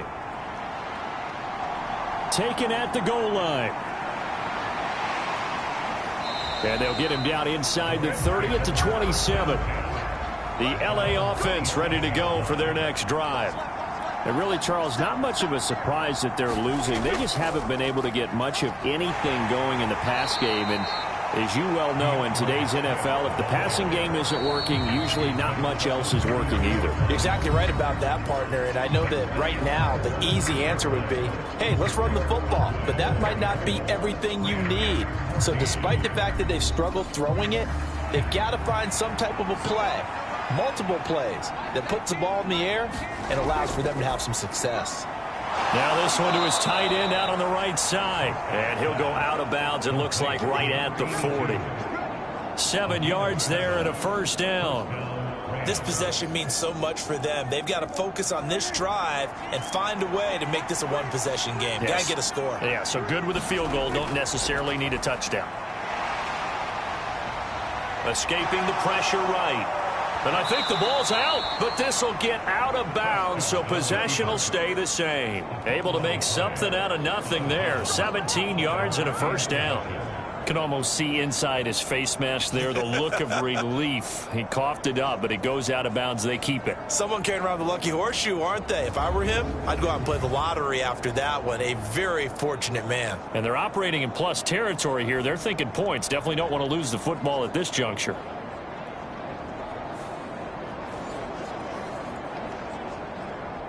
So from Cowboy territory now, here's 1st and 10 at the 43. Now whistles and a flag down. I think one of the Rams linemen might have moved. That flag accepted, and it backs the offense up a little bit. A full start backs him up 5. 1st and 15. To throw is Prescott. Now, a quick throw there going to be batted away and incomplete. Still 15 yards to go. 2nd down. Throwing, Prescott. And this one incomplete. Too much contact to hold on to that one, and it's 3rd down. Here's Prescott.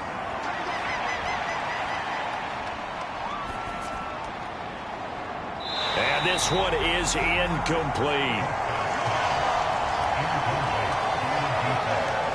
Give it big credit for his coverage right there, because when he saw the route break deep, he stayed in position to prevent a completion while avoiding any risk of a flag.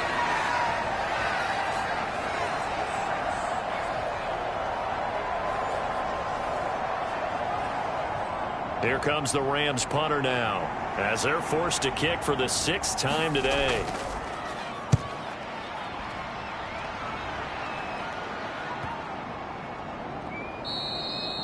And he didn't quite have the bag spin on that one. It hits at the 4 and continues into the end zone. It's a touchback. The offense for the Cowboys now working their way back onto the field. Well, there are 2 scores on the plus side. Still time here in this 4th quarter, but maybe you start thinking about playing keep away? Yeah, I think here's the situation. You're not thinking touchdowns anymore. You're just thinking first downs. To keep up with your theme there, playing keep away, first downs, they can't touch the ball. And that'll be incomplete. incomplete. We do have a penalty flag down, however. Let's see what that's about. Well, trailing here in the fourth quarter, and that personal foul, that only adds to the hole that they're currently standing in. Yeah, absolutely a bad job of just losing your cool and letting your anger take over. Mistakes like that, not going to help you at this stage of the game. And able to get this one across the 45 before he's brought down. They'll look to throw now on first down. And he'll protect himself at the end here as he winds up getting pretty decent yardage. He'll wind up getting 9 after tucking it and running, so it'll leave him with 2nd and a yard.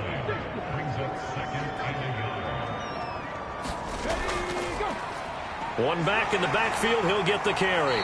And he'll get it inside the 40 to the 39. 117 yards rushing for him now as he has been tremendous all day long. So from the 39 now, they'll come up on a 1st and 10. Now they'll throw here out of the gun. Flushed out right. He's going to go out of bounds, but he takes this one down just shy of the 20. I guess no need to force it when you can do that instead. First down, 18-yard gain.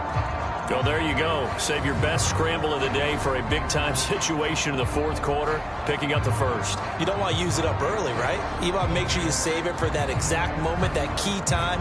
And that's what he did, although you and I both know it wasn't planned that way. But what a nice job using his eyes, scanning the field, and realizing when it was time to exit the pocket and go. This one taken in by Olave. And he gets it inside the 10 to the 9. A good chance now to put this game on ice. This is 1st and goal. They'll try and run for it on 1st and goal. Only about a yard there as he takes it from the 9 to the 8. The yards may start getting a little tougher to come by down here near the goal line. That's good work defensively there on first down, holding them to a short gain. Here's 2nd and goal, operating from the 8-yard line. There they'll keep leaning on the running game. Back to the ground. They stop short. Down at the 1. Had the great move, but couldn't get it all the way home. They'll run here on 3rd and goal. And he will take it in for a Cowboy score. A great effort there. His 2nd touchdown of the game and his 9th on the year. And the Cowboys add on to their lead, and it's looking like that win streak is going to extend another week. So they brought the extra bulk in down on the 1-yard line, and they're able to push this one across. Yeah, I can just see your face right now because I know we're mind melding on this one. Coach Madden would love this. Power football, hat on a hat, chest to chest, driving forward, touchdown. Here's Gay now to add the extra point.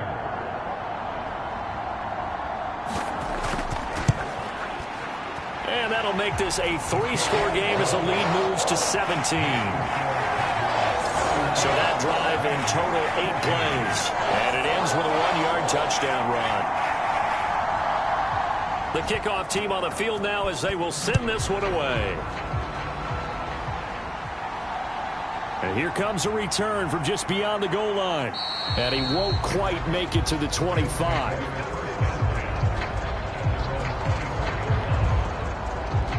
Here's the Los Angeles offense as they get set to take possession. And that 5-game win streak is ticking away here in the fourth quarter. Just haven't been as sharp in this one.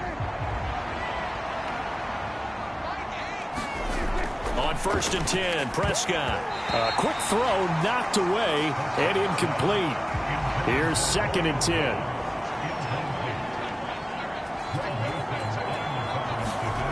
Here's Prescott. That one complete to Trey Tucker. And they'll get it all the way up about 5 yards shy of midfield. A gain there of 21 yards.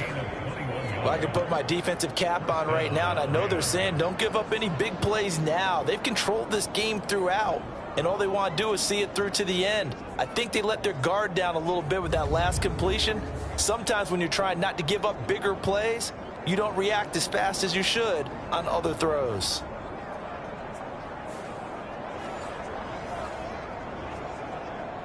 So signs of life in what's been a dormant offense in this second half. Here's 1st and 10.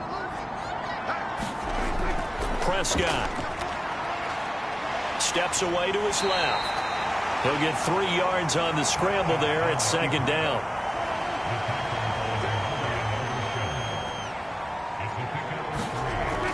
They'll look to throw. That'll be caught by Foreman. He had a great move, but he'll still be stopped shy of midfield. A 1-yard gain there following the 3-yard pickup on 1st down. One thing I think that's safe to say defensively, the tackling's been really good. And because of that, it's been very, very hard for them to move the ball because you're not getting the benefits of run after catch. They're tackling them almost on the spot. That means you have to run extra plays, harder to move it. Forced out. Oh, Prescott stripped. It's picked up by the Cowboys. Pushes past him. Unable to corral him. He fights through.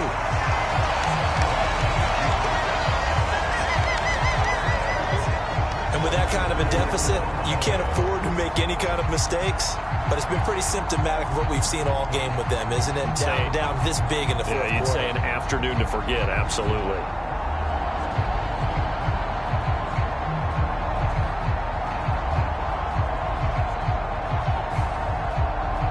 Dallas gets set to take the field.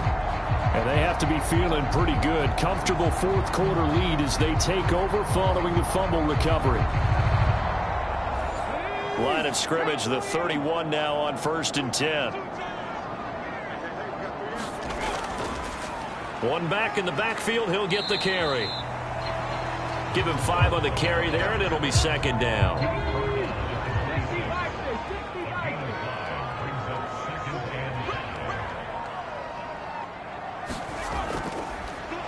And they'll give him another shot here on the ground.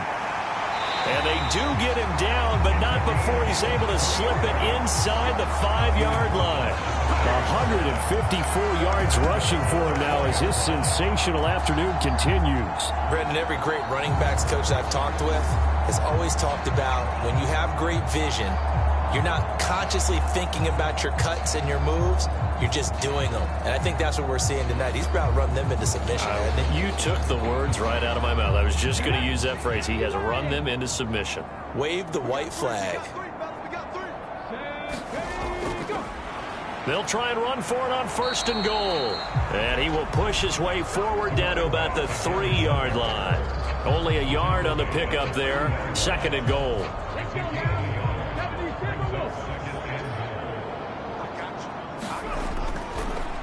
They'll try to run this one in.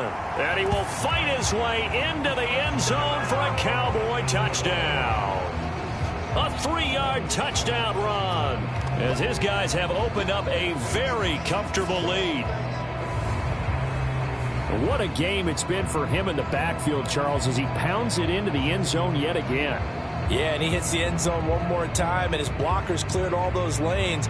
Before the snap, they called for the heavy unit, right? 3 tight ends coming on the field, and they got the job done clearing the way.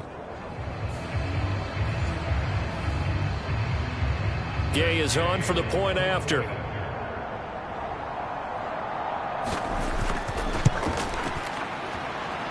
And he's been a busy man, 5 for 5 now as he knocks another one through to extend the lead.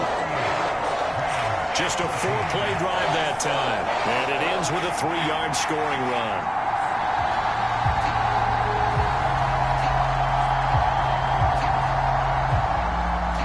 The kick team out there for the Cowboys as they run up to send this one away. This fielded right at the goal line. And able to get this across the 20, but not much further as he's dropped at the 23-yard line. The Rams offense now making their way out to take over. Last time out, they had the fumble. That led to the touchdown. Not a great look on either side of the ball as the defense gave up the points too, Charles. But they've got to take care of the football and do better here on this possession. It's certainly been a tough stretch, partner, for both of those units, and they kind of put their defensive mates in a really tough spot there by dropping the ball. He's got a man complete. Down the right sideline. Touchdown, L.A. Tutu Atwell. His 3rd touchdown now on the year. And the Rams are able to make some inroads here to that deficit. He's got them out now to a 3-score lead here in the fourth quarter after that one, CD. And, well, he looked right off the line like he knew that that ball was coming his way, and he secured it for 6 points. Yeah, and I think when you're leading by a healthy margin already, it actually loosens you up and allows you to take maybe a few more chances and definitely play with more confidence, because he certainly saw something he could exploit in the defense, and he made sure to let his quarterback know, just get it to me. And the rest was all up to him, and he delivered and made it a 3-score game. Tough there. Good pass. Hit the hands. He just couldn't bring it in. And every receiver's coach everywhere, seeing that play, focus, focus, focus. Watch it all the way in and tuck it away. So still lots of work left to do, but here comes the onside kick. And the Cowboys are able to recover.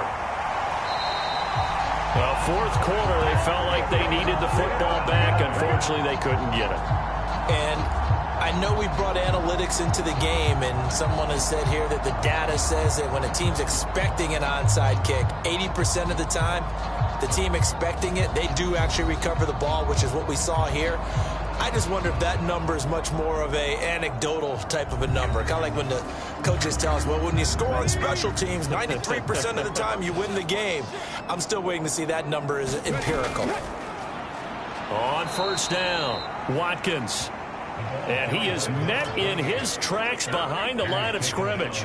He'll lose a yard there, and it's 2nd and 11. Yes, indeed. That play there, that reminds me of some of the guys that I played with. They have that suddenness, able to get into the backfield almost about the time the ball snapped and make a play. How about that tackle for a loss? Absolutely. He did a lot of that last week when he was named the NFC Defensive Player of the Week.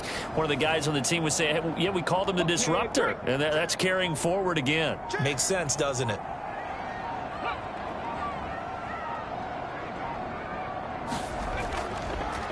They'll try and run some clock here as they keep it on the ground.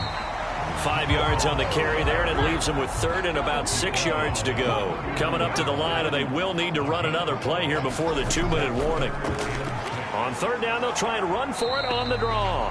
And he can only manage to take this thing to the 38, well shy of the first down. Just a 1-yard pickup there, and it'll be 4th down.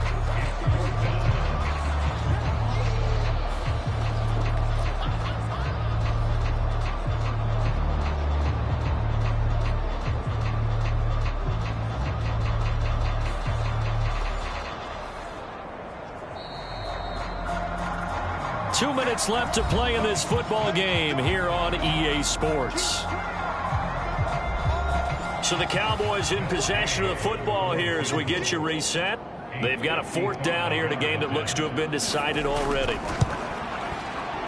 And he has got it from 55 yards away. That was never in doubt. And that will extend their lead even further.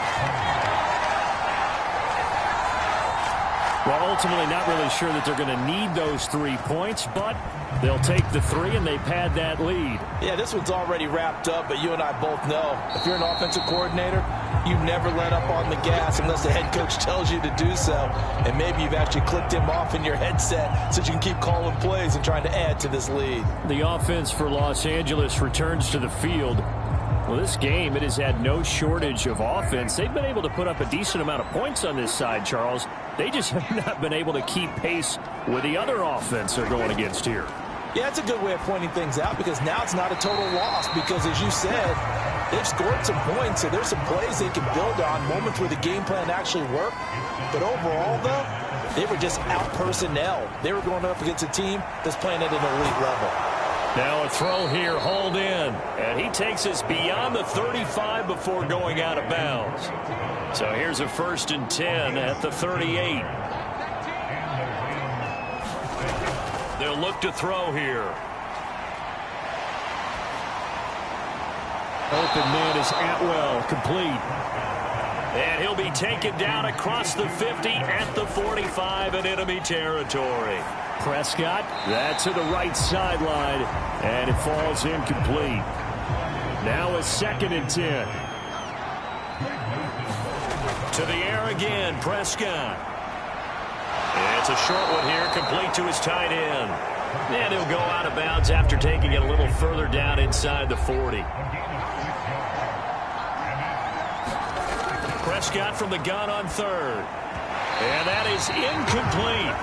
Well, the trials and tribulations of being a quarterback in this league, it's tough. It's got to be wearing on him out there. Well, he has been sacked a number of times. He had an interception, so I'm going to give him a skosh of credit for hanging in there and trying to make something happen, despite the amount of pressure he's been under this entire game.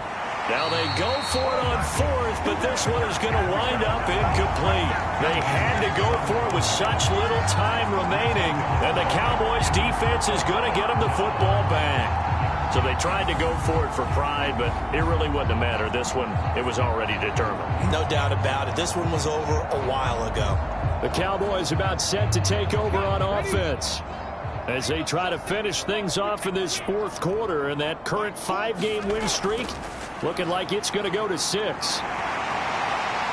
And some good acceleration there as he's across midfield to the 48-yard line. Solid way to start the drive. 13 yards, picking up the first. No doubt those are the types of carries they're looking for here, Charles. The lead in the fourth quarter. This is when coaches that have a reliable running game, they breathe a little easier on the sideline. Yeah, they love the idea that they can take the air out of the football at this point of the game. That means they're really counting on that offensive line, counting on the runners, taking care of the football. Because you're going to tell your quarterback, hey, no time to be a hero. We're not going to throw it here. Just eat up that clock. And if you have the ball, they can't score.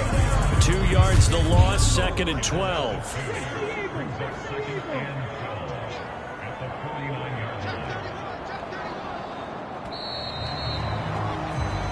So this one will end in a victory for the Dallas Cowboys. And to be frank, Charles, probably not too many people surprised at how this one turned out. Yeah, I don't think so at all. I mean, they're such a good football team. They were at home.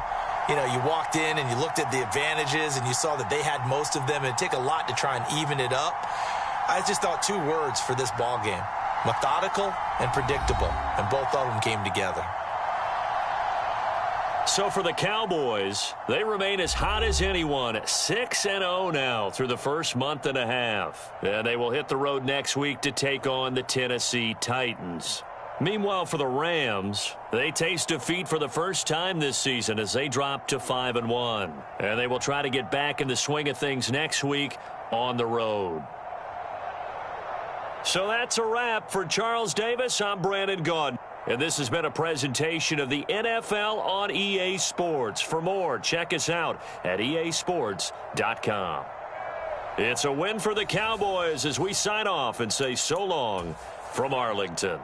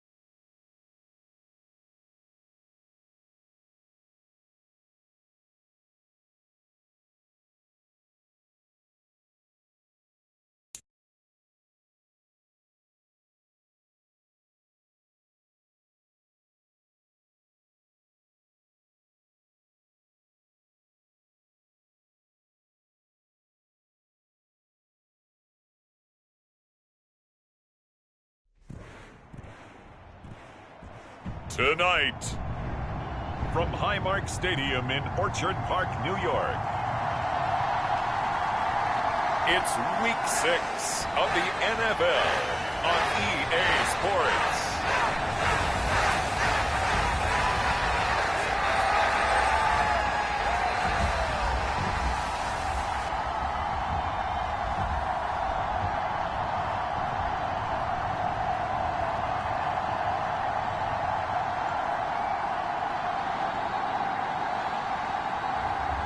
It's the Buffalo Bills taking on the Miami Dolphins.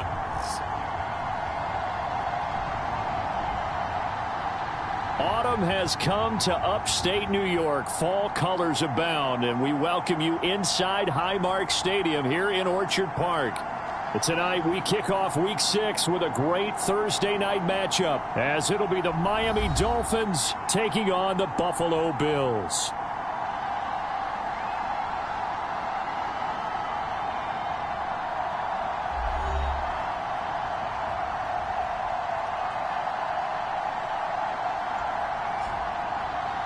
Hello, everybody. With Charles Davis, I'm Brandon Gaudin. And, Charles, you take a look at the Bills entering play here. They come in feeling good after back-to-back victories. In the offense last week, they had things humming. If you're a defensive player, you may get overshadowed a little bit, but you're really buoyed by what your offense is doing. Meanwhile, for our visitors, the Dolphins, they've come in on a nice run of recent form, 4 wins out of 5. And going back through the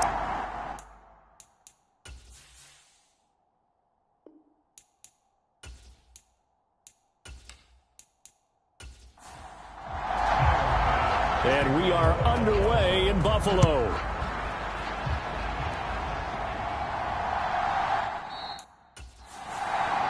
And the opening kickoff will not be returned, as that will be a touchback. So here come the Dolphins now as they get set to take over on offense. And a look here now at their 4th-year quarterback. And it felt like in watching the game tape, he got everyone involved last week. He was a manager. He really was. That's a great way to put it, because they ran the ball some, they threw it accurately. 1 touchdown pass, so he didn't, break the bank doing that, but he didn't throw any interceptions. That's the bottom line. That's why a defense loves a quarterback like that. Doesn't put them in bad situations. And he's brought down, getting this one up to about the 35. Now the numbers for Waddle in last week's ball game: 3 catches, 57 yards, and a touchdown as well. And he's able to pull that last pass in, but this is usually a pretty tough unit to try and maneuver against. They're in the top 10 in the league against the pass, and you and I both know there's not much difference between 1 and 10. And that is going to be incomplete, as he led him a bit too much. He'll try again with the arm here on 2nd down. He'll get only 3 there, so it leaves him with a 3rd and 7 ahead. You look at this Buffalo defense. They were very strong last week in that win over Cleveland. No matter what coverage was called, they were in the hip pockets of the receivers all game long. I mean, they were running the routes with them. Turned out, they were right there on every single ball thrown and came away with 5 interceptions. Back to throw again. It's a short one here, complete to the tight end. And they stop him up short of the 1st down as they get him at about the 43. A gain of 4, not enough. And it looks like punt time on their opening drive as it's 4th down. And forget about the run to set up the pass. They're just coming out throwing. Forget trying to set anything up. They feel like they have the advantage. They feel like they have the matchups, and they're just attacking right now. Yep, going to the air on the opening drive.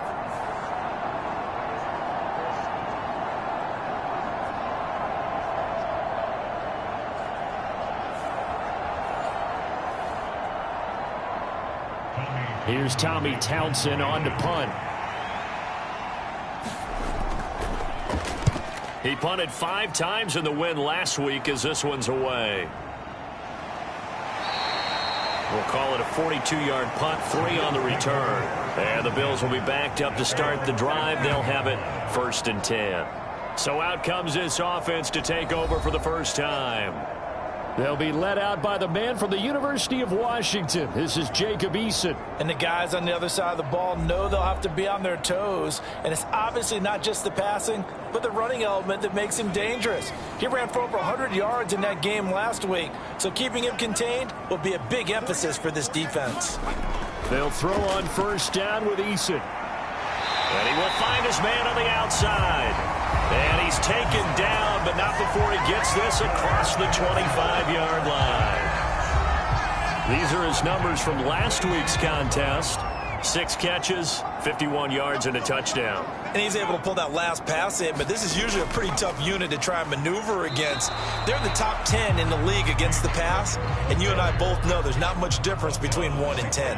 Officially nothing on that last run. They'll try again, 2nd and 10. Throwing is Eason. It's a short one here, complete to his tight end. So give him 5 yards there on the pitch and catch, and it's 3rd and 4 now. Charles, Thursday night game, I think a lot of teams probably say shrink the playbook somewhat. Is that correct? I think you're right about that because you just don't have the amount of time that you have in a normal week to put in a full playbook. So as you said, you shrink the playbook, pick out the plays that work best for you. And you know what else you're looking for? What's that? Who are the freshest guys coming off the last game to play on a Thursday night? Guys have a little extra pep in their step. You go to them early and often. Well, that's not just his first, not his second, already his 3rd completion here on the opening drive. And I think it's safe to say that getting him the ball in this game, one of their top priorities. And the top priority for the defense has got to be finding ways to cover him. And I don't think you can have one basic coverage to get it done. You have to throw a number of coverages at him, make him think as he's running downfield, and hope you can create a little bit of havoc. And he'll take this to the other side of midfield before going out of bounds. So now 1st and 10 as they've crossed into Miami territory at the 47. Now Cook, he's got it off the draw. Absolutely nobody fooled there. He's going nowhere fast as he's stopped behind the line of scrimmage. Officially, it's a 1-yard loss. That's going to bring up 2nd and 11. But you look at this defense. They currently sit at number 4 in the NFL in terms of stopping the run. Numbers don't tell you everything, but they do paint a pretty good picture. We're talking about 2 top 5 units going at each other. 1 in running the ball, 1 in stopping the run. I think this is going to be a whole lot of fun myself. So after the loss of a yard, they'll look to push forward here on 2nd down and 11. From the gun is Eason. It's a short one here, complete to the tight end. Call it a gain of 6 on the play, and it brings up 3rd and 5 now. Eason. And he will slide to a stop. He does have the first down.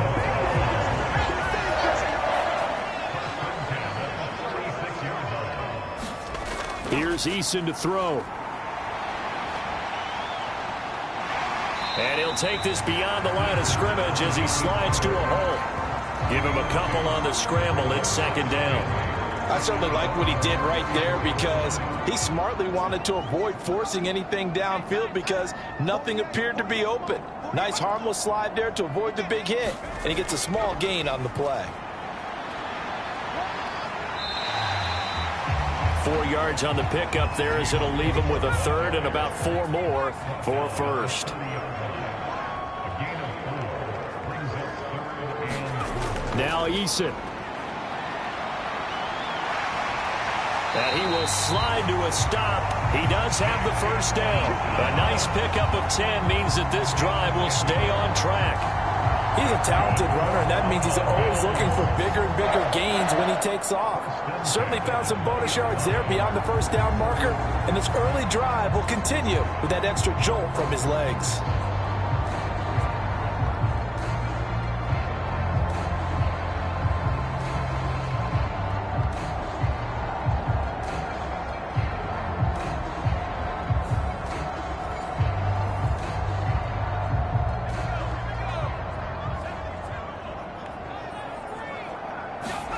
First and 10, Eason. A quick throw knocked away. It's incomplete. That's not the first time they've gone his way on this drive, and they were obviously keyed into him because they were there to help break that pass up. Eason sets to throw it. And they'll bring him down at the 18-yard line. It's just a gain of a couple there on the scramble, and now it's third down. I'm actually looking at this play with defensive eyes here, partner, because they were still laser focused on him after his earlier exploits on this drive. I think they went back to the well just a little bit too soon. He got across the line of scrimmage, but they certainly weren't giving up much more than that. On third down, Eason. He rifles one, and that's going to be intercepted. Picked up by Javon Holland.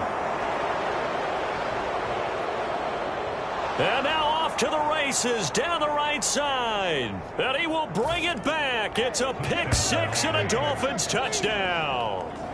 Well, really a fantastic play, not only to pick that off, but he had to run a long way, Charles, the other direction to hit pay dirt.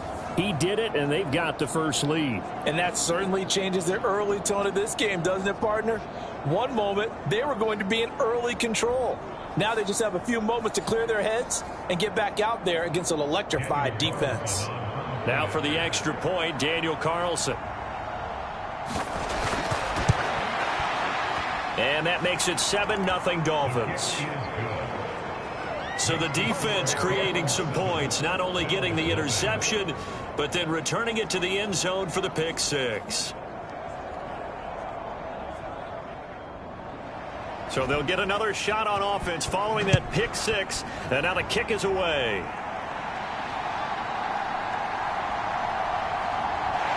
And they'll start this drive just across the 30. Pretty nice work on the return.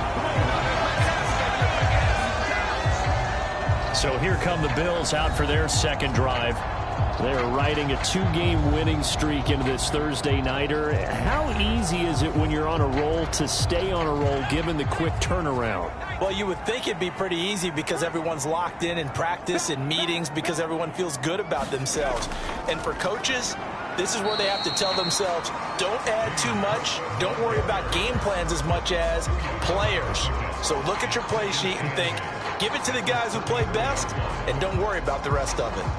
This defense for the Dolphins, they were fantastic a week ago in that win over Houston. Yeah, and what stood out to me on tape, the way they were flying to the football. So that tells me that they've got all their assignments down, and they're playing with extreme confidence. Eason going to throw it out of the shotgun. And his throw here is going to be incomplete. So the failure to connect on second down, that leaves them staring up here at a 3rd and 8. Out of the gun, they'll look to throw. Middle of the field to Jefferson. And he is going to have a Bills first down as they're able to get the 3rd down conversion. Defensively going forward, they're going to have to watch out for him on plays just like that. It's a drag route across the field, and they're trying to free him up and let him run after the catch. That won't be the last time we see that play, and it works there to pick up a first down.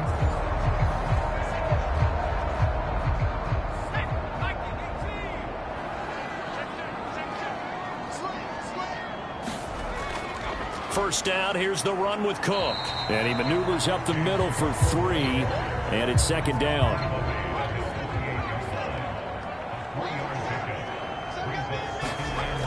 Operating from the gun, Eason. A short throw pulled in by Kincaid. His first catch, good for 8 and a first down. And the tight end is certainly a position built to move the chains because they can control space underneath. If they've got good hands, then, of course, they're a dynamic target. But one other thing is they're right in the sight lines of a quarterback on just about every play, and that makes it easier for the quarterback to pick him out and deliver. Give him a couple on the carry there, 2nd and 8. Let's just make this one succinct. Nice job there. All 11 guys on defense diagnosing the jet sweep and putting it down. From the 42-yard line, here's the 2nd and 8. Looking to throw. Eason. And he's going to get it down to the 33-yard line here. Good work by Eason that time, and it'll be a first down. He was certainly quick to atone for his early game interception. Instead of making another mistake forcing something, he reset himself and found a lane to pick up the first down.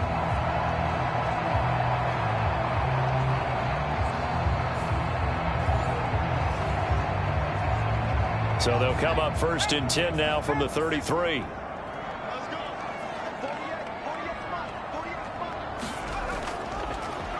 Now it's Eason on the option. And he stopped immediately there. No gain there as he kept it himself at second down. From the gun, it's a give to Cook. 5 yards on the carry there, and it leaves him with third and about 6 yards to go. After 7-0 on EA Sports. Second quarter now in Buffalo. It's the Bills in control of the football. The Bills on third down. They've been near perfect. 4 for 5 to this point. This will be 3rd and 6. Able to find the open man. That's complete.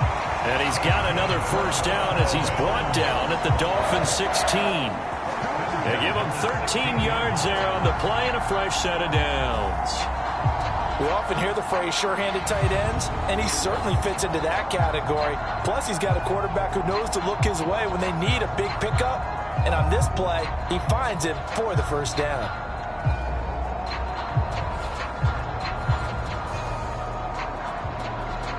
So the ball down to the 16 here for 1st and 10. Back to throw. Eason. And they'll bring him down at the 13-yard line.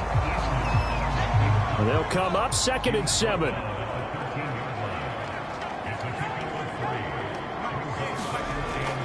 Looking to throw. Eason. And he'll be brought down this time at the 5-yard line.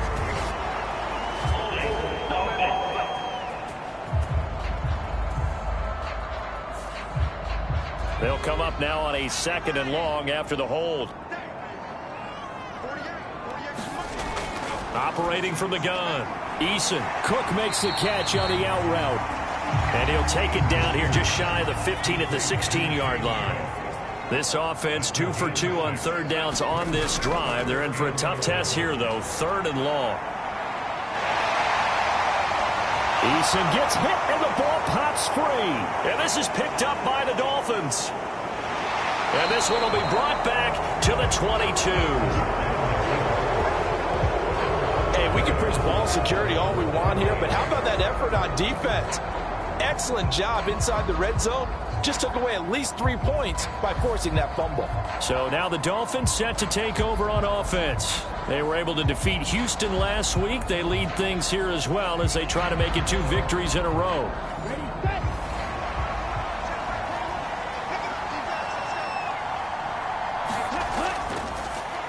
They'll run with Walker to begin the drive. And he'll get what he can up the middle, 3 yards, and that'll bring up 2nd down.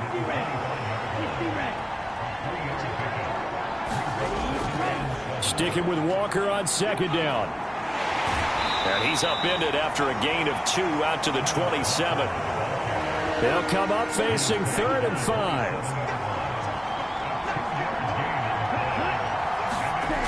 Operating from the gun. Elam into heavy traffic, and it's intercepted. Picked up by Jalen Johnson. And they will finally put it into the return, but not until he takes it back all the way inside the 10-yard line. So this defense coming up with a takeaway, and maybe that's something that can bring a little life to that sideline. Well, I don't want to say that they've been sleepwalking through this first half because that's simply not true, but you're right. We haven't seen a lot of fire from these guys, really on either side of the ball. So maybe that's the catalyst that they needed to get them back into this game. Suddenly it's 1st and goal after the interception. A quick change in the situation here. They'll run with Cook. And he's able to get it down to the 2-yard line. From the 2 now, 2nd and goal. One of the tight ends comes in motion. Now they'll send a tight end in motion left. Again, it's Cook. And he'll get in. Touchdown, Buffalo. James Cook, his 2nd rushing touchdown on the year. And the Bills are an extra point away from evening this one up. A solid blocking up front from the guys on the offensive line allowed him to get in for the touchdown. Yeah, some might say that the guys on the offensive line were in concert. I used to have a coach who called it marrying up. Meaning, when you get on a guy, you just stay right there, and each guy has his own assignment. That allowed the runner to make the big move towards the end zone.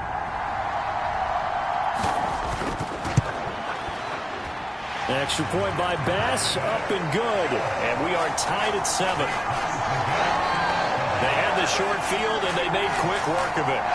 Just 2 plays to get into the end zone.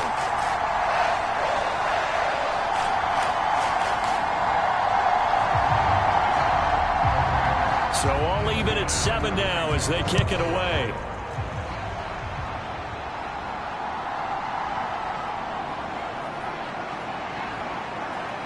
And they'll start this drive just across the 30. Pretty nice work on the return.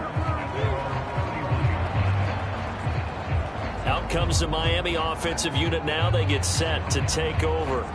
They had the interception last drive, led to the tying touchdown. So 7-7 the score as they begin 1st and 10.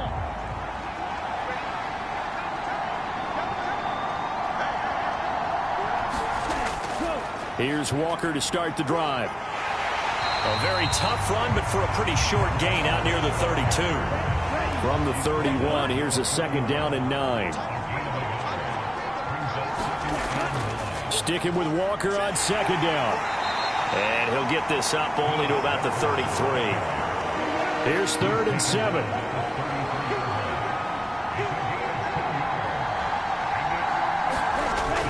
Back to throw. Elam.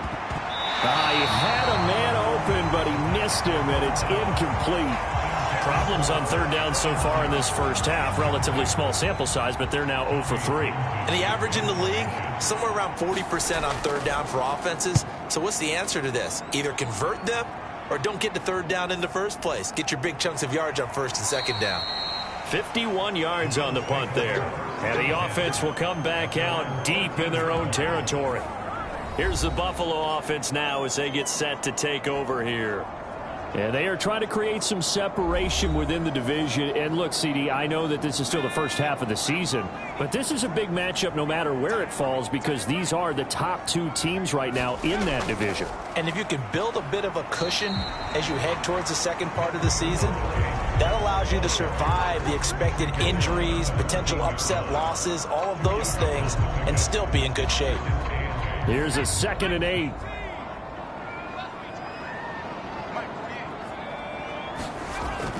Looking to throw. Eason. It's a short one here, complete to his tight end. 2 yards on the pickup there. And now 3rd down and 6 to go.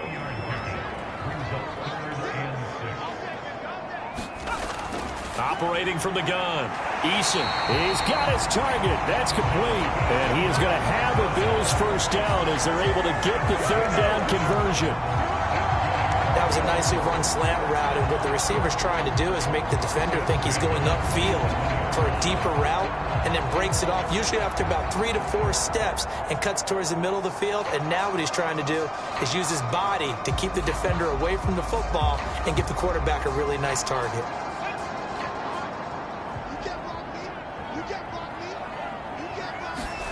On 1st down, Jacob Eason. And this one right back into the hands of Jefferson. And give him 6 yards here as he stopped near the 35 at the 34. One thing you're hoping for when you run drag routes, you're able to hit a receiver in stride, and he can pick up a lot of yardage after the catch. But in this situation, the defense was effective, able to stop him before he could get a good head of steam going. A 10th carry in the game for Cook. And he's going to have a Bills 1st down as he's got this up to the 40-yard line.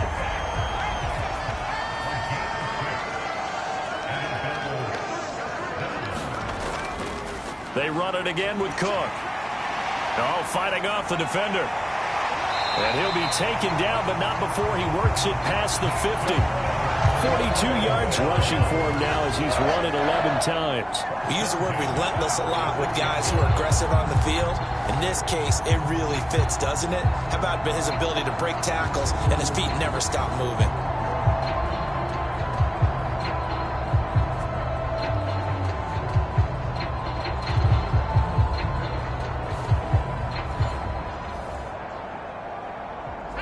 So now 1st and 10 as they've crossed into Miami territory at the 46. Back to throw. Eason. Well, that one drops down, incomplete. Good coverage there, forced the ball free, and it's 2nd down.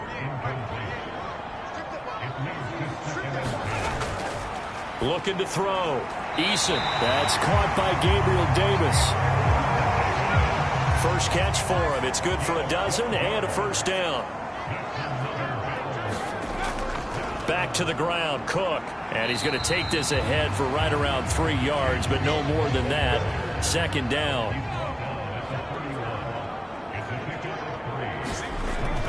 Back to throw. Eason. That's complete to Davis. And Davis will have a Bills 1st down as he'll take this down to the 22-yard line.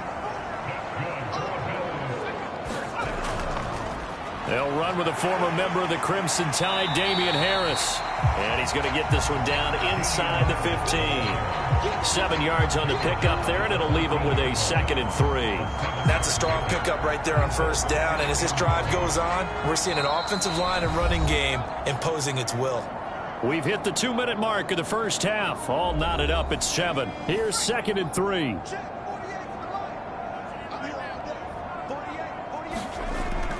Looking to throw. Eason. And all the way down inside the 5 to the 4. Give him 10 that time, escaping the danger, running with it, and picking up a 1st down. No shortage of impressive moments from him thus far. Now he's halfway to the century mark, and we're still in the 1st half. There's been no answer for his running ability so far by the defense. I can't wait to see what adjustments they'll have to make during the halftime break.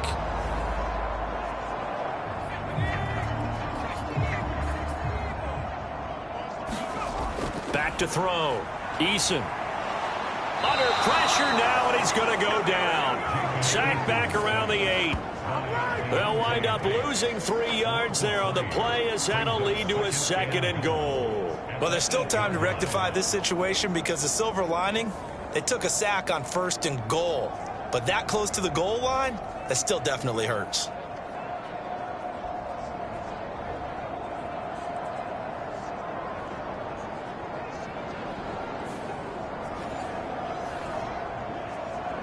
It's 2nd and goal, back to the 8-yard line now.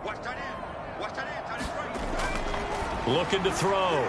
Eason. And a quick throw here, that's complete. Only 3 yards there on the completion. That'll lead to a 3rd and goal. Now the Bills are going to use the first of their timeouts as they'll stop it with exactly a minute to go before halftime. Big play coming here. It's 3rd and goal. Back to throw. Eason buying time to his left. And he'll take it into the end zone for a Buffalo touchdown. Jacob Eason with touchdown number 8 on the year. And the Bills will take the lead here in the final minute of the 1st half. This is a great decision right here. Out of the pocket to his left, and he knows if he waits too long, the defense is going to be all over him. So he makes a decision to go and wins the race to the pylon. Here's Bass now for the extra point.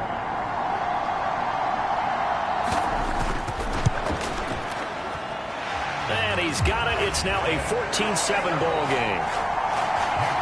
That drive a long one, spanning 15 plays. And it results in a 4-yard touchdown run. After the touchdown, Bass to kick it away.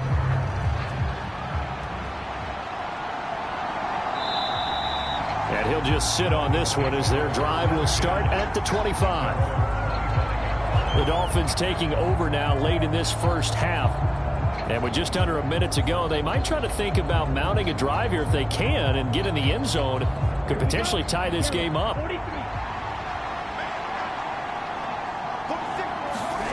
Throwing to start the drive. Elam. That's complete to DK Metcalf. Now the Dolphins going to burn the first of their timeouts as the clock shows 50 seconds to play here in half number 1. That completes it again to Metcalf. And this will be good for a pickup of 9 to the 46.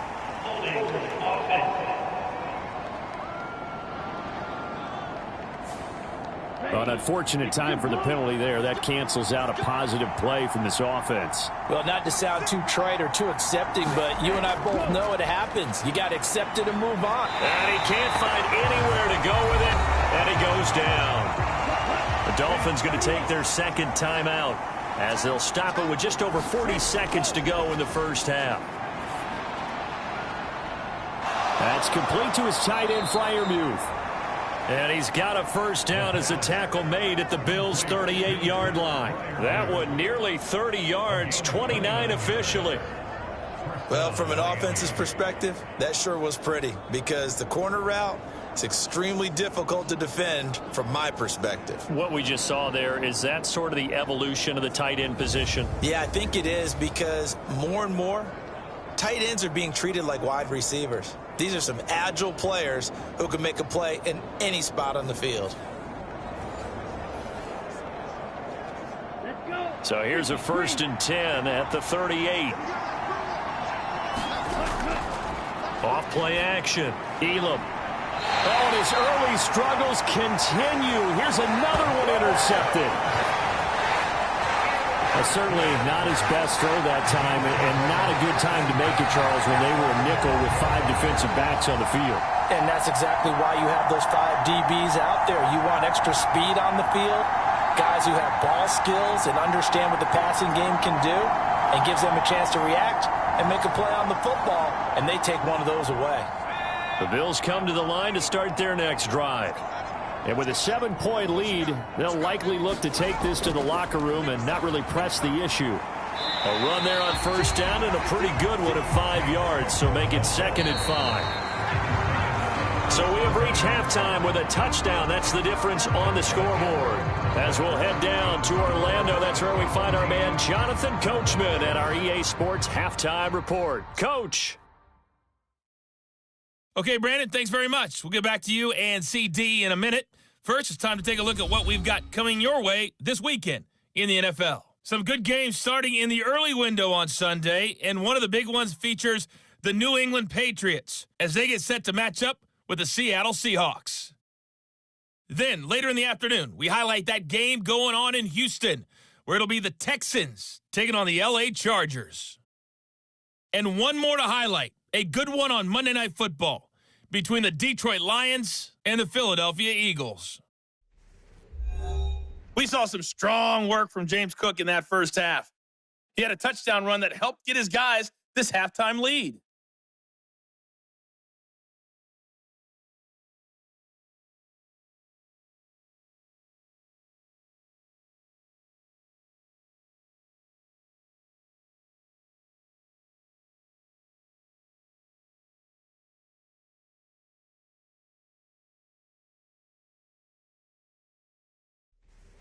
Okay, Coach, adjustments likely going to play a big role in this third quarter in what's been a tight contest so far.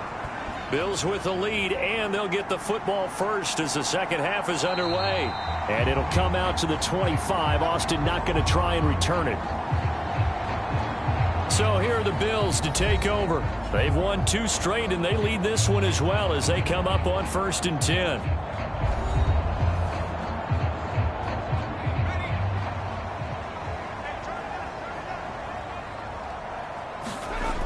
Throwing to start the drive. Eason. He's got the connection over the middle to Diggs. And he's going to get a good gain of 9 here up to the 34. I always laugh when people say, what's the toughest route to defend? And I'm like, any of them, especially if it's a good receiver.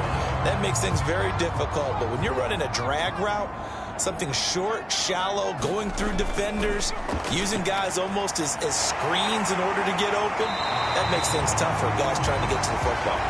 And he'll be taken down, but not before he gets into enemy territory. 2 catches in the first half. Now he's got a 3rd here, and it's good for a 1st. When you're playing a quarterback with some experience and some moxie, you enter the danger zone when you decide to blitz him, because if he's able to diagnose as he did on that play, he can hurt you downfield. He reads defenses so well, doesn't he? He really does, and the best part about that play for him, I don't think that was his primary target. I don't think so either. I think he had the read, figured out where the blitz was coming from, and went to a secondary target for a really nice game. And he's got this down to the 35.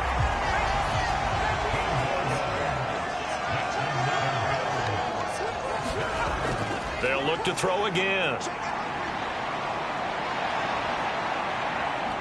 And he slides and covers up at the end as he's going to be able to pick up decent yardage. 2nd down and 3.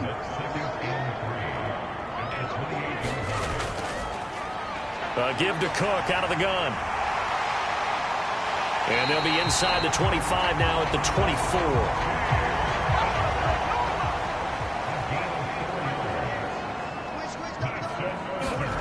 On 1st down, Eason. It won't be a sack, but it's no gain, and it brings up 2nd down.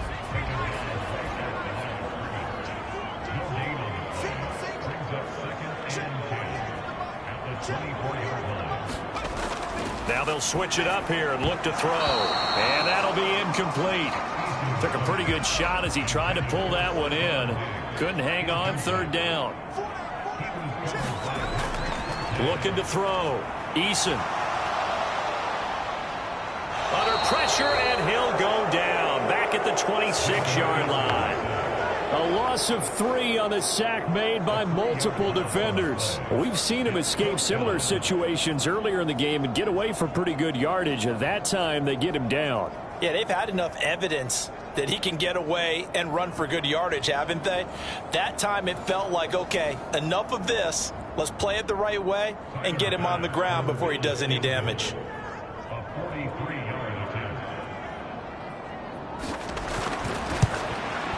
The kick by Bass is good. And the Bills will add on to their lead.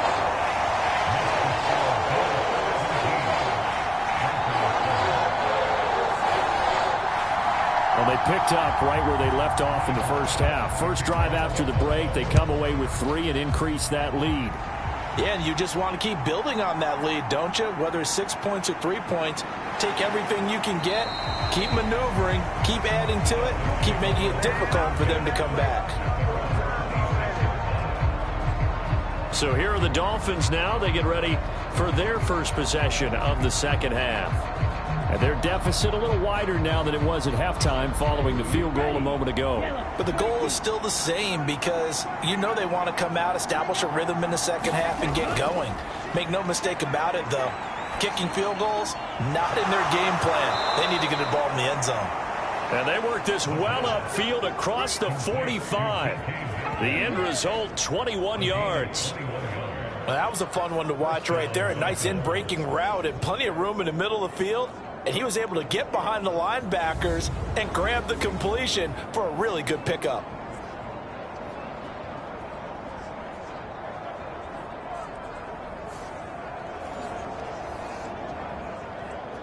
A big hitter to start the drive has him up near midfield here for 1st and 10. Up the middle they run. It's Walker. And he'll take it across midfield and into Buffalo territory. From the 48-yard line, here's a 2nd down and 4.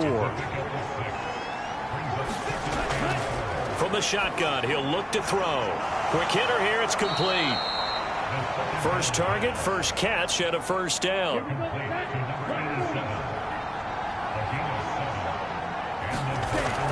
Walker now on 1st and 10. It's a 6-yard gain on the ground, and that'll make it 2nd and 4. Getting had a ton of success here so far, but you get the feeling that he might be on the verge of popping one. Yeah, even on that one, there was a little bit of a hole, but it closed there quickly at the end. Off the play fake. Elam. And this throw incomplete. Well, the defender all over him that time, but it's going to lead to 3rd down. Back to throw. Elam. And he won't get close. Only a yard, 4th and 3. Like any team playing, they're looking for touchdowns to try and help their cause. But in this case, he does get them a little closer at least if they think a field goal turns out to be the better call here.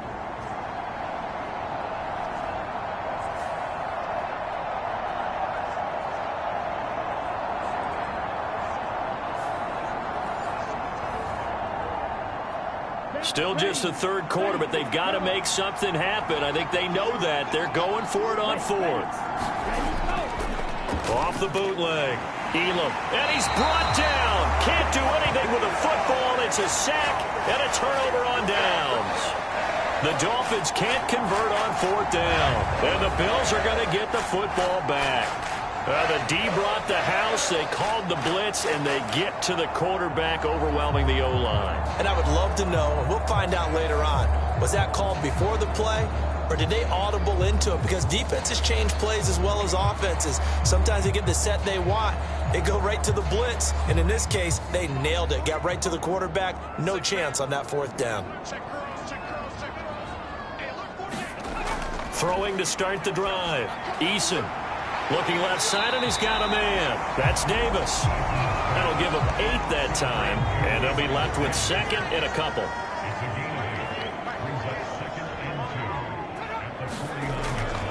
Up the middle, it's Cook. And he's stopped after a gain of 1. Not enough. Still a yard to go on third down. So they just need 1 yard here to pick up the first down. They'll run the option on third and short yardage. Boy, no chance as he was met and dropped behind the line there. The loss of a yard, and it brings up fourth. Well, he's had success running the football in this one, and that's undeniable. But that time, the defense was on to it. And, partner, I think the more you see a play like this, the more they're able to diagnose it quicker and easier for them to defend it. I think you have to dress it up a little bit and show maybe some different formations and looks.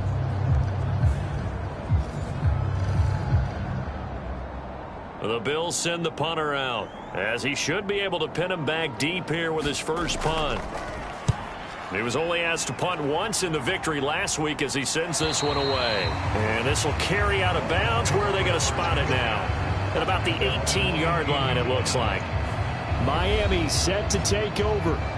A kind of a lucky break on the prior drive, Charles. The turnover on downs that the offense had didn't come back to bite them after the other side. Their defense came through, was able to hold them without any points. I would agree with you, partner. A little bit of a lucky break indeed, but you know what they'd say to us? No luck, just pure skill. We rose to the challenge, and we didn't permit a score. That's how we roll. Well, I'm kind of curious, Charles, if they might temper their aggressiveness now offensively if they get in that fourth down spot again. Yeah, one would think so. But maybe because they held them, they might go for it again. So from the 26-yard line, here's 2nd and 3. Up the middle, here's Walker. And he'll get it up to the 33-yard line. That one, a first down pickup of 8. That's a good, nice, crisp run for a first down. I wonder if the defense might have been loosened up a little bit, maybe anticipating a pass instead of the run that they got.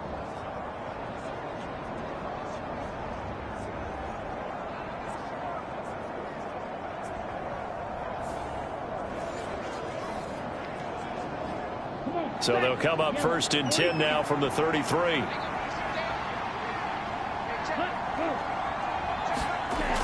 Looking to throw. Elam. And he will not make it back to the line of scrimmage as he's going to be taken down. Ed Oliver, he's the one to get him, and that is sack number 7 for him on the year. How many times have we sat with coordinators, and especially the defensive guys, they've talked about big plays, sacks. They often come in bunches. Well, it may not be a bunch here, but that is the 3rd sack of the game for them. And around the sack 3 or 4, I would think it starts to get in the quarterback's head a little bit. Not just the quarterback, the offensive play caller, the offensive line, knocks people off balance and changes what they normally do.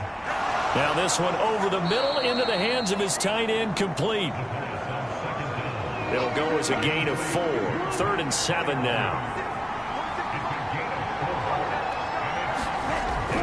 Operating from the gun. Elam. Throw out wide to Walker. And he's able to break out of 1 tackle, but then quickly brought down. 3 yards, all they could muster there, and it'll bring up 4th down.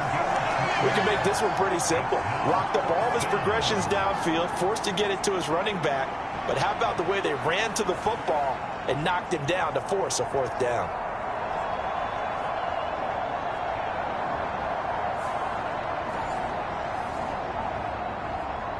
The Dolphins will send out the punter now as he's on to kick it away. He's averaging just under 50 yards a punt as he gets this away.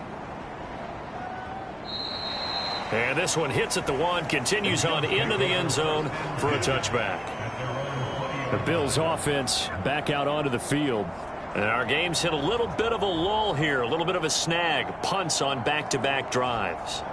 And old school coaches don't necessarily mind that. Didn't turn it over, right? Didn't create a big play for the other team. Right now what you're looking for is, can you gain an advantage in field position? And that's what both teams are seeking right now. Yeah, they'll be seeking to gain that advantage here on this drive. Meanwhile, they take a shot to start the drive, but this is going to wind up incomplete. We're in the third quarter in upstate New York with a 2nd and 10.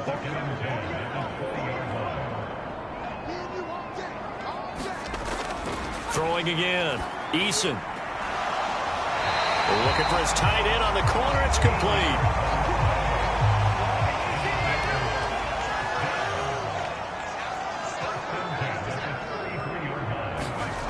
Throwing on first down. Eason. That's brought in by Davis over the middle. That'll go for a gain of 7, and that's going to bring up 2nd down.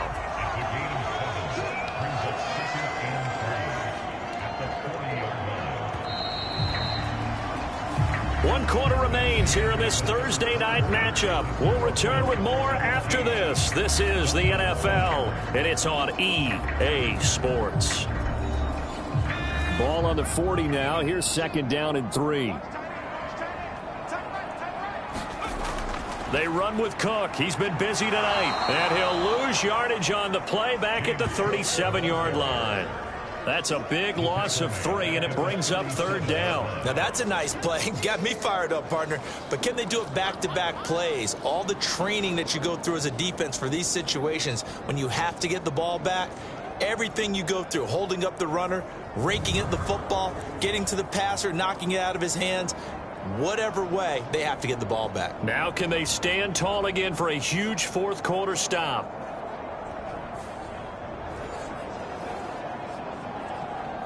The offense on 3rd down tonight, well, they've converted 7 times and could use another right now. This will be 3rd and 6. And this is going to be incomplete. The Bills send the punter out as he'll kick it away for the 2nd time.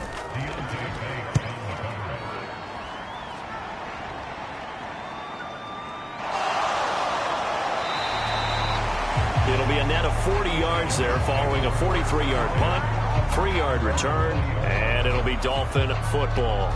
Miami's offense set and ready to go.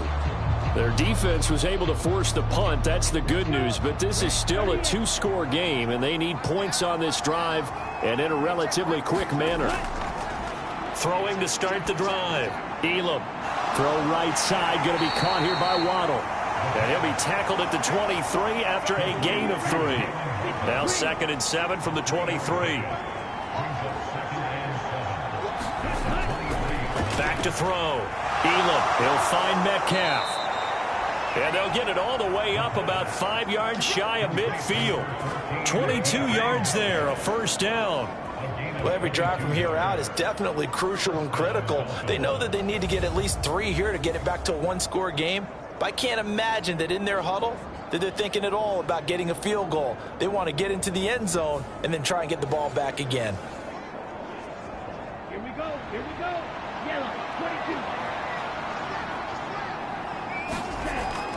On 1st and 10, Elam fighting him off, and he'll protect himself at the end here as he winds up getting pretty decent yardage. Ball on the 47-yard line. Here's 2nd and 3.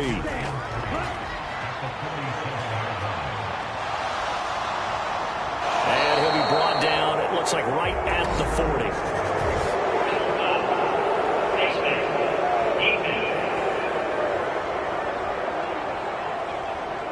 Charles, they're trying to protect this lead late. Those are the types of mistakes they could afford to go without. But the last thing you want to give them is help in completing a comeback, which is exactly what that penalty does. And now it's 1st and 10. A big mistake, especially when you factor in the personal foul yardage. Over the middle, that's caught by Metcalf. And he gets it inside the 10 to the 9. 17 more yards on that one as they keep the drive rolling. Defensively here, you've got the cushion, but back-to-back pretty big pass plays there. Bend but don't break, but are they bending too much? I think that they are. To me, it'd be like playing basketball, and you put up a token press. Make sure you get up there and make them eat up some time. Make it a little bit of resistance so they can't just run it right down your throat. 2 big plays in succession. Not sure this D knows what hit them, but now they got to get ready. It's 1st and goal. Now a quick throw there, but it's going to be incomplete. Another shot from the 9 on 2nd and goal. Out of the gun, Walker with it. It's a pickup of 3, but still a little work to do on 3rd and goal. Looking to throw. Elam. Now a battle for the football. It's caught. It's a touchdown.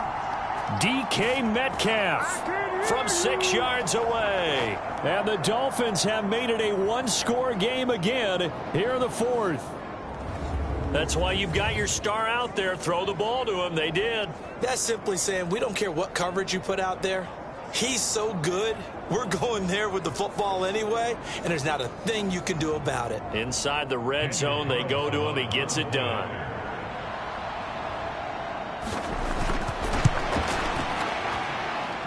Extra point by Carlson, up and good. And now things get a bit more interesting here in this 4th quarter.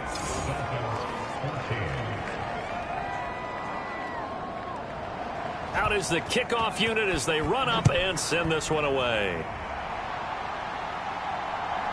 Austin elects to bring this out of the end zone. And this return will net positive as he gets past the 25 and up to the 27-yard line. Back now on offense, the Buffalo Bills. That last touchdown has made this really tight. They're clinging now to this slim lead. Second half, they only have a field goal. This offense needs to kick it into gear. And right now, I'm looking directly at the field general, at the quarterback. Because to me, he's got to take over right now.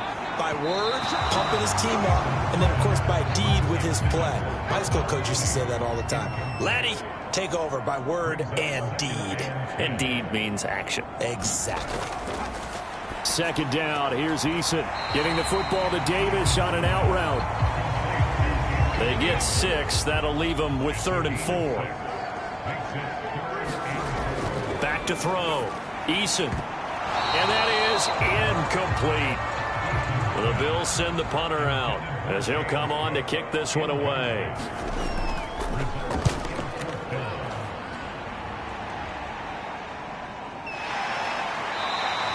It's a 42-yard punt. They keep him to just a yard on the return. And it will be 1st and 10 as they take over.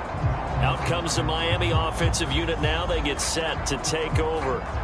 Their defense accomplished step 1 of the mission. They forced the punt. Now they'll look to erase that deficit and take a 4th quarter lead. They'll start on the ground here on 1st down. And he's got it past the 30 before he's hit and dropped.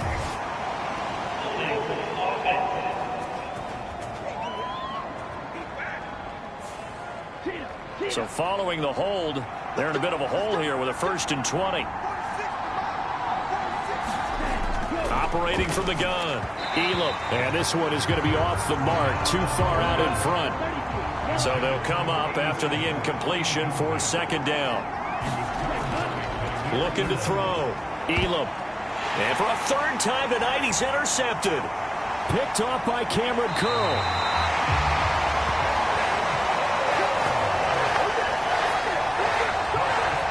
It's such a costly interception, nearly a pick-6, but now they're so close they are knocking on the door for a touchdown. And I never want to get on any team for being aggressive because that's part of what their makeup is, and oftentimes it's successful. But in this case, you've got to be selective about it and make sure you take care of the football. That interception almost cost them 6 points. Now their defense has to run onto the field, probably giving the quarterback a few side eyes along the way. They've got to see if they can stop a score. And that is caught. Touchdown, Buffalo. James Cook. He scored on the ground and through the air. And the Bills get an important score there to extend their lead here in this 4th quarter. We talk so often about how hard it is to win in the NFL when you turn the ball over. And here a late turnover leads to a fourth-quarter touchdown and a two-score lead. And what's more important is being able to take advantage when a turnover presents itself. You've got to come up with points to make the other guy pay. They're able to do so here, and they've got a pretty good chance now of winning this football game.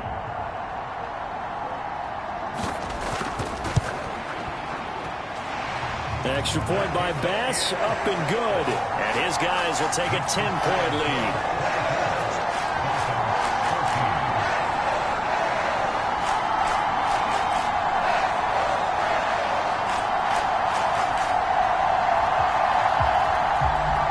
After the touchdown, Bass to kick it away.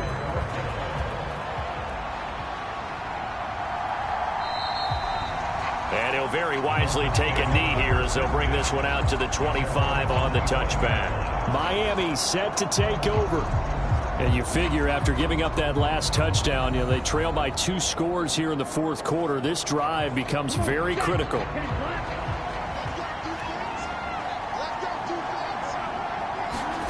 Trying to shake off the interception from the last drive. He'll look to throw. And this turns into a nice gain with a slide at the end. Nothing open downfield. He keeps it himself for 11 and a first down. Partner, there's a downside to everything, and the danger of man coverage is if you're locking down your target, you often turn your back to the quarterback and you don't see him. Sometimes you open up a big lane for him to hit you for big yardage, and that was an astute play by him to scramble out, see that lane, and burn them for a first down. On first down, Elam firing quickly here, and that's complete. A good position to be in here, 2nd and inches. Off play action, Elam. This will be caught. It's Waddle. And he's got a first down as the tackle made at the Bills' 36. 17 yards is the pickup there for number 17. All right, this is the time of the game where they're down a couple of scores, and they've really got to get some yards in chunks, and they know the defense doesn't want to give those up, but they've got to find a way to take them anyway. Now the question is, can they string a few of those together? So 1st and 10 now in Buffalo territory at the 36. Running left is Walker. And he'll be brought down at the 27-yard line.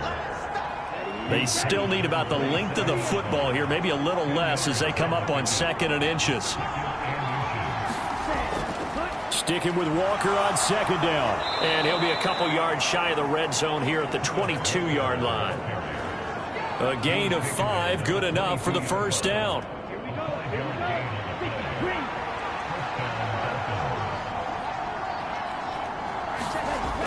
Operating from the gun, Elam. And he's going to have to eat this one as down he goes. A loss of 3 on the sack made by multiple defenders. Charles, not to point fingers, but how much of this goes on the shoulders of the offensive line? Well, look at the 6 sacks last week. That's the 4th in this game. Definitely the bulk of it does go on the offensive line. That's what they're tasked with doing, keeping their quarterback upright and clean in the pocket. But I think they have to look at, okay, are we bringing in extra people? Is the ball out of the quarterback's hands quick enough? There are a few other factors that they have to look at to try and help out, but you're exactly right. It starts with the O-line.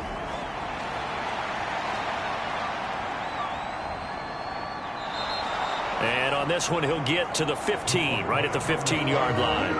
The Dolphins on 3rd down. They've had their troubles, just 1 for 6. Here it's 3rd and 3. Operating from the gun, Elam. And he's wrapped up, taken down, back at the 25. And award that sack to Boogie Basher. Oh, man, it's been a rough night for that offensive line, and it's only getting rougher. 5 sacks now that they've given up in this contest so far. It feels like the witching hour out here, doesn't it? Okay, stupid question. What's the witching hour? Yeah, the witching hour. That's when everything goes haywire late at night.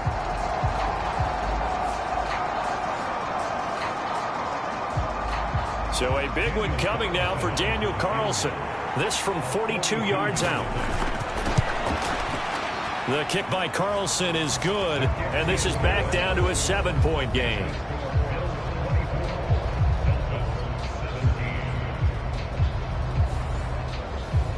All right, so they needed 2 scores to get back in the game. The field goal there, maybe not exactly what they wanted, but the necessary first step. There's still time remaining, and there's enough time to get it done. They've got to get it the least a 3-and-out here to get the ball back, preferably a takeaway. Here's the Buffalo offense now as they get set to take over here.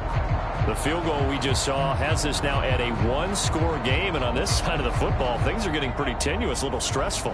Blood pressure up a little bit, you think? I think up a lot of it. Could you imagine taking the pulse right now? It might be like a jackhammer out there on that side of the ball, but here's what the deal is. I think what we've observed is a team that's been playing not to lose as opposed to playing to win. They've got to get back to that, and that means opening things up again, being a little more free in what they're trying to get done on offense. That catch, by the way, number 1099 for his career, one away from 1,100. Sounds like an IRS catch, doesn't it? I was thinking the same thing, 1099. I'm just thinking I should be doing my taxes. Exactly, got to turn it in. He's accumulating those kind of numbers, isn't he?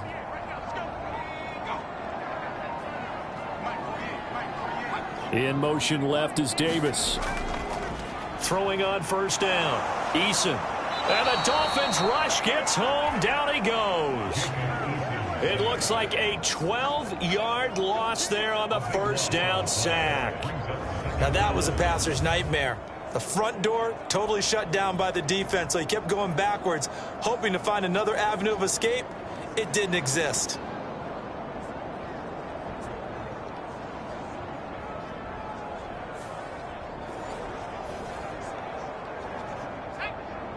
Fourth quarter, down to the final 2 minutes, and we've got a 1-score game. So it's Bills football here as we get you reset. That huge loss on the sack makes this job much more difficult. It's now 2nd down and 22 yards to go. They'll try and wind down some clock with Cook. So fresh out of the 2-minute warning, and here's another timeout taken with 1:55 remaining. Now this is a big 3rd down, and you'd have to think we'd see a timeout right away if they can't stop him here.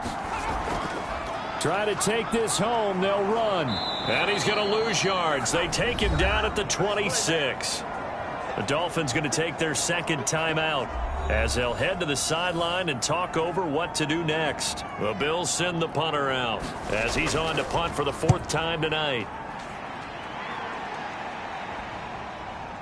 A beautiful fake. It'll be 37 yards there on the punt, and that will come the offense as they take over. So the Dolphins now down 24-17. Just over a minute 40 to play.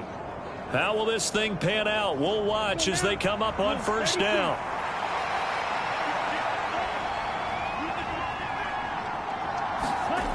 Back to throw. Oh, and that's going to sabotage their comeback plans. It is intercepted. Agreed, that's twice now in this 4th quarter. As a quarterback, a lot of times you think it's all on you to make plays when you're losing. And here, the play's not there, but he throws it anyway. Back onto the field now comes the Bills offense. And barring mistakes, they should be able to kneel this one out and finish it off. And there's only 1 timeout remaining on the defensive side of the ball, so that doesn't really come into play either.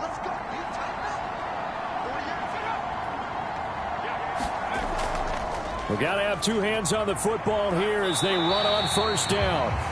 Now the Dolphins will use the last of their timeouts as they'll talk things over prior to this upcoming 2nd down play.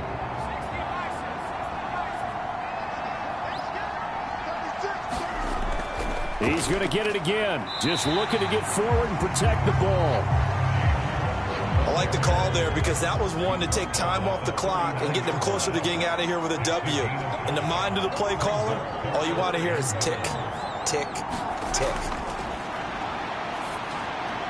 That is caught, and he will have a Bills first down, and that should be that.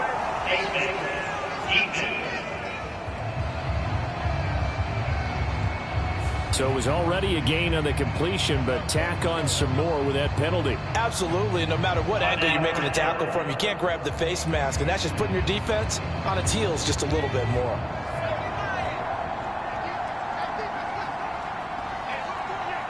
The Bills on their way to victory now as they take the knee.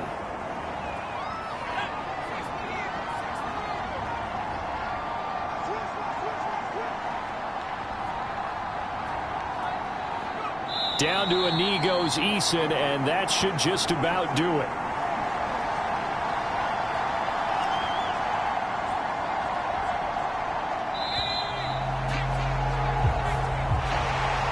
We all just got a heck of a show, partner. This was a close game for a long time. Close at half, close down the stretch. Home team finds a way to get it done, a narrow victory. Yeah, they finished with a flourish, didn't they? Because there were times where each side looked like they were the better team out there. And the outcome's in doubt for much of this game. Every snap seemingly more important than the previous one. Great effort from the guys visiting. But in the end, how about those guys in their home stadium finding a way to win? So for the Bills, their strong start to the year continues as they're up to 5-1. And they'll get a few extra days to get ready for next week, where they take on the New York Jets. Meanwhile, for the Dolphins, the loss will drop them to 4-2 on the year. And they'll get a chance to redeem themselves at home next week. Thanks for tuning in, everybody. Alongside Charles Davis, we thank our entire crew. I'm Brandon Gaudin. This is the NFL on EA Sports.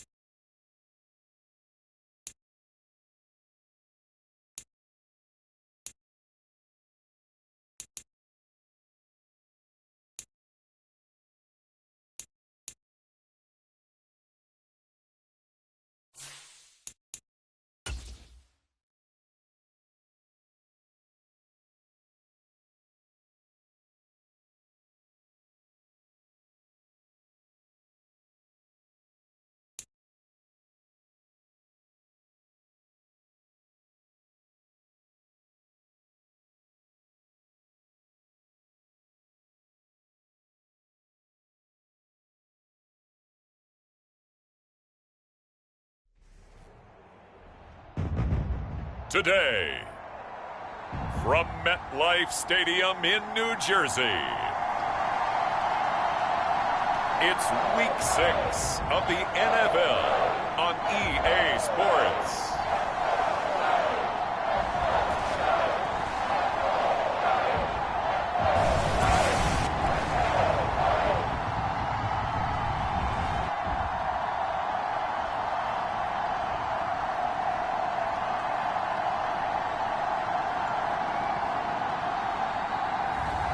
It's the New York Giants taking on the Cincinnati Bengals.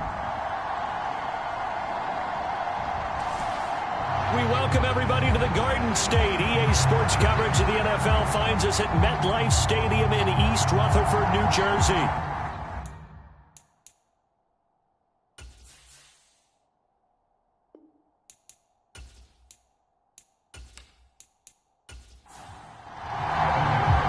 Set to go now in Week 6 of the NFL season, and we are underway on EA Sports.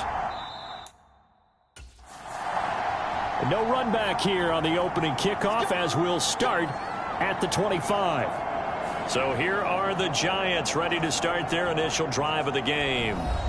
They will be led out by their dual-threat quarterback, the veteran from Clemson. It's Deshaun Watson. And he's exactly the man you want in control of your offense. Excellent arm, good zip on the ball, not afraid to use his legs when he needs to. And what he's excelled at doing is making plays when the first read isn't available or when the pressure's about to get to him. Looking to throw right away is Watson. Throw left side complete. That's Wallace. And he's tackled a yard short of the marker. Good gain of 9 on first down.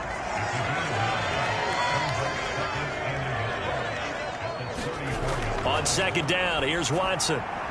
Open man left side is Wallace, complete. And he went nowhere. Well, he went backwards, back to the 33. They'll wind up losing a couple yards here on the play. And now that sets up 3rd and 2. Well, this defense for the Bengals, they were terrific a week ago in the win over Washington. And I'm eager to see the game plan and trying to attack them this week, because when you take it away 4 times through interceptions, what do you do now when you go into a game?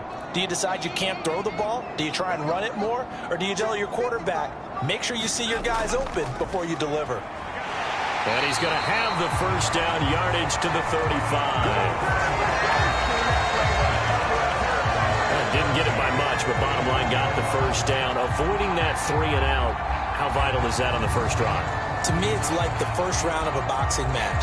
You know, it may not mean much right then and there, but you'd rather not lose it, right? So you want to go ahead and get it, kind of establish something early, and hope it can carry through. Ball up to the 35 now as they come up on 1st and 10. Faking the give. Now Watson. That's complete to Jalen Hyatt. And he gets this one to midfield before he's brought down. He'll get 15 and a Giants first down. Oh, I like that play call there. After a run for good yards, you get a defense thinking they'll go back to the well. So that's a great time to call play action and give your receivers a little extra edge. And they complete the pass there for another first down.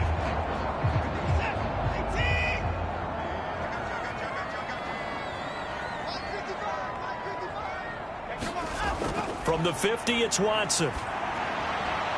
That's into the hands of Donovan Peoples-Jones. And they're going to work this down to about the 32-yard line. 17 more yards on that one as they keep the drive rolling. They clearly wanted to come out, Charles, and be aggressive throwing the football, and they've been pretty efficient along with that aggressiveness. He's now 4 of 4 on this opening drive. Yeah, and that's led to a fresh set of downs. I like what he's doing back there. You can tell he's at ease, feels good about what he's doing. And I think if I'm the play caller, I'm reading that, and I'm continuing to let him throw the football.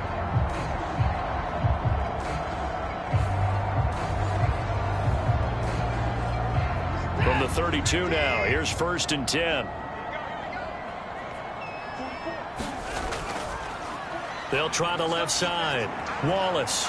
And the result here, a pickup of 8. Leaves him with 2 to go on 2nd down. The numbers a week ago for Wallace.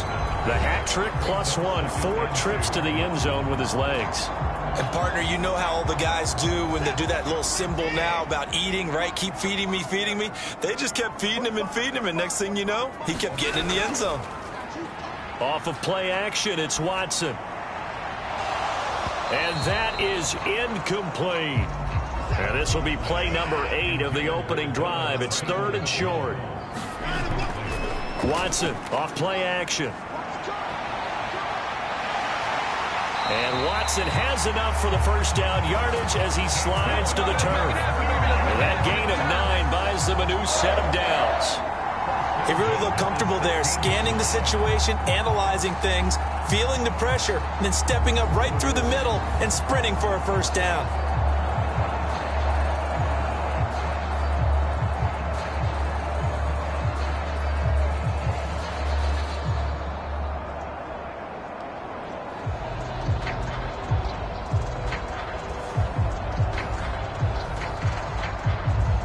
So the ball down to the 16 here for 1st and 10. In motion right, that's Hyatt. Watson, a little touch pass on the jet sweep. And the nimble footwork gets him just inside the 10 to the 9, but no further. 2nd and 3 from the 9.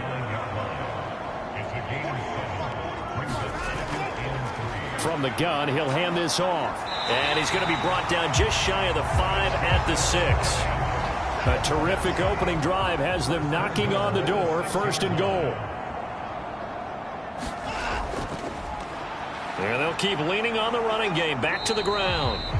And a minuscule gain of maybe a yard from the 6 to the 5. Here's where we need to see some tenacity from this defense because they've been pushed right down the field on this opening drive. They've got to find some way to push back, and that's a good first step. On 2nd down, they'll run it here. And he is going to be stopped cold behind the line of scrimmage. That backs him up 1 yard and brings up 3rd down. Driven it down the field nicely here on the opening drive, and now it's put up or shut up. No doubt about it, because to make that type of a drive and ultimately kick a field goal would feel very disappointing. But I'm just wondering, is the head coach thinking, is this 4-down territory? Might he go for it? Can this defense get the stop on the opening drive? Here's 3rd and goal. Here's Watson. Oh, his first throw of the game going to be intercepted. And the Bengals are going to get the football here as they force the INT on the game's opening drive. So the holding call on the offense, so they go ahead and decline that one and take possession of the football on the INT. They'll run out of the gun here. Williams. And this defense feeling the encouragement. They stop him at the line of scrimmage on the first play of the afternoon. Back to throw now on 2nd and 10. He has it complete to Christian Watson. And brought down, but not before reaching the 25. A Bengal first down on a 16-yard pickup there. And that's a more than acceptable read right there because it's zone coverage, so timing is everything. This time he waits for his man to come open, puts it right on him, and they pick up a first down. 1st and 10, and they've got 3 tight ends out there. A jumbo package look. They'll look to throw here. That one taken in by T. Higgins. And he's taken down but able to slip across the 35. Line of scrimmage, the 37 on 1st and 10. Now back to throw.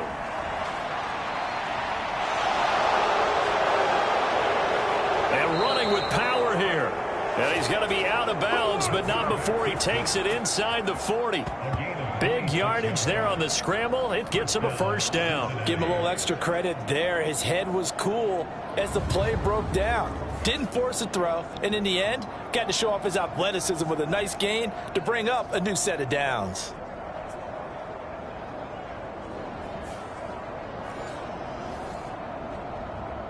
Line of scrimmage moves from one 37-yard line to the other as they come up 1st and 10. Now a fake on the jet sweep, and off the play action, he'll look to throw it. And a quick throw here, that's complete. And this play will be blown up. He'll lose yardage back at the 38. The completion, but they go in the wrong direction. A loss of yards, and now they're dealing with a 2nd and long. You talk about this Giant defense. They were terrific a week ago in the win over the Lions. Yeah, they gave up 17 points, but that's about what you consider the break-even mark.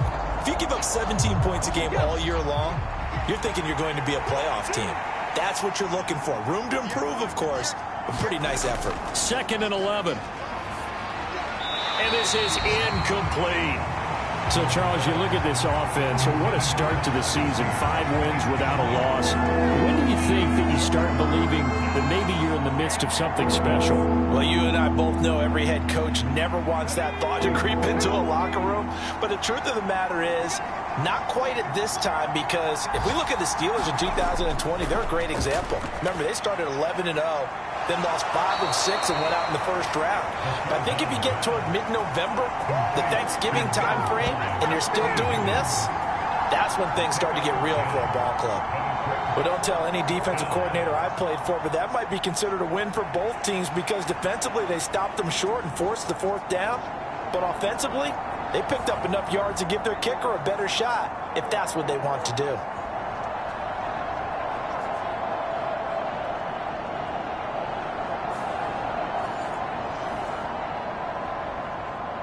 So on 4th down, on is Evan McPherson and the Bengal field goal unit. This from 44 yards out, left hash. McPherson's kick is good. And the Bengals are on the board first here. It's 3-0.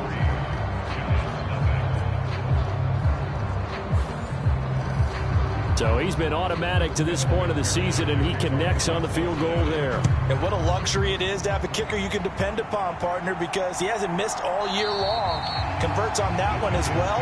And kudos to you. You didn't jinx it. So the Giants getting the football back here for their 2nd drive. Their 2nd drive here, the ballgame, Charles. Remember last time they threw the interception, but the defense held up. It bent a little but didn't break, only giving up the 3 points. Yeah, obviously they left some points on the table there their last time out, but boy, they have to thank their defense for holding the opposition just 3 after they threw the pick. Their turn now. Back out on the field, put together a good drive, and get some points of their own. The last play got just a yard. Here's 2nd and 9 from the 26. Here's Watson. Got his man there. It's Wallace complete. And they'll take him down at the 31-yard line.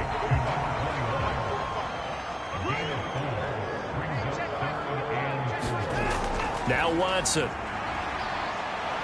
Nowhere to go here. He lost the football.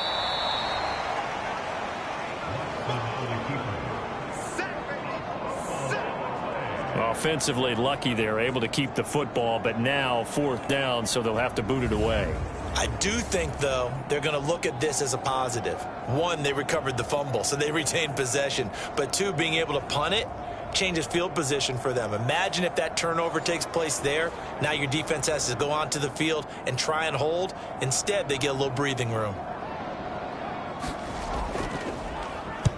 They only punted twice in the win last week as he gets this one away. This will be a 41-yard punt, 3 on the return. And the Bengals will take over here 1st and 10. Cincinnati coming back onto the field here for their 2nd drive. They've got a 3-0 lead and the football as they start 1st and 10.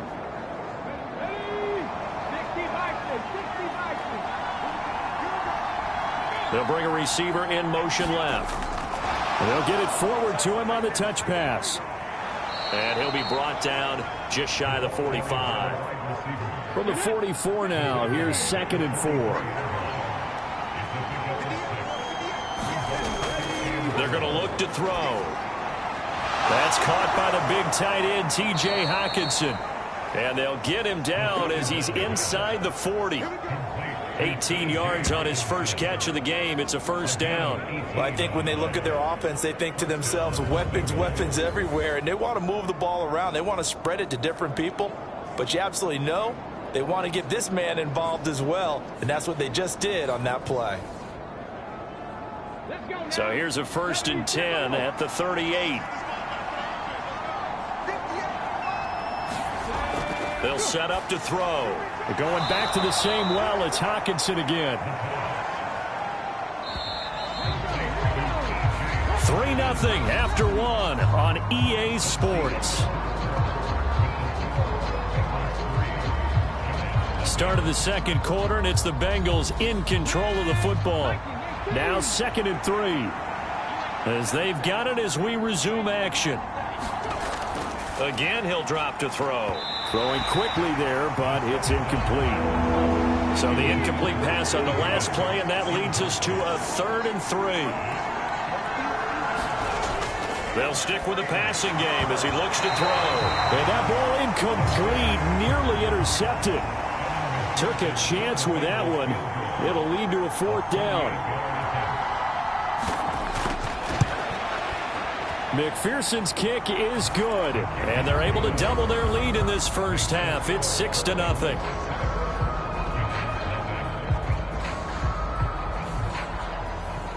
So scores on their first 2 possessions, but 6-0, so field goals probably not what they were hoping for. Yeah, you're exactly right about that. Not what they were hoping for, but they should be happy that they have points on the board. It almost feels like that old slow and steady wins the race, doesn't it? In this case, though, they want to be slow and steady now, but get explosive later and put the points up on the board. New York's offense back out there and set to go. They are still in search of their first points of the ball game, but only down 6-0 as they begin with a first down.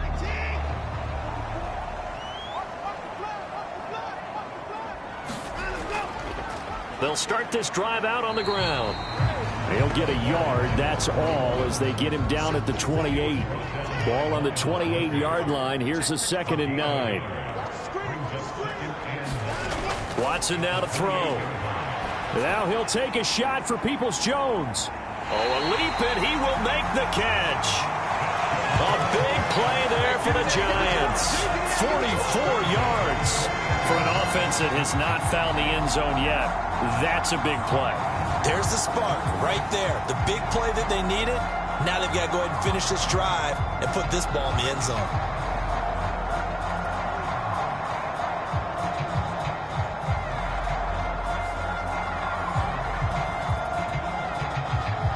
So now then, the big play has them all the way inside the 30 now, 1st and 10. Now a handoff up the middle. It's Wallace. And the running lane's non-existent in this first half as they'll stop him behind the line. I have a feeling they'll stay committed to running the football, especially on the early downs. They just haven't had a whole lot of success just yet.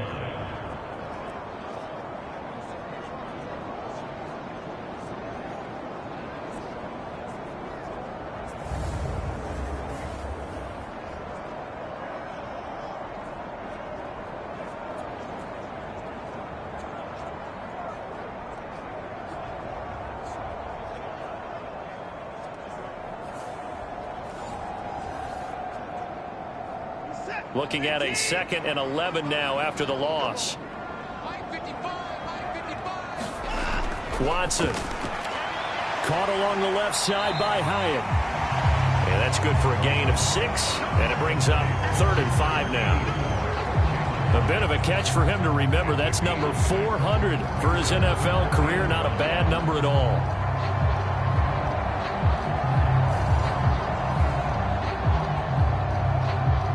The Giants on 3rd down. They've hit 2 for 4 thus far. This will be 3rd and 5. Now it's Watson. Able to find the open man. That's complete. And he will have a Giants first down as they're able to get the 3rd down conversion. This offense is starting to get into rhythm. A nice quick throw there on target. Able to pick up another first down.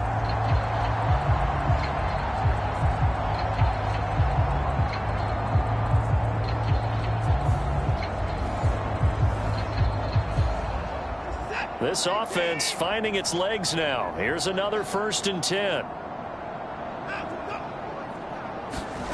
From the red zone now, Watson. And he can't find a receiver, and he's brought down. Miles Murphy in there to get him, and that is sack number 6 now for him on the year. It's interesting, partner, that most defenses try and guard the 35-yard line actively because they think the way kickers are nowadays, about a 52-yard field goal, they're kind of giving up points. But you get even deeper into territory, you get into the red zone, they're going to guard it even more, which means more pressure, more blitzing.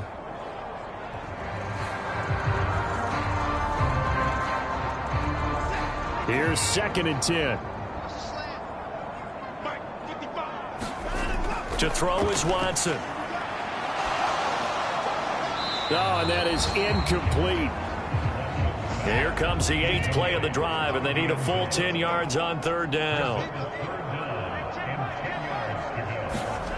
A shotgun snap for Watson. And he will not be able to hang on through the contact. It's incomplete. The coverage strong, and now it's 4th down.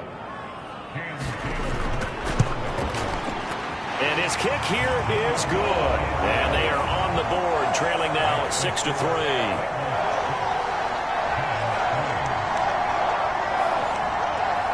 So, Charles, they are on the board after that kick. So 3 drives, 3 points. Obviously not the start that you were hoping for, but they're able to erase that 0 off the scoreboard. Yeah, I guess what you're saying is a point a drive is not what offenses are striving for by any stretch. They're happy they've got 3 now. They hope that that unlocks their offense for bigger points down the road. The Bengal offense now gets set to head back out onto the field. And they're not going to play this conservative, I don't think. They had the field goal last time, and they're up, but they're looking to put a drive in the end zone. Oh, I agree with you totally. No one goes out on the field and says, all right, let's just settle for 3, except in certain situations, trying to ice a game, that sort of deal. Most of the time, it's end zone, and that's what you're thinking, and I believe that's exactly what they're thinking as they begin this one. Yeah, no quarterback ever goes out there saying, hey, let's get 3, right? Not one that I've ever met. And he'll get up to the 43-yard line. Back-to-back good plays have him on the move on 1st down. Now Williams running left. And this one not going anywhere. They get him at the 44 for a gain of just a yard. 2nd and 9 from the 44. They'll drop to throw. Now inside the 25. And he's going to be taken out of bounds, but not before he gets this all the way down to the 10. Big yardage there on the scramble. It gets him a 1st down. I don't think that run was anything that was designed, but when his reads were blanketed as he went through his progressions, all that was left was for him to run and try and pick it up himself. So now following the big play, they've got a 1st and goal all the way down at the 10. Back to throw here. And that nearly a turnover, but it's incomplete. Oh, fortunate to retain possession there, and it's 2nd down.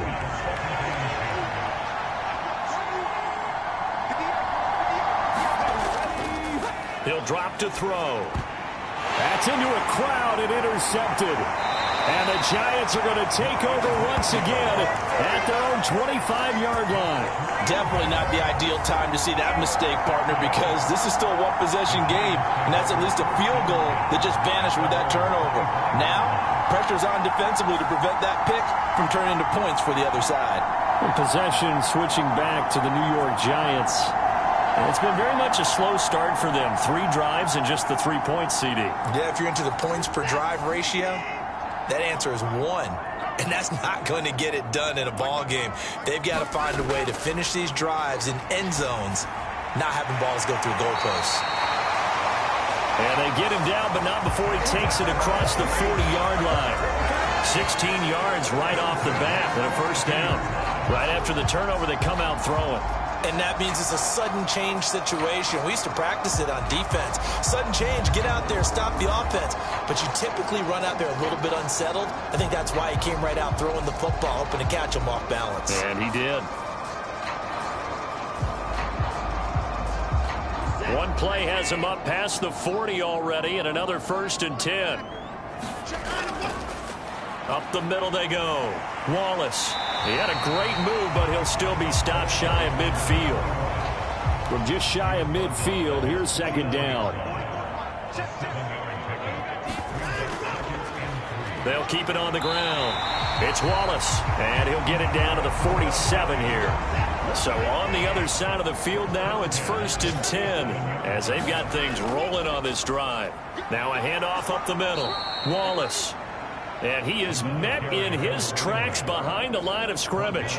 He'll lose a yard there, and it's 2nd and 11. And this really is a good defense because what they've done is focus on stopping the running game and being physical against it. And the numbers, they really bear that out. They're currently 5th in the National Football League in rushing defense.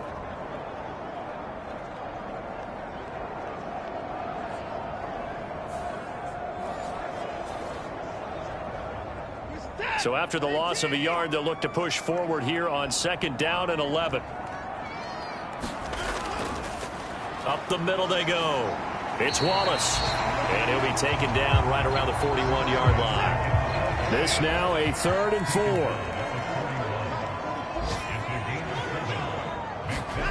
Back to throw, Watson. Work in the middle of the field, and he's got a man complete. And he's got another first down as the tackle's going to be made at the Bengals' 26. A solid gain of 15 yards, and the sticks move. To win any route, you've got to break down the defender, and that's exactly what happened here on this really nicely executed curl route.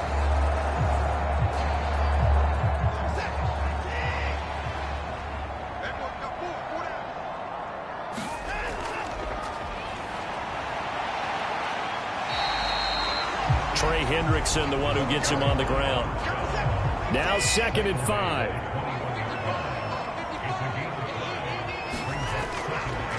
Now a handoff up the middle.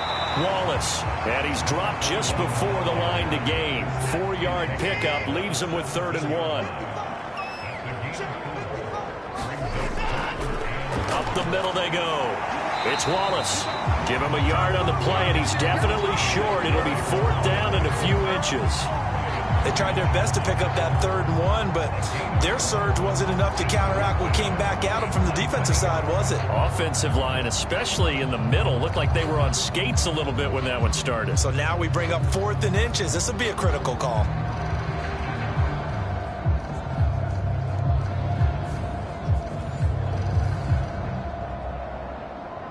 So the Giants now are going to turn it over to their field goal unit. A 33-yarder from the left hash. And this one is right through. 1:58 left to play till we hit halftime. So back even at 6 apiece as the kick's away. And he'll elect not to return this one, so they'll bring it out to the 25 on the touchback. Now this Bengals offensive unit ready to see what they can do here.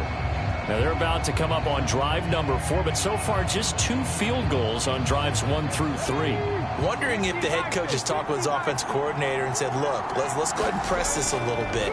I'm giving you 4 downs on just about every occasion to try and get this offense kick-started and have it culminate in touchdowns. You know, maybe someday you press it a little bit. This might be the case. Going underneath, he's got Hawkinson. A gain of 5, good enough for the first down. Now the Bengals urging everybody to get back to the line of scrimmage. And here is a leaping catch. He pulled it in. First down now, but that clock rolling. Back to throw again. A quick throw, but incomplete. Now a 2nd and 10.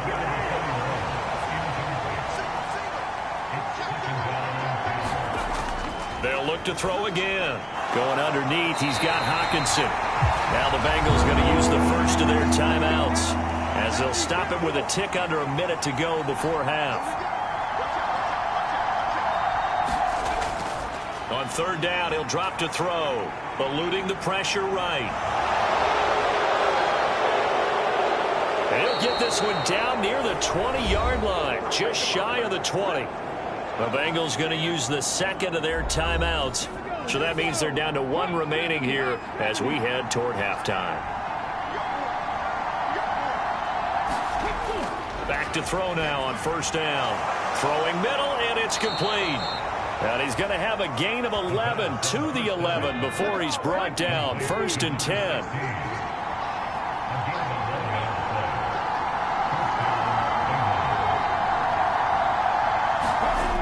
He'll look to throw.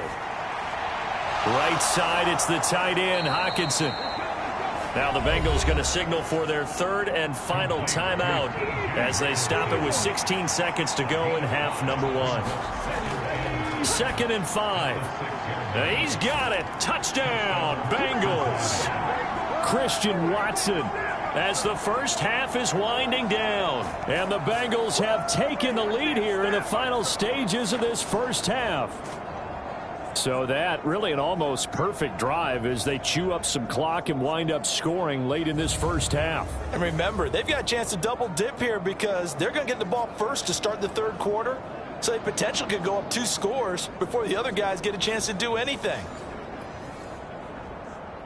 Evan McPherson for the extra point.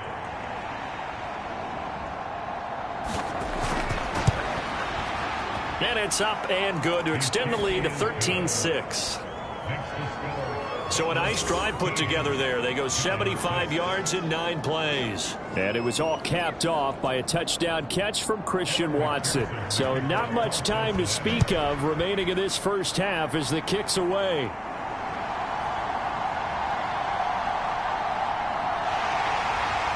And all in all, a pretty solid return. Nearly got it to the 35. They'll mark him down officially at the 34.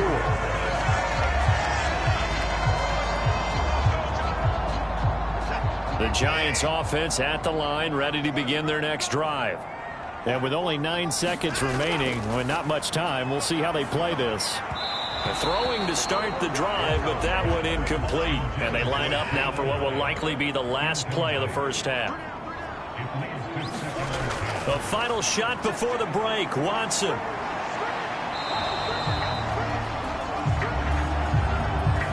So we have reached halftime with a touchdown. That's the difference on the scoreboard.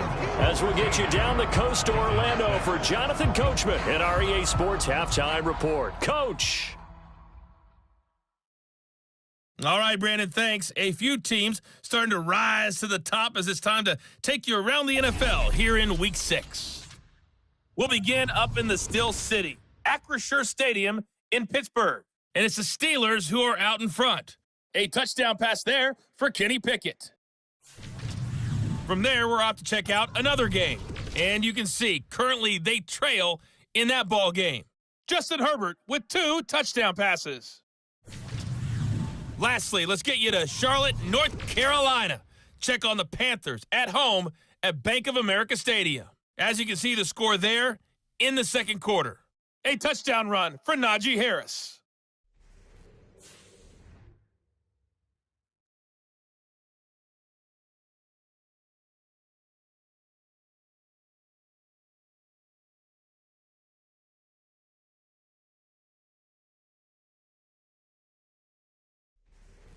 All right, Coach, thanks. Yeah, both teams likely to make some changes in what's been a closely fought battle to this point. The Bengals set to receive. They have the lead and the football to begin quarter number 3. This taken in at the goal line. And he'll be stopped up at the 25. The Bengal offense ready to go to begin this third quarter. But Charles, for them, pretty good first half on the ground. They had some success running the ball in quarters 1 and 2, and they've got the lead now, a chance to expand upon that lead here with their first drive in the third quarter. Yeah, believe it or not, you and I have noticed that this great game of football has shifted towards pass first, run second. So for me, it is really nice to see some of these teams keeping the ground game as a big component of their offense, and it's working pretty well for them now. And let's face it, they can continue to do damage with it. And in addition, it sets up the pass game really well for them, too. And they'll get it up just short of the 45 at the 44. It's a first down, his 4th catch of the game after having 3 in the first half. But one of the ways that quarterbacks keep all the receivers alive in a play, never lock in on any one guy. Make sure you keep your eyes moving, scan the field. And here he finds the open guy for a nice pickup.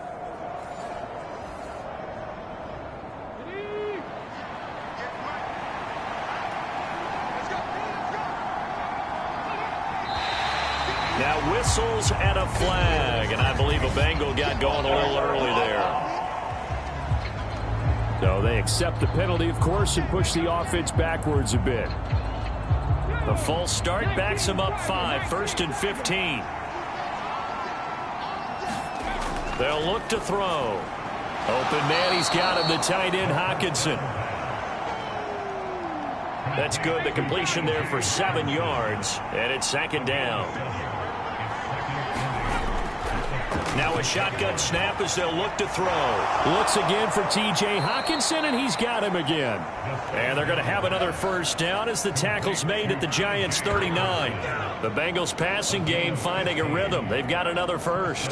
We can see offensive pass interference called on this play from time to time. The tight end's going to sell that he's going outside. Let the slot receiver come past, and then work himself back to the inside. Sure enough, he's left with some open space, and he picks up the first down. So the drive takes him into Giants territory now. 1st and 10 at the 39-yard line. Back to throw. Out to the left there and complete to the tight end, Hockenson. And he gets this one inside the 15, just a yard or two shy of the 10. That'll wind up a gain of 27 on the catch and run. But when you hit him on the move like that, and he's able to get into open field with a full head of steam, oh, boy, it's going to be tough to get him down. Yeah, there was a big window. They're lucky they did get him down.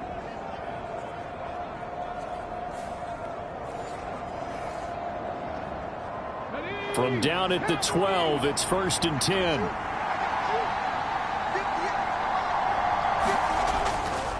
Up the middle, it's Williams. And he's able to get it down to the 2-yard line. Keep in mind they can still get a first down here as they come up on 2nd and inches. Now they'll toss it out right to Williams. And this is going to result in losing yardage. They're driven back to the 8-yard line.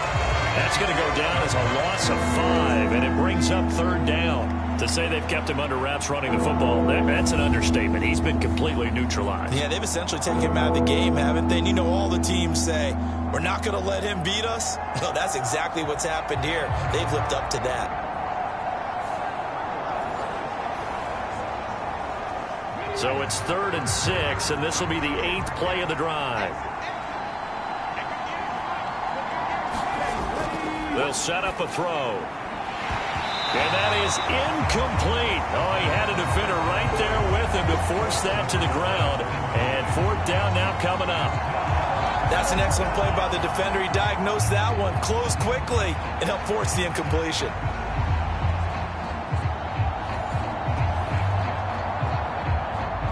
Evan McPherson out for the Bengal field goal. From the right hash here, should be an easy one. McPherson's kick is good. And that one makes this a 10-point game at 16-6.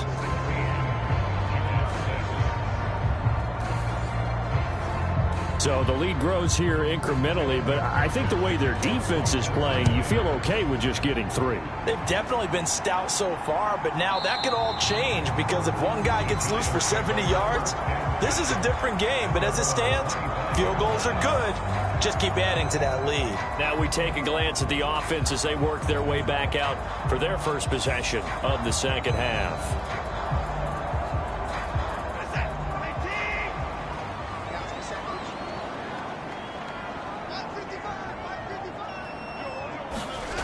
Now a first down throw, Watson. And that is incomplete. He couldn't hold on through the contact. Brings up 2nd down.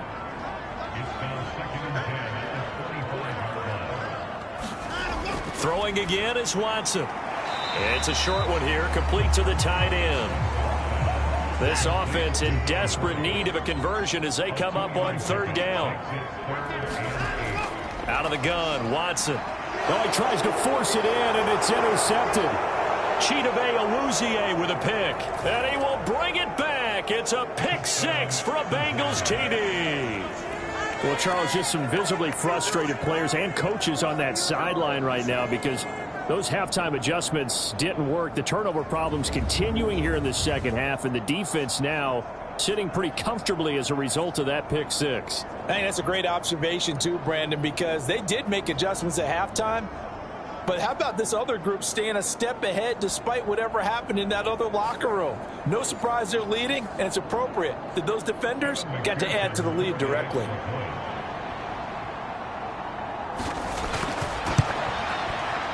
Extra point by McPherson, up and good. And that'll make this a 3-score game now. The lead moves to 17.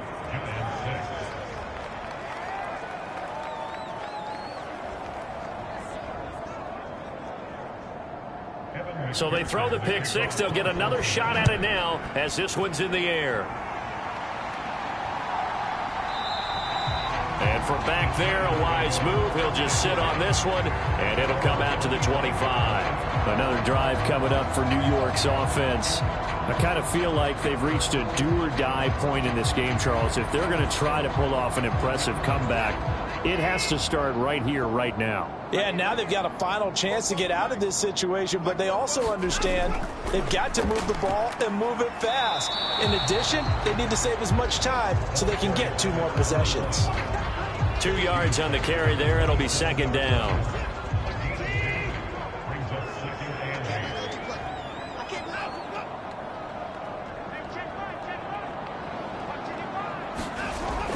Back to throw. Watson. He's able to find Wallace. And they're able to get this one across the 35. It's a gain of 11 and a giant first down. And you start to think if it's going to happen for these guys, it's got to start with this drive. Down 3 scores, they need to start making some inroads. And that'll help the cause there as they pick up good yardage and a first down. Line of scrimmage, the 37 on 1st and 10. Now a handoff up the middle. Wallace. And this winds up a pickup of 2, maybe 2.5 to about the 39. Oh, that's a real nice job there by the defensive front. They just engaged and held their ground. But how about the guy who made the play? We often talk about whether they take a good first step or not. Many times you just don't take any step. Just get your feet moving, get your body going, and then once he made the read, he was able to make the play. Watson's throw into the hands of Peoples-Jones. He's up to 70 yards receiving now as that last catch gets him a first down.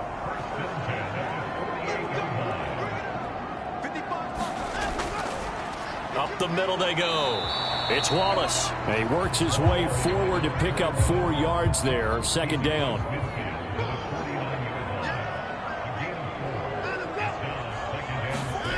Here's Watson. And that is incomplete. A lot of force bearing down on him there. He could not hang on. It's third down. From the gun, here's Watson. A throw left sideline falls incomplete. Well, they certainly aren't letting up today, partner, because they've forced big turnovers already. And it's been incredibly tough for them to get yards against, let alone put points up on the board. And on 4th down, on is the punt team sending this one away.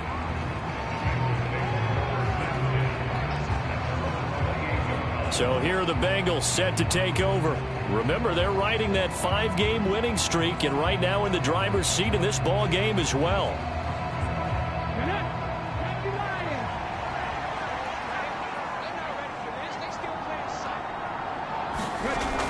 They'll come out throwing here on first down.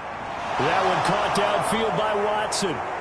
Still going inside the 20. And all the way in for a Cincinnati score. Christian Watson.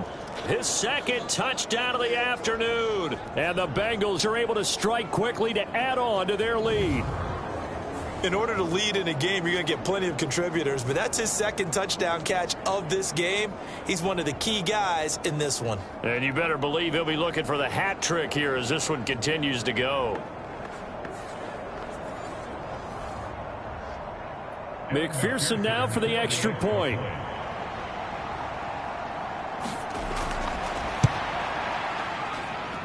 And the lead is now 24. They certainly made quick work of that, ultra-quick work. One of the fastest drives you'll ever see, just one play resulting in the touchdown. After the touchdown, McPherson on to kick this one away. And he'll elect not to return this one, so they'll bring it out to the 25 on the touchback. The New York set to take the field. They trail here by 24 points. Got to get going soon, you'd have to think, as they come up 1st and 10.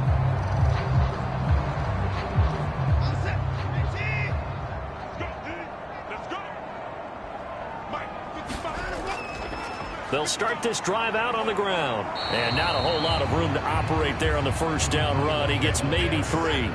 Here's 2nd and 7 now from the 28.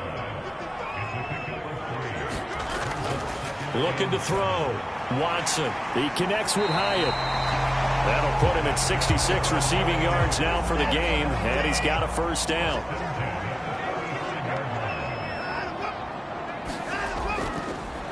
Now a handoff up the middle. Wallace. And he sneaks his way forward only for a couple here. Second down. Certainly a nice job there by the defense rallying to the football and getting him on the ground, but I think the play gets made by the defensive front, because if they can't get upfield, their job is to go ahead and get low, almost get into a ball sometimes, stack things up, and make it difficult for the runner to find a hole. On second down now, it's Wallace. And hard running's going to get him over the 40 to the 42.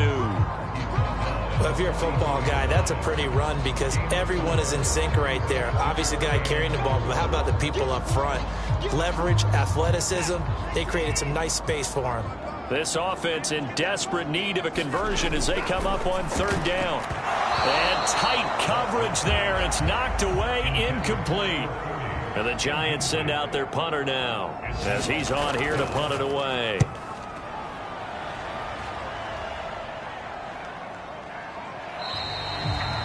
.35 yards that time on the punt. And the Bengals take over 1st and 10. Christian Watson and the rest of this offense back out now. And I know that they've double-teamed him a couple times, but not a ton. Whatever they're doing isn't working. He's up over 100 yards. We'll see how they adjust. And when they do that, they weaken their defense in other places as well. And how many times have we done games where we've seen a guy have a big game like this? But it's usually not by himself, is it? Usually it opens it up for other people to have big games as well. And they're going to get this beyond the 40 before he's taken down. Great way to start the drive. 20 big ones and a first down. This offensive game plan has just been sensational. I mean, when you think about all the different ways they've gotten their receivers open so far, it's really been impressive. Scheme, design, execution. One play has him up past the 40 already and another 1st and 10. Now they'll fake the jet sweep here and throw off play action. And the giant rush gets home as down he goes. Buried behind the line by Azeez Ojulari. That time, finally, a measure of revenge as they get him down behind the line. It almost felt like relief, didn't it? Because with the success he's had throughout this game, you'd almost expect him to get free and pick up 10 to 15 every time he takes off. Not in that case. That has to feel good for the defense.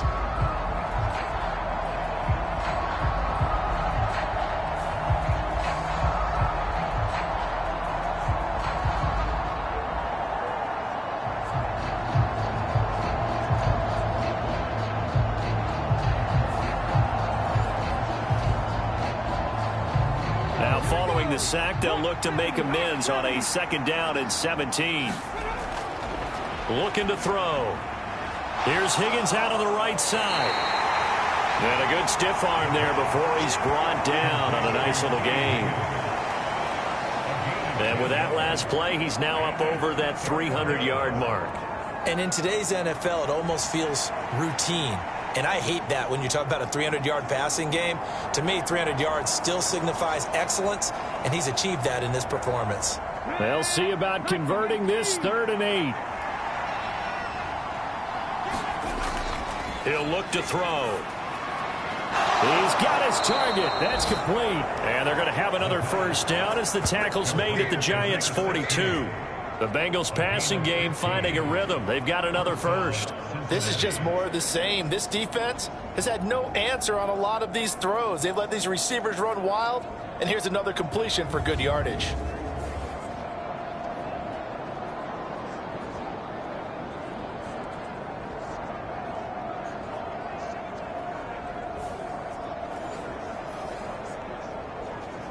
So 1st and 10, and if they score on this drive, might have to start digging in our second half blowout material.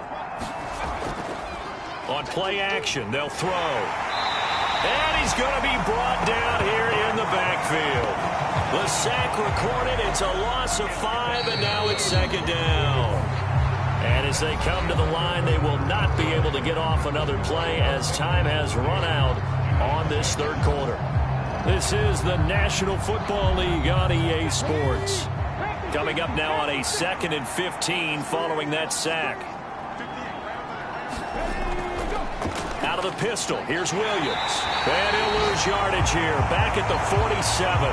Just a 1-yard loss that time, but that's not what they needed. Now they're dealing with a 3rd and long. When this offense gathers to watch the tape, they're going to like a lot of what they saw. They put up big numbers, but they might fast forward through that last play. Oh, there won't be any fast forwarding, partner. I've sat in those sessions before. You end up spending more time on the bad plays than you do on the good ones. It's just the nature of coaches.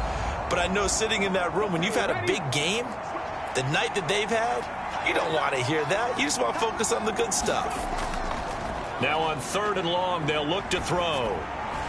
Catch is made by Hockenson, the tight end. They'll get 11, but it'll still lead to a 4th down. Well, clear running situation, trying to take time off the clock. He ran the previous play, set that play action up nicely. Boy, did they ever, because they'd shown the ability to run the football. So now you lose your keys as a defense. You dive for the running play, and they hit them over the top.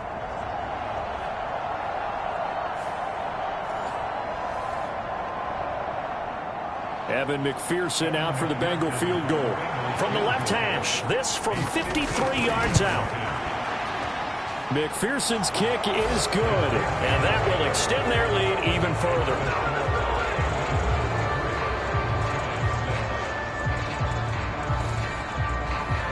So that, Charles, a season long right there. And you know who's really excited about that? The special teams coordinator, because he's the one who has to tell the head coach in pregame, this is where we trust him from. This distance, he can hit it, and he repaid that trust by knocking that one right through.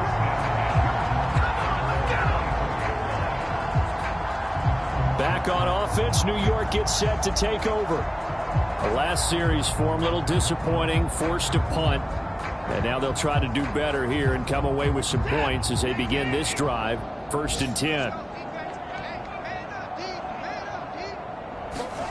On 1st down, it's Watson. Got his man there. It's Wallace complete. And from the 25, they work this to the 29, a gain of 4. 2nd and 6, just inside the 30. Here's Watson. Quick slant to Brown. 2nd catch for him today, and it'll wind up a 1st down.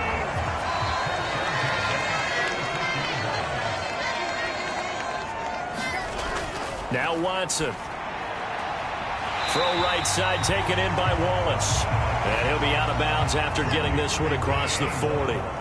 From the 41, here's a 2nd and 5. Again, it's Watson. And he drops it incomplete. And their struggles continue here. They lead big, and a major part of that has been how they've taken their play to a whole new level this second half. No points allowed since the break, and you can add another incompletion to the total number that they forced in this runaway contest. And he'll work it across midfield inside the 45. Another good completion on the drive as the Giants have a 1st down. With this game well in hand, perhaps we are seeing the coverage lighten up a little bit as they got burned there a bit for a 1st down. But we certainly know the coach isn't happy along the sideline because he certainly wants them to finish this one out the way they started it. He doesn't want to give up any soft completions, no late points. He wants this lead to stay right where it is. So they'll come up in Bengals territory now with a 1st and 10 at the 43. Now he dumps this off over the middle. Give him a gain of 5 on the completion, and it'll be 2nd down. You got the big lead defensively. Willing to give him that underneath stuff, right? And this is why you work on your tackling. Tackle them after the catch, inbounds, keep the clock running. Just go ahead and bleed the game out that way. 2nd and 5.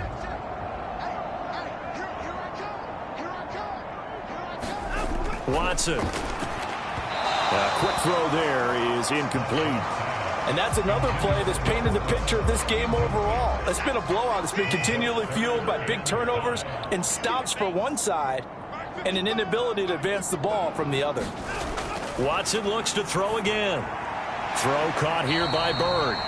And this will not be enough. On 3rd and 5, he only gets 3. So much about offense is what you call hidden yardage. You know, you throw the ball to someone, they catch it, and then they can make a big play. You know, they create a play, run after catch.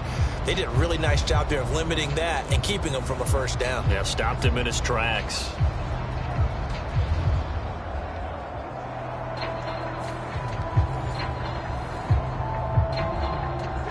right, they're going to try and keep hope alive here on 4th down. They're going for it. Needing the tough yards, they run it with their fullback.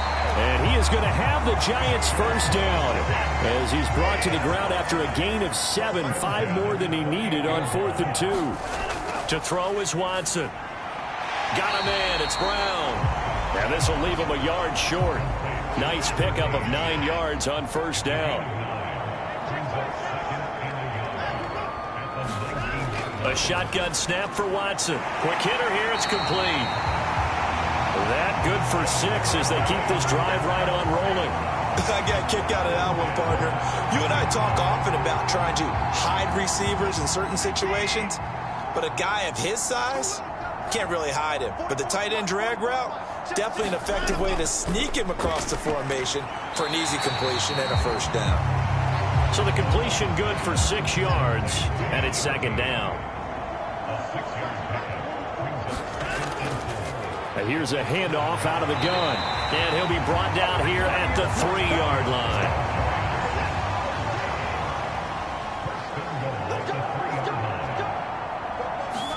Now it's Watson. And that is caught. He's got it for a Giant touchdown. A great play there with his first career NFL touchdown. And the Giants are finally into the end zone here in this 4th quarter. That's just how they drew it up, CD. His first read was there, got it to him quickly, and into the end zone. Absolutely excellent execution by all involved. And the coordinator, got to give him credit, found the perfect play call. Quarterback let it fly as soon as the target came free, and his guy made a nice catch. Just how you draw it up in practice and then execute it in the game. Extra point splits the uprights, and the lead now down to 20. That one was an extended drive, 14 plays all told. And it was finished off by a touchdown by the New York Giants. And this is going to be snuffed out. The Bengals recover. And that's why you have your hands team out there on the field. Those are the best guys ready to make that play. And let's face it, it was executed well. It wasn't a bad kick. It wasn't anything like that. Just that the normal outcome actually came to play. Analytics will tell you it's a very low possibility of getting the ball for the team kicking it in an onside kick situation. You're all about the numbers, aren't you? All about the numbers, baby. It's a new game now. They don't lie. 3 tight ends in the ball game here on 1st and 10. Now a give up the middle to Williams. And he's going to get a solid gain of 9 before being brought down. 2nd and right at a yard.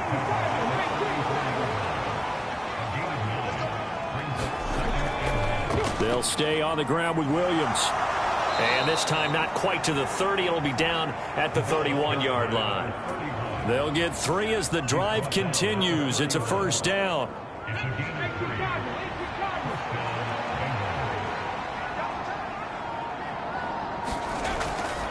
From the gun, it's a run for Williams. And he is going to lose yardage here. A loss of a full 3 yards, and now it's 2nd down. I have zero rooting interest in either team in this game. I only want a good game.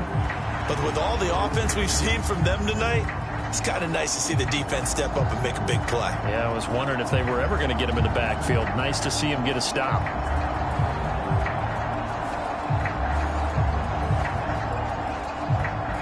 So their task a little bit more difficult now. 2nd and 13 that they're walking up on. Now they'll switch it up here and look to throw.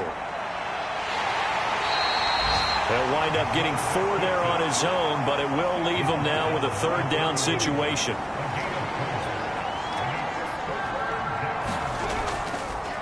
The play action fake. They'll look to throw. And he can't get rid of it. He's taken down. Azeez Ojulari able to get in there for his 2nd sack of the afternoon. Even keeping the back end for extra protection on 3rd down, they still couldn't prevent the sack. Now it's 4th and long thanks to a terrific individual effort on defense.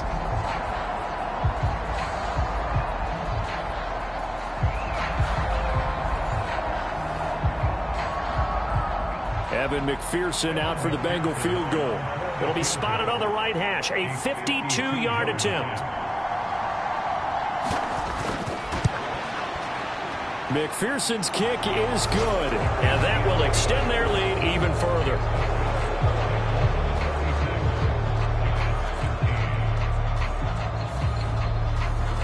So as it turns out, that sack doesn't wind up costing them, Charles. They at least get points, get 3 of them. Yeah, that's where your kicker can really come to your rescue because, you know, after the sack, there was a little consternation there. Are we out of field goal range? Are we going to be able to get 3?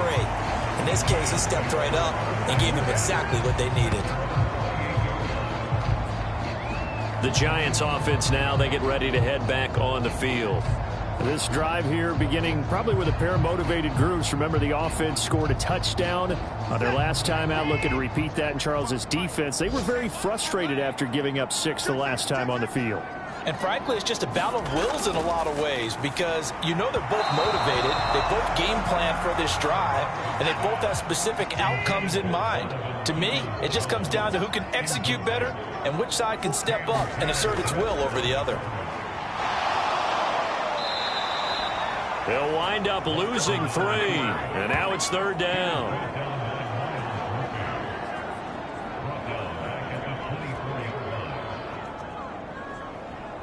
Just 2 minutes remaining here in the 4th quarter of what has been a one-sided affair. So it's Giants football here as we welcome you back. And not an easy spot here. They'll be in search of 13 yards to try to pick up the first. 3rd and long. It's Watson.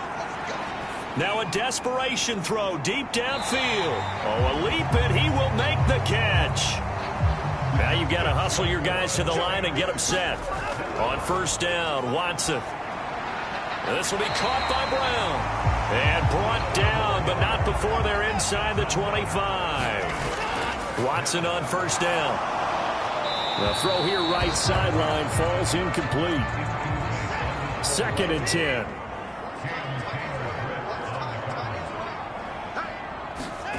To the air yet again, Watson. Caught along the left side by Hyatt. And he's going to be marked down just outside the 10. And now it looks like they're going to be in the hurry-up. Oh, the ball is out. Watson lost it. And now this ball picked up by the offense. But here in the final 2 minutes of the game, this will be blown dead. Only the fumbler can advance the football. So this will go back to the spot of the fumble itself. 9th play of the drive coming up, and certainly not an easy one on 3rd and long. Now here's a look for the end zone, but that one's going to wind up incomplete. The decision made for them. They've got to go. It's 4th down. They will indeed snap it to Watson. And this is caught. For the moment, it's a touchdown, but multiple flags down, so let's sort this out.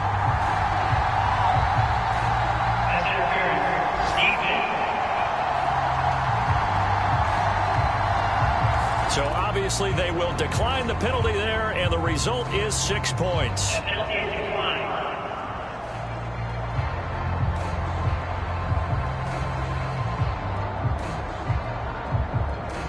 And yeah, that touchdown counts for their team, but I think it counts more for the fantasy guys, doesn't it?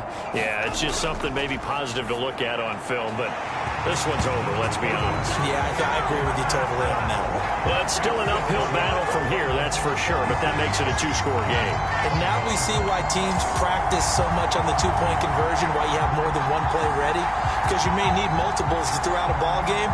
There's a great example right there. So time definitely not in their favor, down 2 scores, but they'll try the onside kick. And this is going to be recovered by the Bengals hands team. And they're going to hang on and win this game. They knew they needed a miracle. They had to have that onside kick. They didn't get it. Well, as we knew, even before they put the toe to the leather on that one, their chances of getting that done, slim and none. And I do believe we saw Slim just leave the door, didn't we? We did indeed. I think we're down to none. 2nd and 6.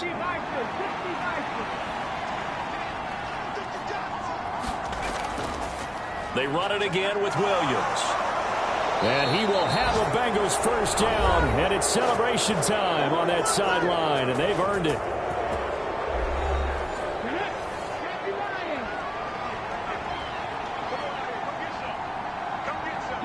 And they take a knee. Well, this this was a very close ball game at halftime, Charles, but in the second half, that offense kind of kicked things into another gear, and they were able to pull away for the victory. And, Brandon, I think they're the type of team that just looked in the mirror and said, hey, ton of pressure on, but we're the type of team that can flat out handle it. They stood up with confidence, and made it happen for a victory. So for Cincinnati, they remain as hot as anyone, 6-0 now through the first month and a half. And they'll have another road date next week with the Miami Dolphins.